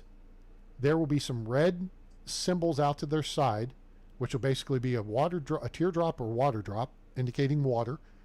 There will be a apple for food, and then this is firewood. And then there will be a house icon as well, which means they're not assigned to a home. And until they're assigned to a home, they cannot get food, water, or firewood. Okay? So the first thing you do upon recruiting them, and this is why I tell people, always have an extra house in your village. Remember the 14-point NPC lady we found over in Denica? We don't have a house. We can't very well recruit her. And if it's at the last part of your season, you might be losing out on a high-quality NPC. If you find a 14-point NPC, hire that ass. Now, if you don't happen to have a house, put them in a house with somebody. Again, it will take about a year and a half for a man and a woman living together, cohabitating, to marry. Air quotes, marry. And that will show up when you click on them. It will say married to so-and-so. Okay? They're not going to get married just because you put them together. They're not going to get pregnant just because you put them together. They got to be together for like a year to 2 years. Then they get married. And then within the course of the next year or so, they get jiggy. And then they'll get pregnant. You don't want that early game either. Because when a woman pops out a baby, she's out of the gene pool, out of the workforce for 2 years. Which means you have to replace her skill set, 1. 2, you have to feed her, and she's not being productive. Plus, you have to feed the baby, who's not being productive. And then you have to feed the third person who you've brought in to replace her skill set, who is being productive. So if your food margins are tight, you don't want to be pumping out a bunch of babies early game. If you want to play it smart, you put a couple together, say in spring of year X. And they should be married by maybe summer or autumn of the next year. Wait maybe 3 seasons. Then put another couple together. You could wait a year if you're playing short seasons. All right. 3-day seasons, boom, boom, boom. The game keeps moving. Keep going. All right? So, but don't pair a bunch of people up at the same time. You know why? Because you're going to wind up with a bunch of women knocked up in the village, and it's going to be like a bunch of teenagers up in New Hampshire who thought it'd be cool to get knocked up on prom night. And you're going to lose a bunch of useful people, and that's not good. You want to spread them out. Get 2 to 4 seasons between couples. Because then you lose one out of the workplace, they'll be back, then the next one cycles out. Then the next one cycles in, next one cycles out. You see what I'm saying? Spread that stuff out. You can control that. That's your birth control. That wasn't part of the program today, but now you know. And knowing is half the battle. G.I. Joe. For those of you from the 80s. Okay. So when you hire somebody, you need to assign them to a house, which will be here. Okay.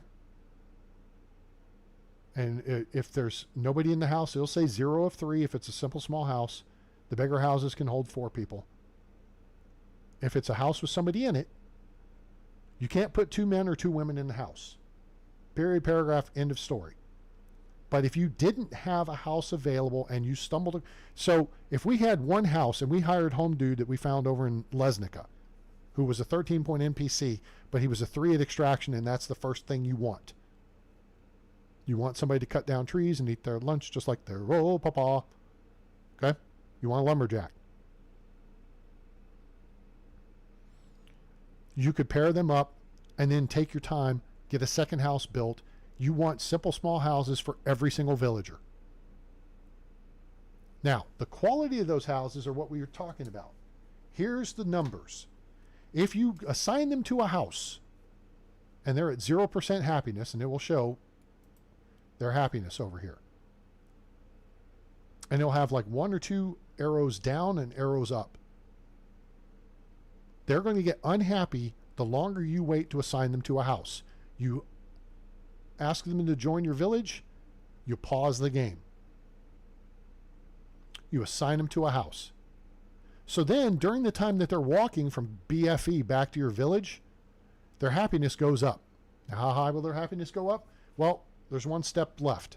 You need to assign them to a job as well. Okay? And ideally, you want to assign them to a job that they're a skill level 3 at. If you stop and talk to your NPCs on the map, and I have a whole video on my YouTube channel about this. Okay? It is smack dab. If you go to my YouTube channel, it is right there, hiring villagers. It'll walk you through the whole process of hiring them, why you should hire them, how you want to fire. If you want to fire them, assign them to a house, assign them to a job. All right? I've got you covered. Now, that said, you assign them to a job. So, when we build a woodcutter shed, which we haven't unlocked yet, woodshed, okay? That's where we want to put our first villager. So they can gather logs for us so we don't have to clear cut the map and we don't have to waste time with it.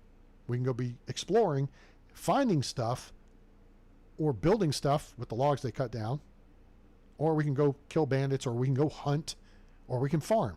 Do as much as you can yourself for the first year or 2 of the game, because that builds your skills. If you assign a villager to do it, it will build their skills. It will build your village technology, but it won't help your skills. Point is, you want to build your skills. And you're going to do mining to make up your extraction points. That's the smart play. Because then, you don't care if you cut stuff out of a cave. If you clear cut the map looks ugly. You know what I'm saying? You got tree stumps for years, 2 years, till they grow back. And you don't want this whole area cleared out. Okay? So, assign them to a house, assign them to a job, make sure you give them some work to do in that job. If you assign them to a forester's hut or woodcutter's shed, then you're going to have options to make logs, make firewood, make planks, or gather sticks. There's 2 things to that. And this goes into yet another topic that we cover on the channel. Okay? And that's firewood. But I'm going to save that for a minute. Remind me, I'll get back to it. Let's focus on the house, okay? Assign them to a house, assign them to a job, give them tasks to do at the job. And then if it's morning like today, it's 8:41, they start producing for you while they could be coming from Hornica to where we are. That's going to take them half the day to walk. But they'll be producing for you. And that's all that matters. All right? So, gather your building materials. Now, wattle walls. Back to our chart in the handy dandy notebook. If you assign someone to a house and put them in a job they like, that's the assumptions here. A wattle house with a thatch roof. Thatch roof. That's straw. Will give you 6% happiness. If you insulate the walls with daub, which is a mixture of wood, of clay and straw, that will raise it 7 points to 13%. If you add simple wooden shutters, which you'll unlock later, those take 6 planks and 2 logs each window. This house has 2. We're going to add a third. That will add another 4%, and your villager happiness will peak at 17%.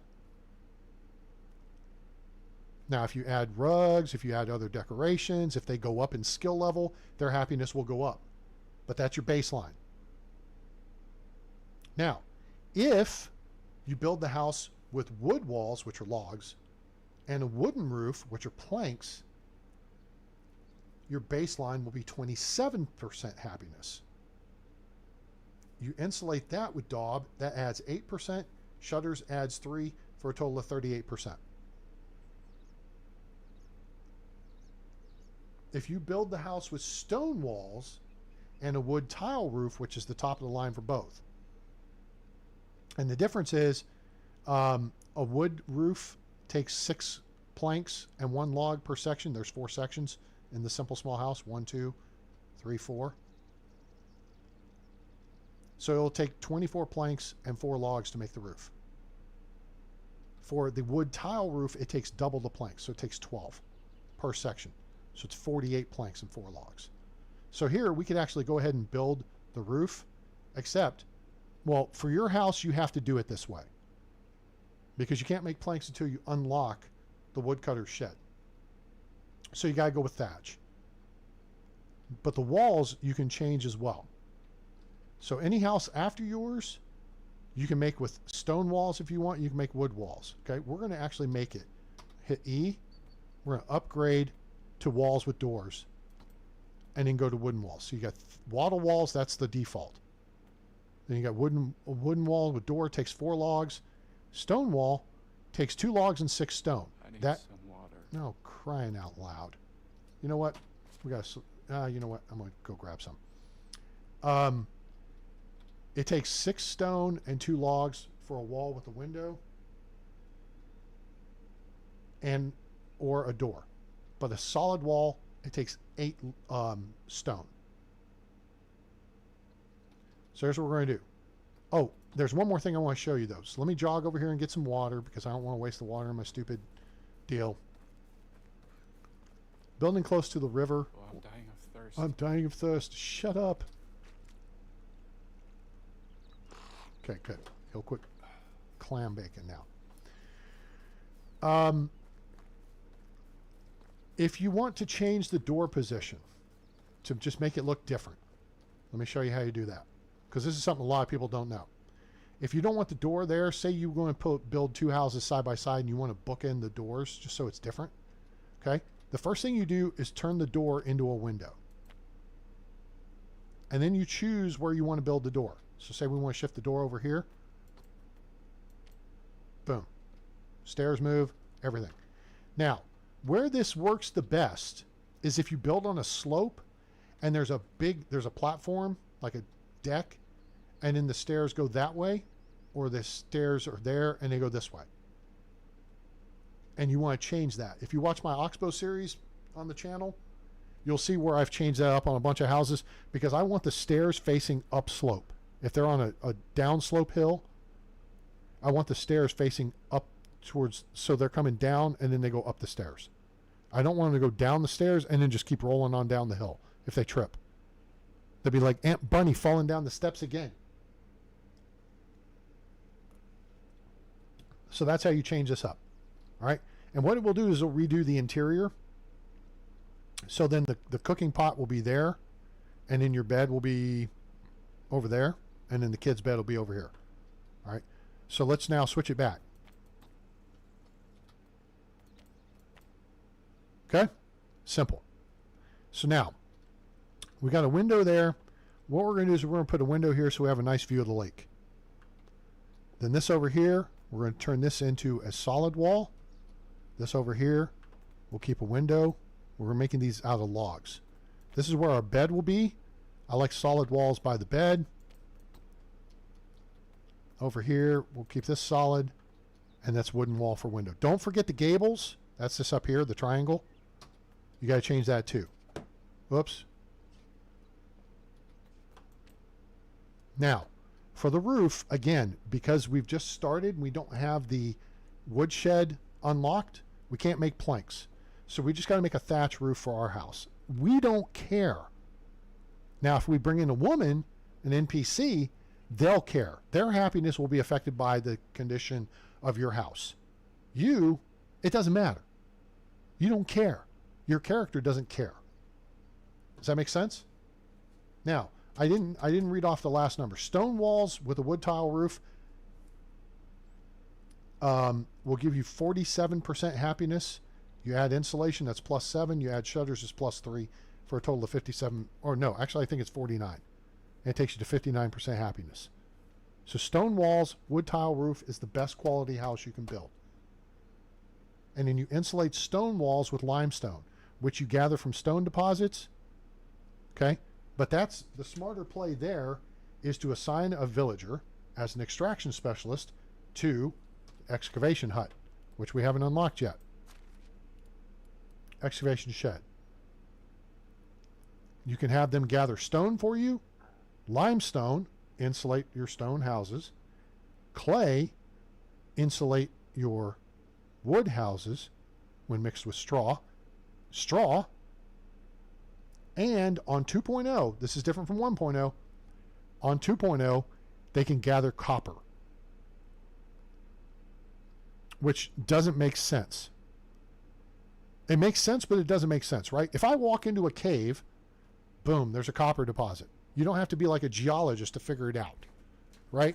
You have that minute amount of geology knowledge to walk into a cave and say, oh, that's a copper deposit. Oh, that's a tin deposit. Oh, that's a salt deposit. So if your excavation shed allows you to excavate copper without a mine, because on 1.0 you have to build the mine. On 2.0 you have to build the mine to extract iron. Unless you're playing on Oxbow, and then you go to the cave at Skalki, which is already a mine, and you can gather iron from day one. Problem is you can't do anything with it but make it into bars until you unlock Smithy 3. Okay? So it sounds all well and good. It's pointless. The key is to get to Smithy 2 so you can make bronze. Because then you're in the money. Big money. Right? So that's your critical information there regarding mining. Excavation shed difference between 1.0 and 2.0. Again, 1.0 is what's currently available on console. 2.0 is only available on PC. They're working on it though. It should be their timeline was to have it done by Q1, Q2, which would be next month, end of next month. All right. Excavation shed. You can have them gather stone for your houses. You can have them gather clay to make insulation, gather limestone for insulation, have them gather straw to mix with the clay to make daub to insulate the homes, or straw for roofs if you go with thatch roofs, boo, or straw to make flat straw hats.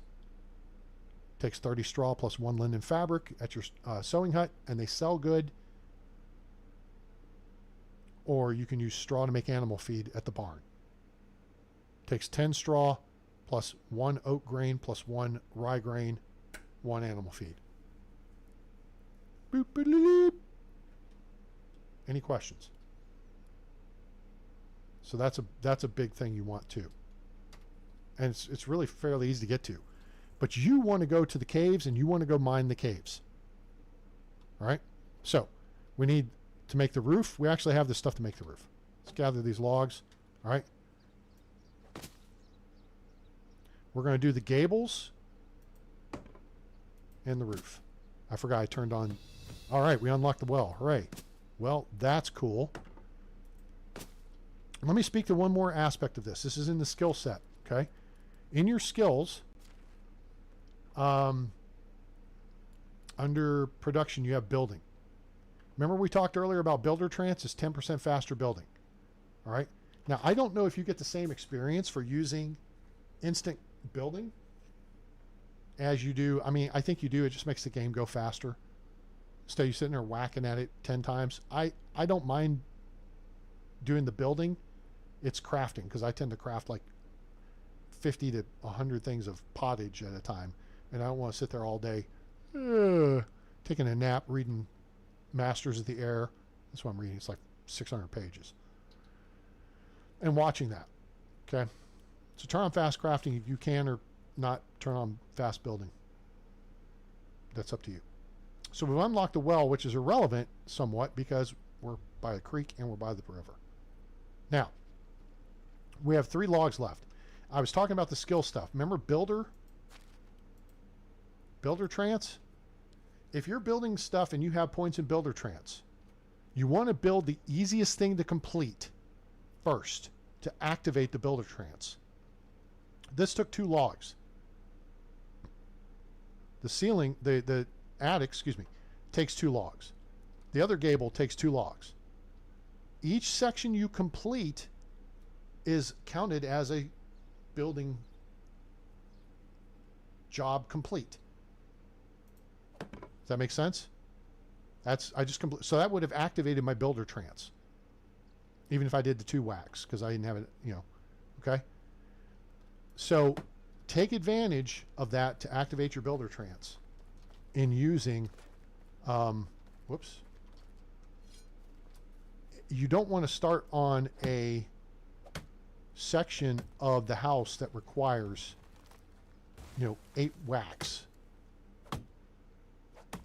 See how that tree was just dancing, taking his time farting around?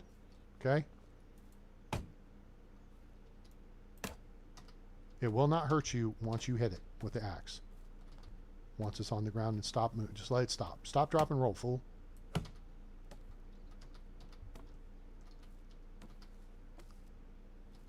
Alright. We don't like the birch trees. We're not going to waste the efficiency of our axe on them. If I had a potion of strength, it would take 2 cracks to drop the tree. It would still take 2 cracks to break the tree up. Still take 1, 2. And notice you get feathers, you get steak. Okay? Sticks will weigh you down. Just be cognizant of that.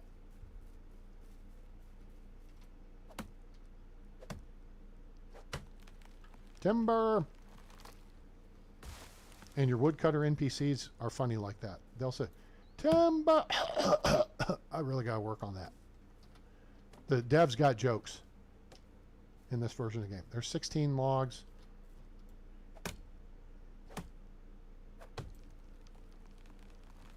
Stay away. Let it fall. Let it stop, drop, and roll. Crack it. Safe. Done. Hooray! Extraction. Hooray. Okay, cool. So immediately go apply your point right here. So go to skills, see the little star thing. Boom. Extraction. All right. Skill level 1s. Let's talk about this. Extraction knowledge gives you bonus from doing the activities. Treasure hunter is useless. 5% chance to find extra items while digging in clay pits. Who cares? I don't care. You know what I care about? Force of nature. 5% slower durability loss of axes. That's useful. So put a point here or here. Either way, you're going to want to max this out. And eventually max this out. Tier 2, you got Master of Destruction, which gives you resources back for destroying structures. That's good later, but you don't need it right away. What you want is one with the earth. 5% slower durability loss of pickaxes and shovels, especially early game when you may be dealing with substandard equipment. Notice We ran around and looted a bunch of crap, and we got some stuff, and we sold some stuff. We sold a bunch of stuff. We made a bunch of money, and we bought quality equipment. Or we found quality equipment. Okay? But when you're making stone axes, this matters. The time spent having to make new tools over and over again, and it's smart to keep an extra one in your pocket. So if you make one axe, stone axe, might as well make two, because when the first one breaks, the second one will automatically take its place in your inventory, and you're back to work immediately. Okay? So make the second one, and then you're up and running. Careful miner and mule. Mule is the skill you want. That's where you want to get to. Oh my gosh, look. Autumn's over here. Luke F. Z Keith 0. Good gosh. Oh my gosh, guys, I'm so sorry. I'm dual streaming today. You're probably already gone. Damn, that sucks. I gotta find a way to consolidate the chats. Didn't play this about 1 year. Any major interest updates? Yeah, 2.0 Oxbow. If you're on console, just wait for them to release 2.0 multiplayer Oxbow on console. Otherwise, because you've got a complete redo of the economy, animals act differently, multiplayer is available, and that's what they're working on now. It's supposed to be out by the end of next month. Damn. Well, hopefully you guys are still there. I appreciate you being here. Hope you're having a great Sunday fundy. Cabbages, yes, cabbages are great. Love cabbages. So in the extraction, you want to get mule, right? Plus 5%, 5 kilograms for the first point, plus 10 for the second, plus 15 total. So that takes you to your max carrying capacity of 80 kilograms. All right, that's your goal. All right, so now we've cut down trees. Our lunch just like our old papa. Now part of what is going to be our issue is we've cut down so many trees. We've actually got a bunch of steak. So we got feathers, they don't weigh much. We got logs, they weigh a lot. But sticks, we got 76. We're 7.6 kilos of steak. All right, XEF, boom. Fixes our overweight problem. Oh, and this is a pain in the ass with any direction you want to drop these, you got to drop them perpendicular to it. Because they'll roll. Roll tide. That bounced, but at least it's going to stop. All right, so now, let's go back to hammer time. All right, now, if you want to activate Builder Trance, see how I've already put a point in here? All right. And then you go to the big wall. Now, we got 1 point left. All right, so we need 4, 8, 11 more trees or logs. So that's effectively 2 maple trees, and if we wanted to be precise about it, 1 spruce tree. But that's a waste of our efficiency of our tools. So we're going to go for, and we may actually cancel out in this location. You're going to cancel out spawn points. So it may cancel out this hunting spawn. But whatever. You'll find it somewhere else on the map. Let the trees fall, stay out of the way. Let them stop, drop, and roll. 1 whack, they're safe. Done. Resource storage 1 unlocked. Doop, doop, doop, doop.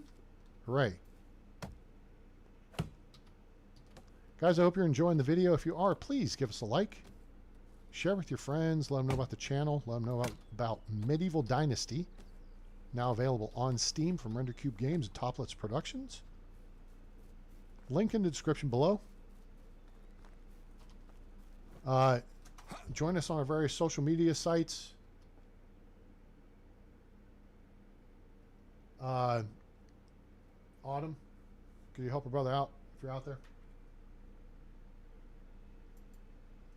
We're on X. We're on Discord. We're on Twitch and YouTube as we're dual streaming right now. Oh my gosh. Dreadnought is in the house.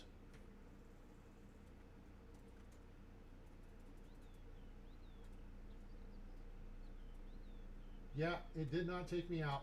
I was up all night tracking them, though. That was a late night. I had several people in the path of them. Fortunately, Wes home, he's south of Pilot Point. The tornado went just north, so it was about 3 miles north of his home. Melissa is north of Denton. It was several miles north of her.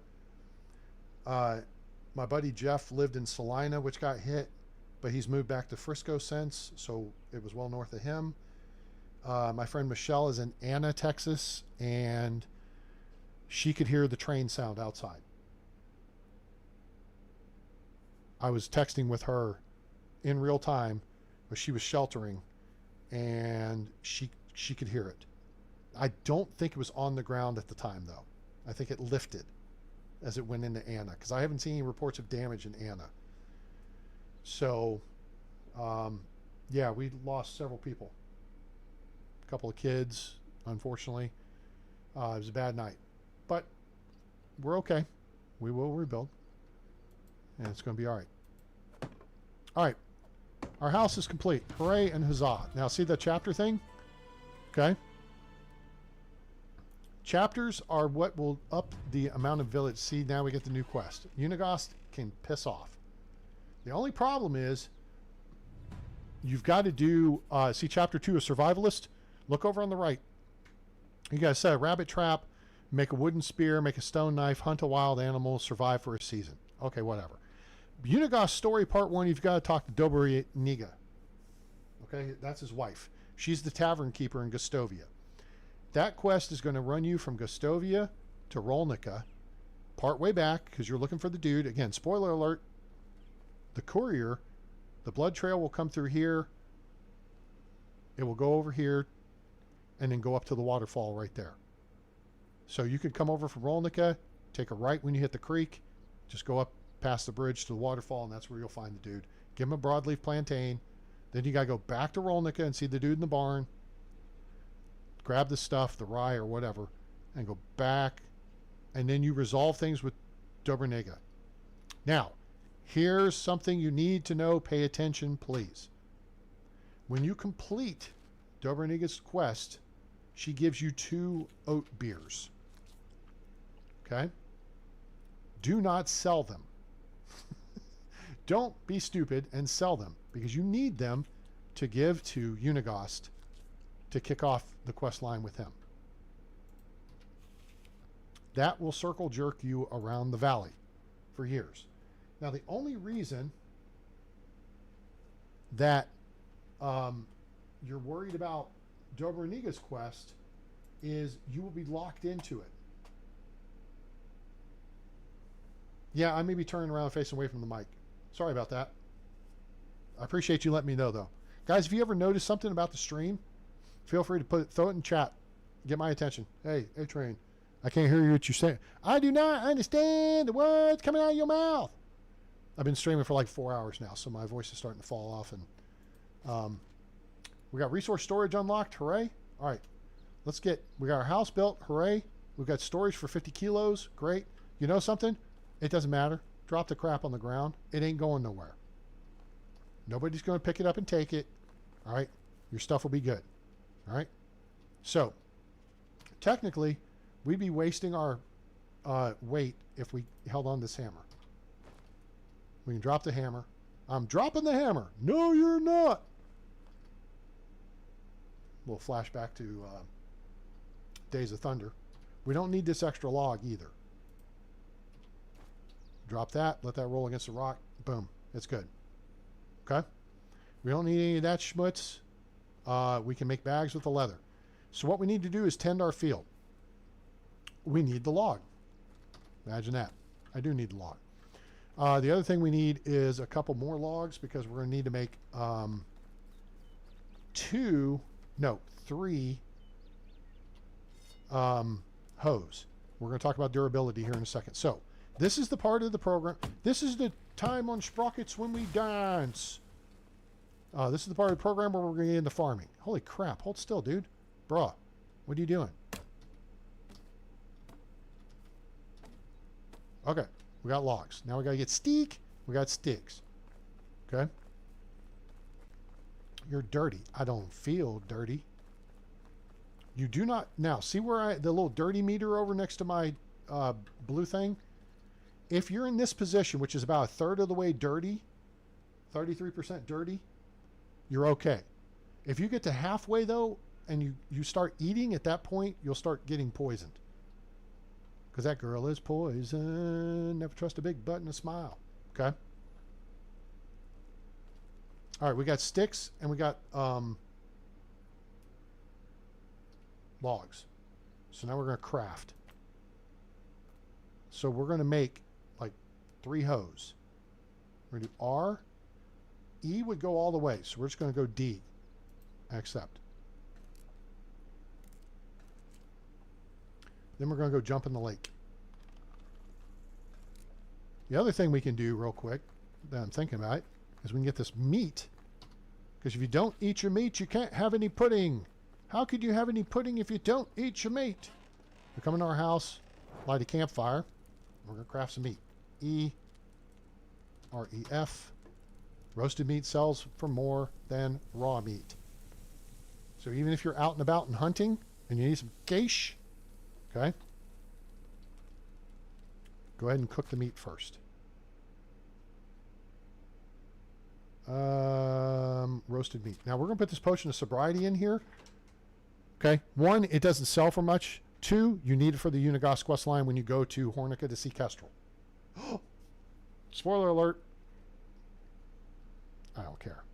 The Unigos quest line just runs you all over the map. Alwyn is the worst one. You have like 20 years to do either quest or both. Alwyn is a pain in the ass. If you can get away with not doing his quest line, you can just enjoy the game without dealing with his dumb ass. Because he's a dumbass. Okay? So we're going to put all but about 5 of this. See, that's 1 kilo. Roasted meat's 0.2 kilos each. All right? So now, we have these hoes on us. Wait, what? Because pimping ain't easy. Oh, let's drop these logs. We don't need these logs. I'm going to throw them over here. It's a good spot. Out of the way. XEF. Boom. Cool. All right, let's load up on these wooden hoes. I'm going to show you here in a minute how the durability works on these. Oh, we got to make some bags too. While we got them, leather. Craft simple bags. All right, we're going to go ahead and craft all of them because you can sell these and it's decent cash. On 2.0, this is a better deal than aha, we have another production level, which I think is skill level 2. Aha! We got extraction. We're going to do force of nature because that's slower durability, loss of axes. And then in production, we're going to do builder, slower durability, loss of hammers. And then we'll put another point into... I'm not worried about insulating yet. We'll do cooking knowledge. Okay? All right, cool. All right, so now we've got the stuff we need in our inventory. We're going to put the simple bags in slot 2. And if you look at their inventory, simple bags sell for 14 coins each. Remember what we talked about earlier? 1.0, stone knives sell for 20. 2.0, they sell for 2.5. Simple bags take 1 leather in 2.0. On 1.0, they take 3 leather. And they sell for less. So simple bags are a good moneymaker early game. You just got to hunt. Well, we're on day 3. We already got an iron crossbow and bolts. Because we've already made like 5,000 coins. Because we followed the looting path. And then we did smart things and looted other stuff around the map. Right? A-Train's trying to help y'all out here. So let me do this. We got the... Well, grab that. Okay, we're overweight, but we'll get over it. All right, we're going to come up to the field here. Now, I'm going to put you in map mode, and I'm going to take a quick break because I'm kind of dancing in my seat, and I got to go tinkle. So, you guys chit-chat amongst yourselves. Like, share, and subscribe while you're here. Go ahead and join us on Discord. Follow us on X. Follow us on Twitch or Twitter or YouTube. All those links are in the description below. I'll be right back.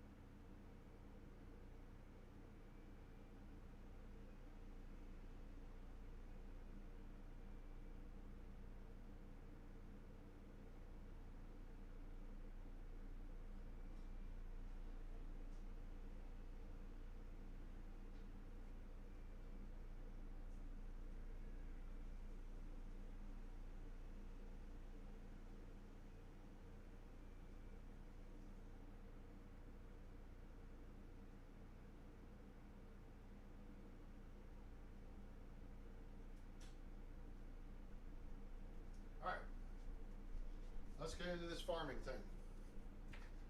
We talked about earlier. Now we're going to take care of farming. So if you guys got questions, throw those in the chat. I'm happy to answer them, even if they're not related to farming in the game. All right. So there's that. Cool. All right, that works.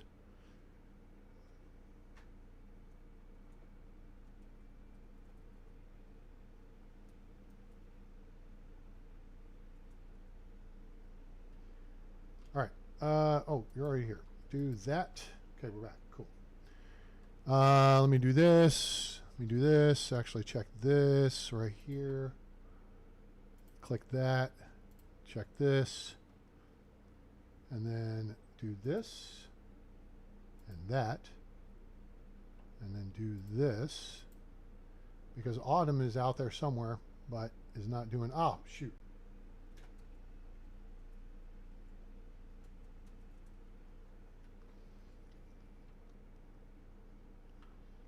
All right. In fact, related to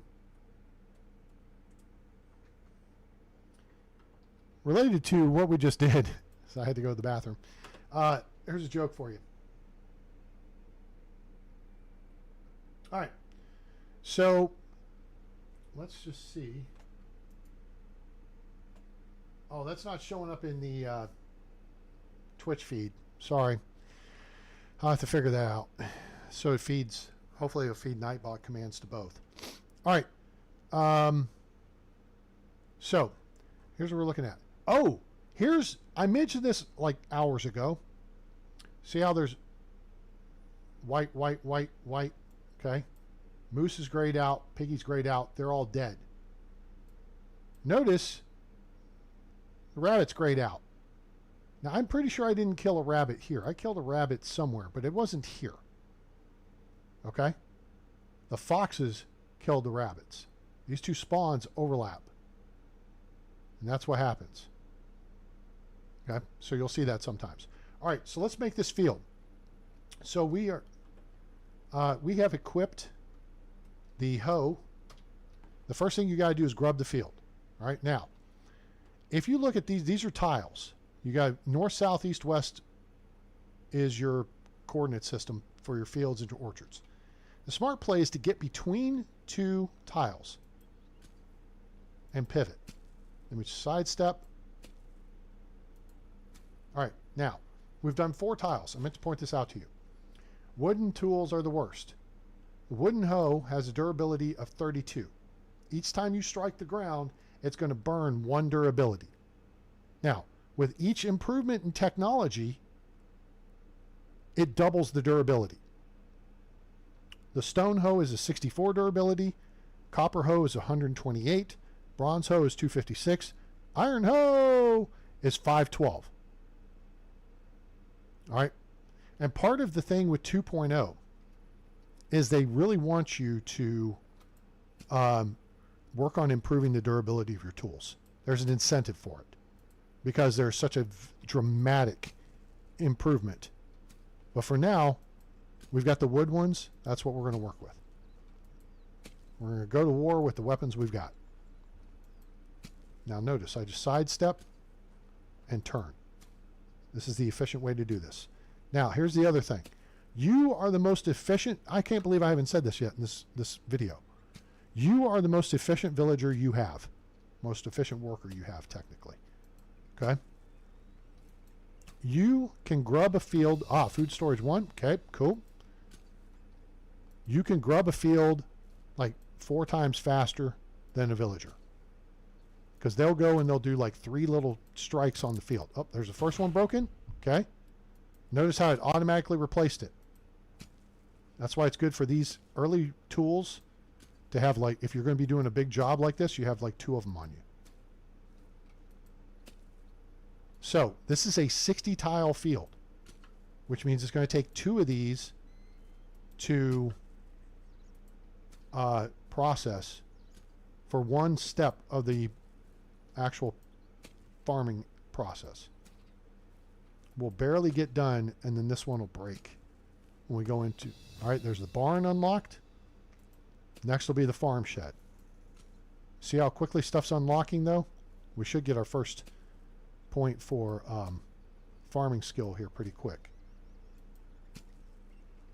Here we go. 1 more, and the sticks will disappear. The markers disappeared. So it looks cool and neat. Now, if you want a fun, not fun necessarily, but a way to help identify your field edges, drop a stone at the corners. That always works well.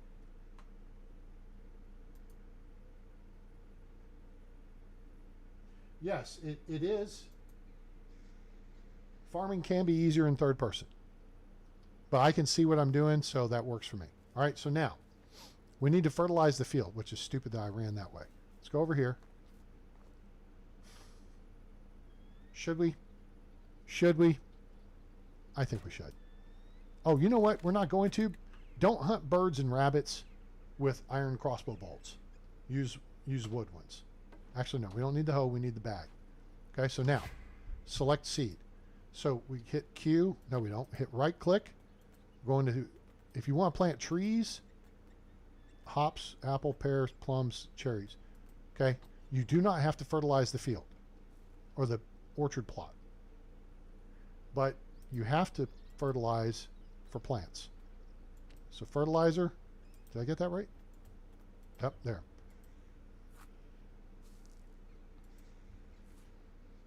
Sidestep.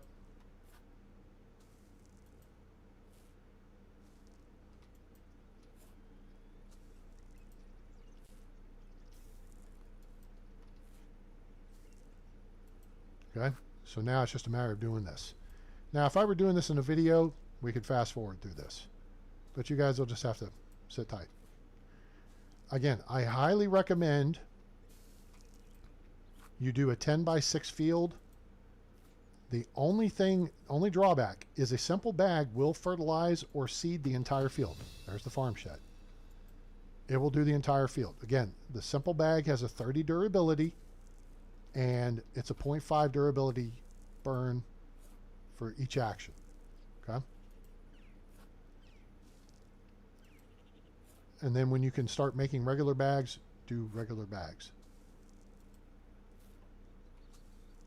Now, additionally, we need to talk about fertilizer. Fertilizer ain't cheap. There's several ways to obtain fertilizer. The most efficient way to get fertilizer is to have pigs. Pigs require animal feed. Guess what you don't have? Animal feed. Guess what it takes to have animal feed? Money. Guess what you don't have? Money. What else does it take to have animal feed? It takes rye and oats. And then you have rye grain and oat grain plus 10 straw to make 1 animal feed.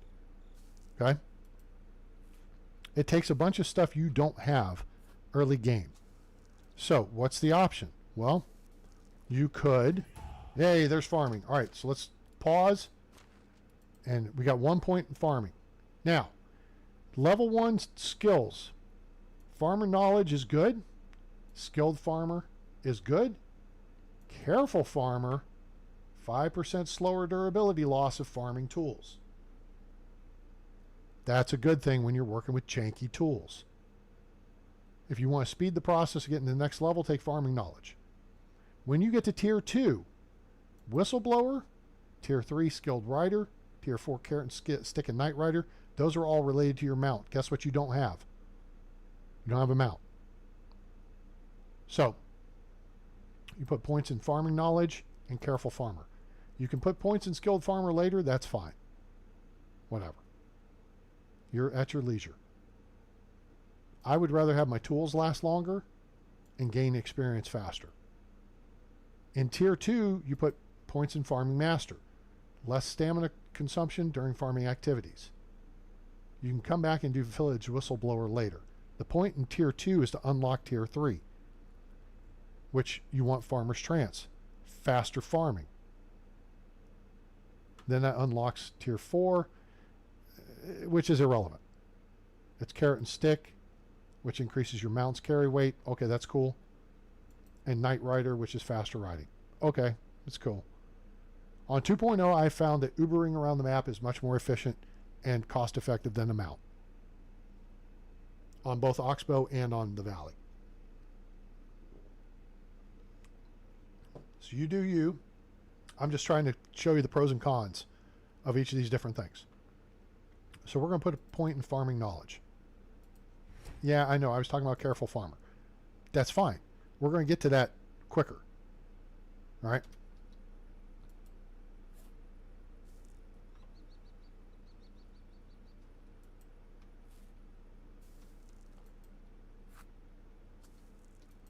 We're going to go jump in the lake here in a minute too. Get clean. Other options for gaining fertilizer besides buying it. In the spring, you go gather unripe berries. Okay? There's berry bushes everywhere. There's a bunch of them right there. You should be able to get a couple hundred or so berries out of that patch. Okay? There's some right there. They're all over the place. Watch out for pigs being near them, because they'll hide behind them, and they're harder to see. All right? Here's the deal. You have to have the barn, and you have to let the berries rot. Okay, so there's two ways to make fertilizer. You use rot at a 10-to-1 ratio, which means it takes 10 rot to make one fertilizer. This is one fertilizer right there. Okay? 10-to-1 ratio. Now notice our simple bag is goodbye. 60 uses, 30 durability, 0.5 durability per use. Okay? Now the field's done. Now we have to hoe it. We have to grub it. 2112, it's a Rush album. So we go back to, so now, fertilizer. Gather unripe berries in spring. Now there's, see, 4 uses. We're going to have to make another one here before I, whoops.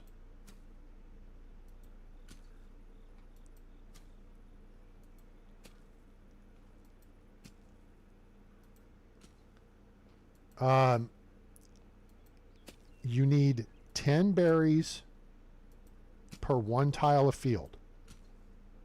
So, here's the math. If we have a 60 tile field, and we do, we need 600 berries.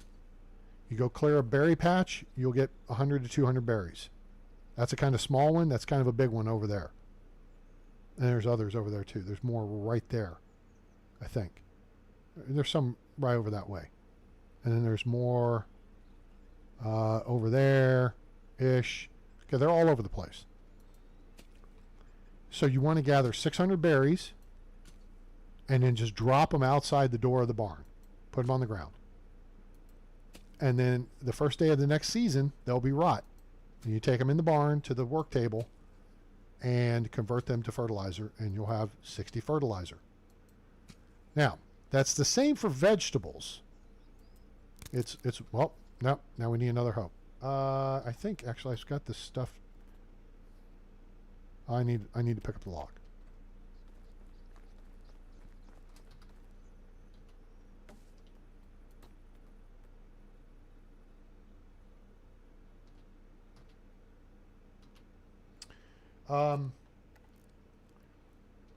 So the next aspect to that is if you have a whole bunch of excess vegetables or food, okay?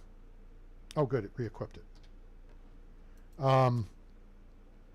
You can drop those on the ground too. I like to get a wicker crate and put it by the door of the barn or the door of the food storage building. Because once food drops below 30%, it's effectively poisonous. You can still cook with it, but you can't consume it, or it'll poison you. So don't do that. So you can drop the food on the ground or in the crate, and it will rot at the beginning of next season.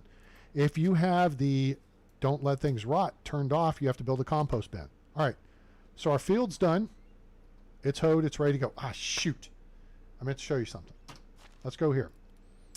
If you have villagers, you have a field. Notice when I click on the name, you can custom name it. All right. This is going to be our flax field. So if I want to type that in here, I type it in here, hit enter, it becomes whatever. Okay. It will relist these in alphabetical order. So that can get a little goofy sometimes when you want to know which field is which, because the game thinks of it in terms of which this field number thing, because the name will go to the right in parentheses. Okay. And it will reorder stuff based on what's in the parentheses. So you'll have field 3, field 7, field 1, field 2, field 5, field 4. It gets goofy. So you can either not name them or just keep that in mind. You don't want to do a real long name. Sometimes, like if we wanted to do a custom name and say I want to do flax in the spring and then do rye in the fall.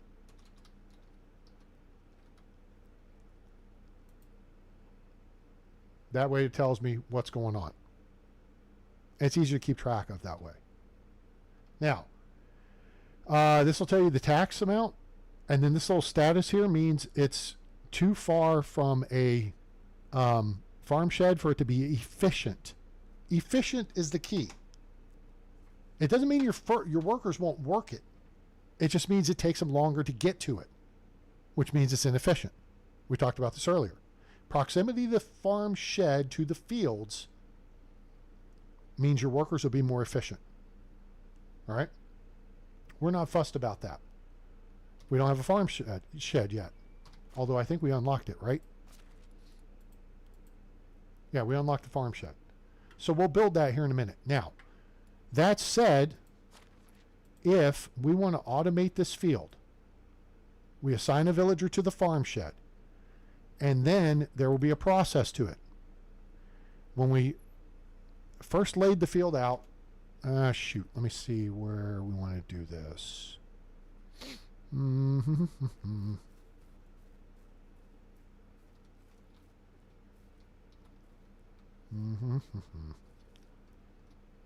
If I stand here, I face east. Buildings, farming. It won't let me build.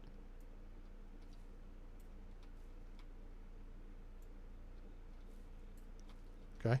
So then I'm going to go over 1, 2, 3, 4. Now to let me build.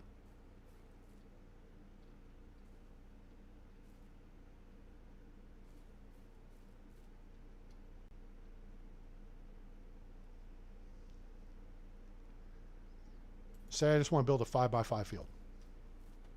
That's 25, which I think is about what we got fertilizer anyway. I think. We got 23, so we got 2 more. Okay, whatever, we can buy more. All right, so this field is now field number 2. See how it's unlabeled? All right. So what we'll do is go custom name, and we'll name it cabbage. And that'll be fine. That's all we need to name it. We can do cabbage in the spring and cabbage in the summer. If you want to go through the whole list, we can do that real quick.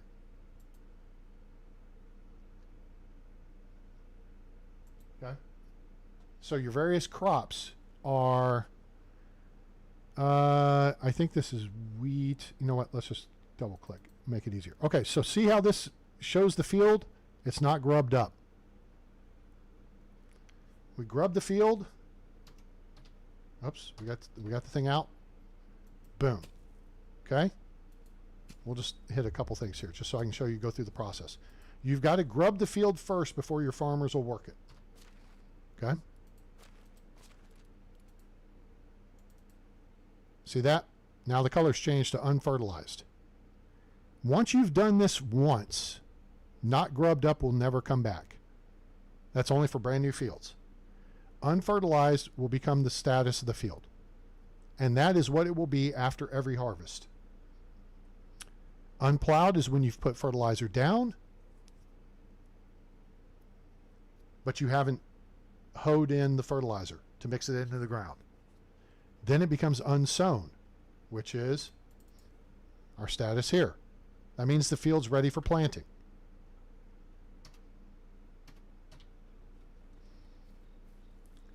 Once you throw down the seeds,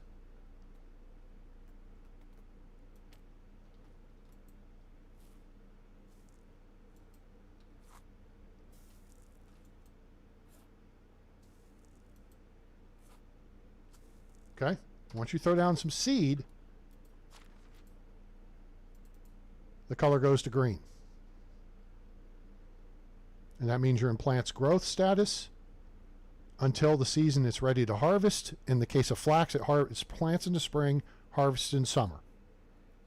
And then the field will appear yellow if the crops are ready to harvest, and then you harvest them. Okay? If you have villagers assigned to the farm shed, and either at resource storage or at the farm shed, you have bags, fertilizer, seed, hose, and either sickles or scythes, all this will be automated based on what you want to plant in the field. And here's how you set that up. I want this to be a flax field. So I'm going to click on this icon here, and it says selected plant type empty. See how it's got 4 flax indicators right here? Icons. Here's your icons. Wheat. Let's talk through the seasons real quick. Wheat plants in 2 seasons. Pay attention. This is a trick thing you may not catch. If you plant wheat in the spring, it will harvest in autumn. But if you plant it in autumn, that's winter wheat, it will not harvest until the following summer. So it becomes a 3-season crop. Now, if you want to do that, that's all well and good. You may want to pair that up with cabbage from summer to autumn. Okay? Because cabbage plants in spring, harvests in summer, plants in summer, harvests in autumn. So you can mix cabbage with a summer planting with winter wheat from autumn to summer, and you'll have something in the field year round. So it's 2 plantings, 2 harvests, 2 fertilizations, because you got to remember how to get fertilizer. Once you get pigs and they're producing 60 fertilizer a day, you'll see how that works out. 2 manure, 60 manure per day. 2 manure equals 1 fertilizer. So you could, in 1 day with 3 adult pigs, you could fertilize half this field. 2 days, whole thing's done. Okay? That's why I like the 60 tile field concept. Everybody wants to go make a 212 tile, 16 by 16 field. That's great, except you can't fertilize it. That doesn't do you any good. Keep it small. Keep it smart. Even if you don't have all the flax, do a couple of rows of flax, a couple of rows of cabbage, and if you picked up some beetroot, if you've picked up some oat grain, poppy seeds, just get the stuff in the ground. So you start building your seed bank for the next planting season. Otherwise, it's free money if you go sell the seed. But you'd be better off, especially on 1.0 where seed is much more expensive. If you find seed, plant the seed, grow the crops, harvest them, and then you have almost double the seed. And then once you have 60 seed at the harvest, you know you can replant that field the next season. You can sell the rest. But when it comes to flax, I recommend you start another field until you have 2 to 3 flax fields, because that's your money crop. Money! And flaxseed sells really high on 1.0. 2.0, not so much. You know what does sell well? Bags.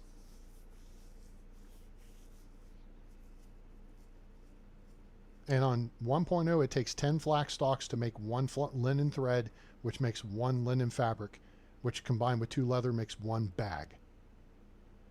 On 2.0, 5 flax stalks, 1 linen thread, 1 linen fabric, plus 2 leather equals 1 bag, and it sells for probably 4 times as much. Money! Okay? Oats. Oats and rye should be paired up. Plant oats in the spring, harvest in autumn, plant rye in the autumn, and harvest in spring. That's 1 dedicated field to make your animal feed.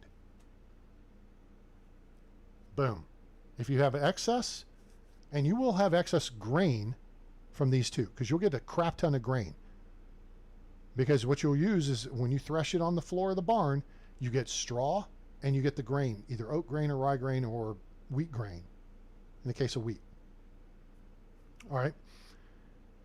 It takes 10 straw, 1 oat grain, 1 rye grain to equal 1 animal feed. You will burn through the straw way quicker than you burn through the grain. So always set aside enough grain to plant the next crop. Make your animal feed. And then if you have a bunch of grain left, you got options. You could sell it, or you could turn it into flour, which you can't do anything with. Well, you can, because the devs were paying attention to me.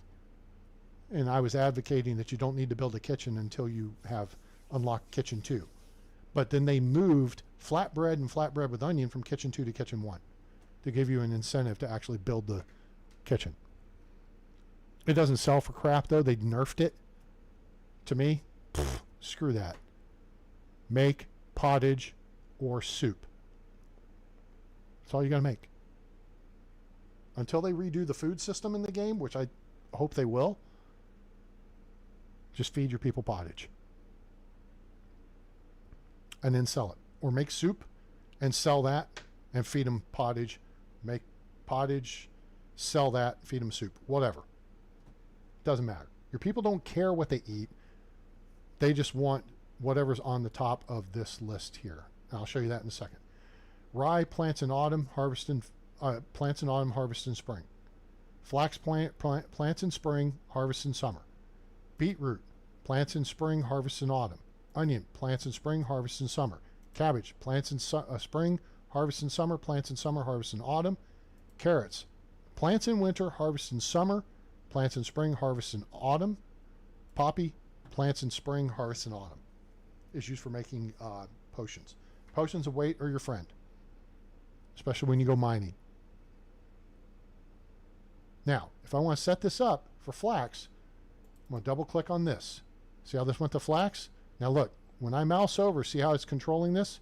If I left click and drag, boom, it fills it up. If I want to change something, say I want to make this half cabbage, double click on cabbage, click and drag. This is simply for your villagers to know what to plant. So you have to micromanage this a little bit if you're going to do multi-season stuff. If you're going to do cabbage for the field, right, you just do that. The villagers, if they have seeds available and fertilizer, whatever, the tools, they will plant cabbage in the spring, they'll harvest in summer, and then they'll replant the field, they'll refertilize it, retill it, replant cabbage, and then they'll harvest in autumn. They'll harvest, they'll refertilize the field, they'll till the field, and then it will go into that brown state of fertilized until next spring. Does that make sense? Anybody have any questions on that? Set this up, stop field editing, escape, accept. I don't know what it is on Xbox or whatever, but that's the process.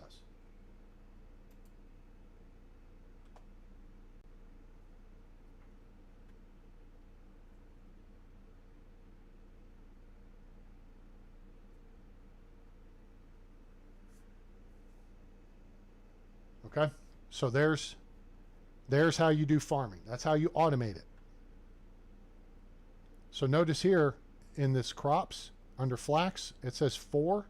That's 4 tiles are planted and 60 tiles are fertilized. Okay. Now if we go over here to cabbage, okay, not that, right click, boom, fertilize.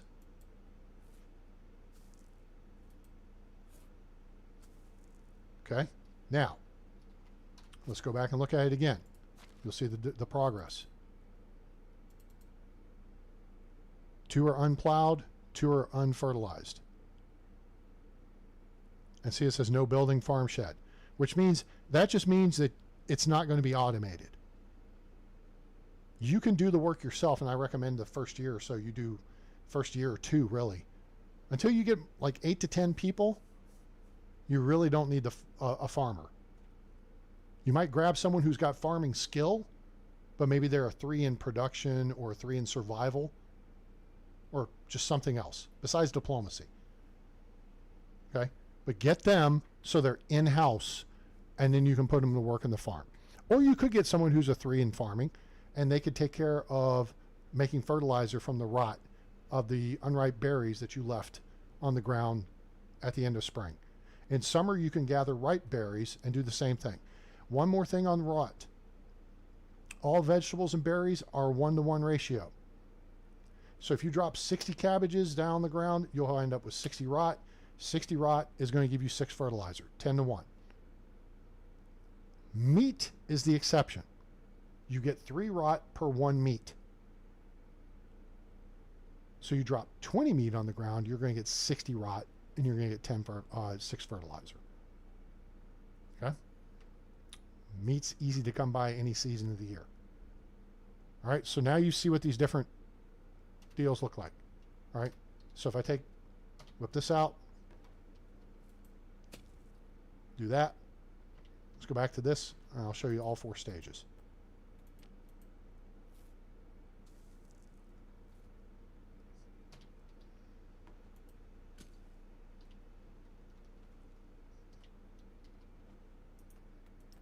We're going to throw down cabbage seed. Okay, so here we go. I need to drink something. All right, I don't want to listen to you bitch. So, done. All right, so now let's look at it. Now, see it shows 1 over 1. There's your 4 stages. Once you have initially grubbed up the field, it goes gray. When you put down fertilizer, it goes light grayish brown. When you when you till the fertilizer in, it goes dark brown. So it looks like good fertile soil. And then when you plant seeds, it goes green. When it turns yellow, that's ready to harvest. And then it goes back to unfertilized. That's the circle of life in farming. And if you want to change stuff between seasons, go in here, click on this, pick what you want to get. In this case, we're going to do cabbage, and say we do that much of the field in cabbage. Okay, then I'm going to hit H to stop editing, and escape, and then accept. And if I want to put a different crop in there, say we get some beetroot.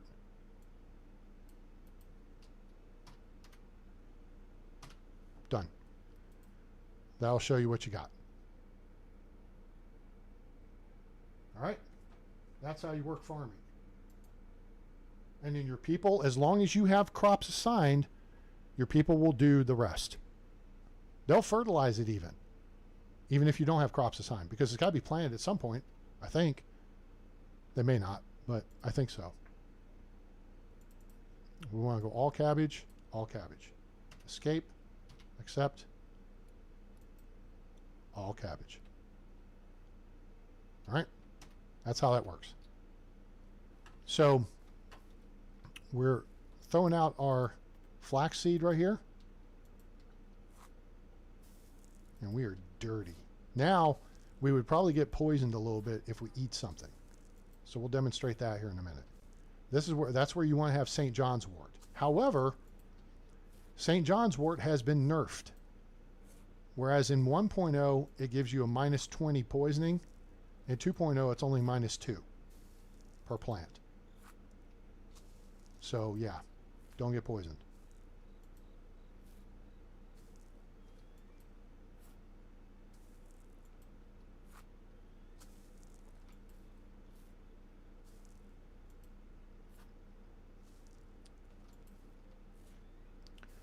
Now, I had a plan here to punch through summer and then autumn, but I think I'm going to have to cover that another time. And the reason was I have a question from the game. I'm all about figuring out the game mechanics, okay? Because if you can figure out how the game is played, then you can better play the game, right? Tell me the rules so I can play the game, right? Devs don't do this. You have to figure it out. So that's what I've worked on trying to figure out. Pottage, to me, is the best food thing you can make from a productive standpoint and from a selling standpoint.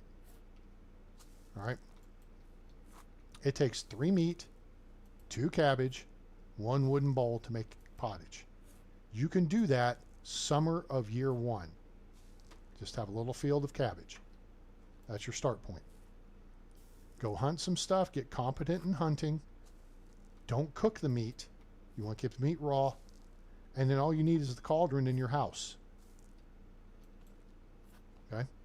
All you need is a cauldron to cook pottage. That will get you going faster than soup. Soup is made with beetroot. The problem is it takes 4 meat and 3 beetroot to make 1, plus a wooden bowl to make soup. Now, soup sells for a little bit more, but it's a longer process to get the materials. Okay? And it takes more to make it. So just like with bread, multigrain bread is better than any other kind of bread. It's the same calories as most of the others, but there's a buff to it. And it sells for more. Animal husbandry. Okay, we unlocked the hen house. Hooray. All right. Am I making sense here?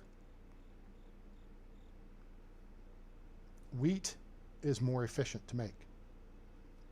Multigrain bread, you got to have a bunch of different grains. You got to have like X amount of flour. You got to have water. You got to have eggs. All the breads require eggs except flat bread. That's the one benefit to that. In which case, hen house, gotta have chickens. Okay? The trick is multigrain requires an oat grain, a wheat grain, and a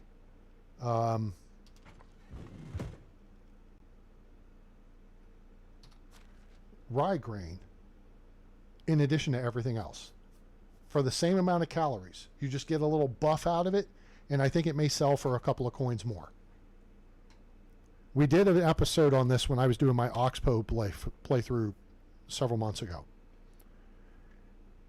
We went through each type of bread and have come to the determination that wheat bread is the one kind of bread you need to make. So basically, if you can make 4 food things, let me show you this while I'm thinking about it. In your inventory, or excuse me, in management, this list here is your people's demand control. This is the priority under which they want stuff. So if you have fish tarts, they'll eat fish tarts. If you have cheese, they'll eat cheese. If you have cheese and fish tarts, they will eat the fish tarts until they're all gone, and then they will eat the cheese. Okay? So the highest thing on the list is what will get consumed first. Now, you see here's cheese. Cheese is number 10 on the list. All right? Cheese takes buckets of soured milk, and a bucket of milk or water is actually 10 servings. So it'll say in parentheses 10 of 10 until one of those gets consumed, and then it counts it down. So same, it works for a bucket of water. Just like in my water skin, it holds 4 servings.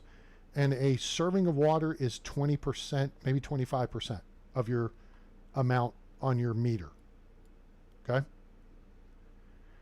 It takes soured milk to make quark at a cauldron.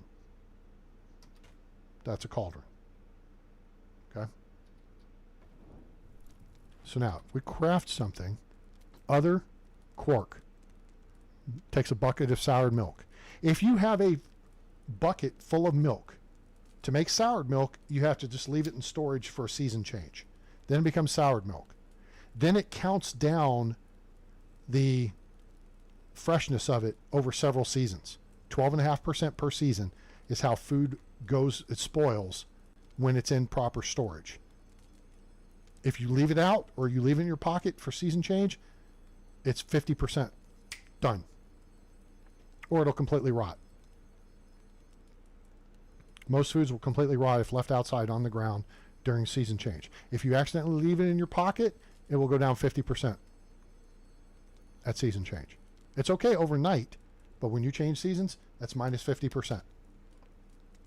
So the last thing you want to do before you go to bed for a season change is go to food storage or go to a place wherever you want to make your stuff rot and put your food either properly back in storage so it's still good, or just chunk it so that it'll rot and then you use it for fertilizer. So to make quark, takes a bucket of soured milk, which is actually 10 servings of milk, which then makes 10 quark. Then you need a bucket of good milk to make cheese. And a bucket of milk has 10 servings of milk. Your quark, you have a bucket of soured milk, you turn into 10 quark. Boom, you wind up with 10 things of cheese. Now, if I'm working this system for my villagers, cheese is top of the list. If I have in storage salted meat, roasted fish meat, cabbage, okay? You have some basic stuff. Maybe you've picked up some cabbage off some thieves or something, and you killed them, and they don't need it anymore. The highest thing on the list is what they're going to pick. Okay?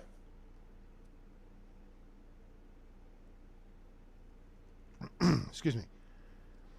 But if you have quark, or if you have soured milk or milk in storage, everything else is down here. Guess what the people are going to consume? This stuff.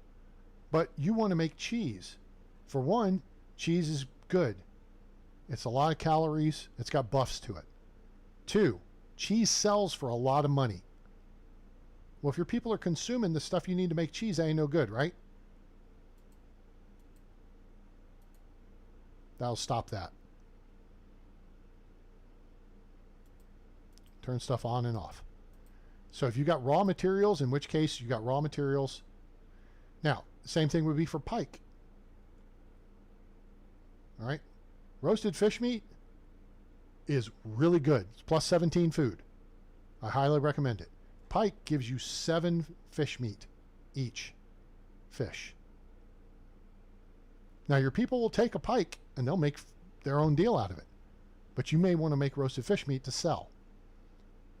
Unchecked pike. Have somebody fish, have them catch pike. You can have them make some of it into fish meat or roasted fish meat. You have to do that at the kitchen. You could turn it into salted fish meat if you want to, but you got to have salt. And you got to have a salting barrel. So you got to have fishing hut 2. Or I think you can do it in hunting lodge 2. Okay? Just uncheck these boxes. You can sort by these numbers. What you got stored, it'll do it to the bottom first. Click it twice, it'll bring it to the top. Then you'll see how much you got. The value is not a dollar value. The value is calorie value. Roasted fish meat, 17 calories per. No. Yes. Plus 17 calories. Okay? So if you have one roasted fish meat, it'll say 17 here. You got 2, 34. 3, 51. You picking up what I'm putting down here, people? Okay? That's how this works. This is not a monetary deal. It's a calorie deal. And your people consume, I don't know, 50 to 60 calories per day, I think. I haven't figured out that exact number yet.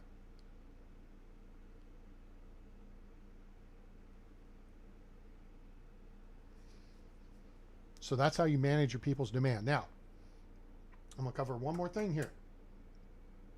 All right? And that is people's demand regarding water is easy. Fill buckets of water, put them in food storage. We're going to cover wood items. So, right here you see your food demand. This is how much you got in food storage, not in individual baskets, not in resource, not anywhere else. Only what's in food storage.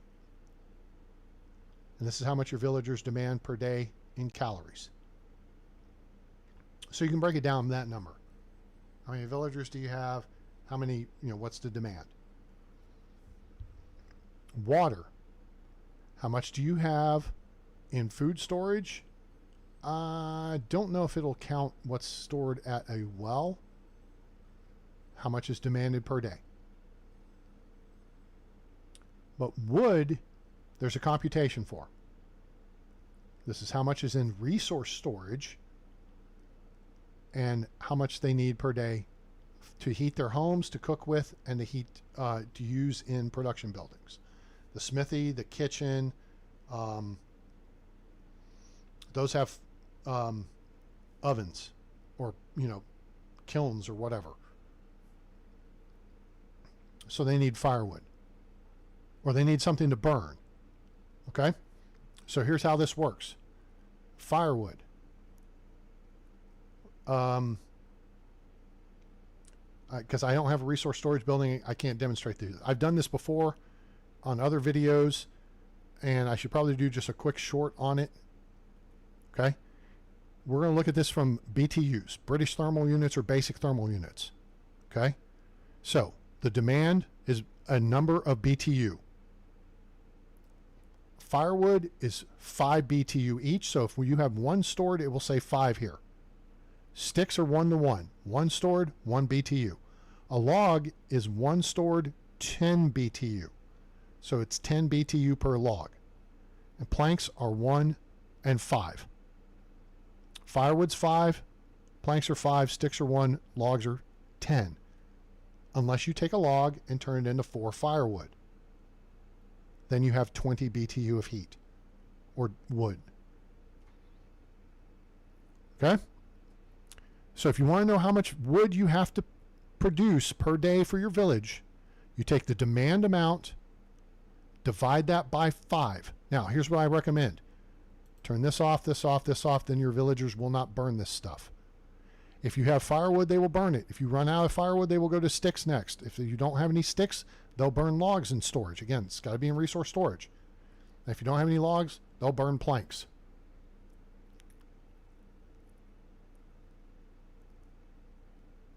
Does that make sense? Turn these off.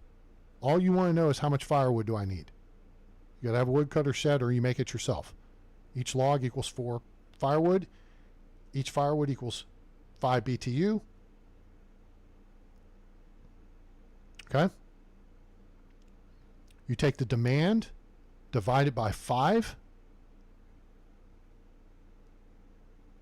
And that's how many firewood you need to make daily to meet your daily demand. If you take that number and divide by 4, then you'll know how many logs you need to convert the firewood daily at your woodcutter shed. So between your woodcutter sheds, you just need to make sure your daily demand is enough logs to meet that number. And then you've got to convert it to firewood. Because that's one of the secondary purposes of the woodcutter shed. You can do it yourself too, and it's quicker. So then your people spend all day gathering logs until you get a stockpile. Okay? Demand divided by 5 equals amount of firewood you need. Amount of firewood divided by 4 is the amount of logs you need to be converting per day. And then if you're going to do planks, each log equals 2 planks. So you may have 100% of your workload at the woodcutter shed be 60% logs, 30% firewood, and 10% planks. And if you're gathering 100 logs per day, well, let's say you're gathering 10 logs per day, then you'll get 100, or you'll get 10 logs as 60% of the workload. Then 30% of the workload is going to convert that into firewood. So I would think you would get 3 out of 10. So that should be 3 times 4 is 12 firewood. And then 1 log is going to get converted to planks. So you get 2 planks. I think that's how in the math. It'll tell you. But this is critical to making sure your village has sufficient firewood, especially to get through the winter. This number varies. It's highest in winter, it's lowest in summer, and it's average at spring and autumn. So that's kind of where you want to set the production. So if you build up excess spring, summer, autumn, you're going to burn extra in the winter. You don't want to stockpile a crap ton of firewood. Have an extra 50 of them sitting around or 40 of them. That's 200 BTU of heat. And just kind of monitor. Now, as your village grows, this demand grows. Just like as you get more villagers, this grows, this grows. Right? Does that make sense? But that's how you manage your wood. Turn logs, sticks, planks off, make firewood to meet that demand. Okay? Guys, you got any questions on this? I mean, we've covered a lot of ground today in 5 hours of stream. 5? Is it 5 hours? Yep. I know that is an enormous amount of material. But if you have questions, go ahead and ask them. And we'll, I mean, if I have to do something here, we'll work it out. I recommend you give yourself, 4 to 5 days your first season if you're worried about getting a house built. But you definitely need to give yourself time to explore the map and gather stuff from looting. Okay? And then you need to dam.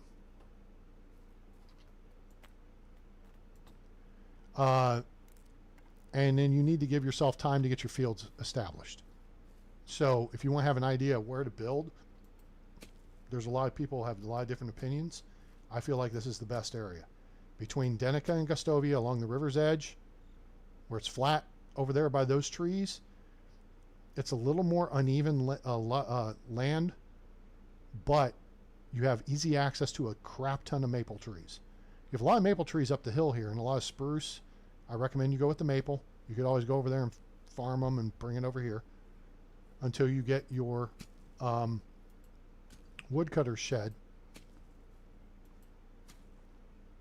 Right? But then and that way you get a villager grabbing stuff, and then, a couple of years later, the trees are back up and you're good to go. Because at that point, if I still need more logs, I'll go up deeper into the forest so I don't have to see the the trees that have been cut down. Okay? That is how all that works. Guys, I hope you enjoyed the video. Appreciate if you'd like, share, and subscribe.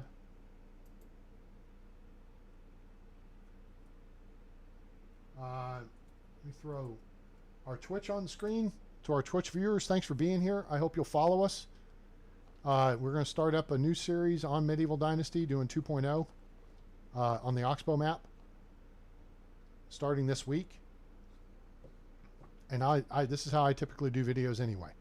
I probably won't go into this much depth unless someone asks a question. Thanks, Dredd. I appreciate it. Appreciate your support. There's our Twitch link on YouTube.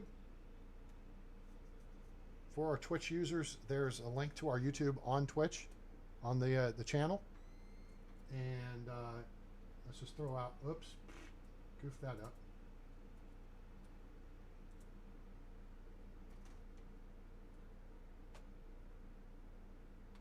And there's our, on X, we are at A-Train Games. So follow us there. That's when you get the real-time schedules and stuff. I mean, I'm going to try to put them up on Twitch. But if something happens, we'll post that on X, formerly known as Twitter.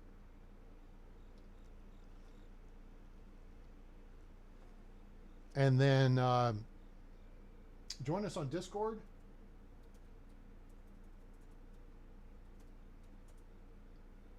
There's a link to our Discord in the notes on Twitch, and it'll come up in the chat here on YouTube.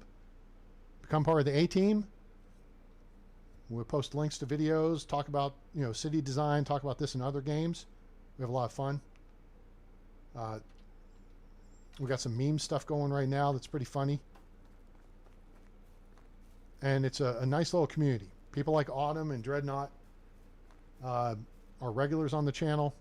They play these games too. We have a lot of fun chitty chatting and picking at each other and whatever. Ah, shoo, much cleaner now.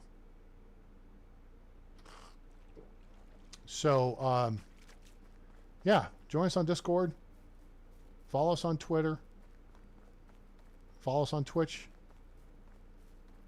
and if you want to make a donation to help support the channel, PayPal, ME/A-Train Games. Should be a link in the description below. Otherwise, I hope you guys enjoyed this video. Hopefully, this is done a pretty good job here. Ooh, I'm not going to quick save this.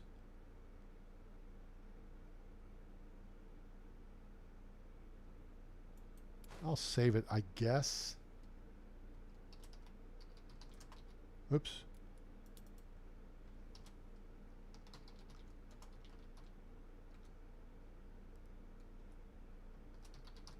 Valley demo, sure.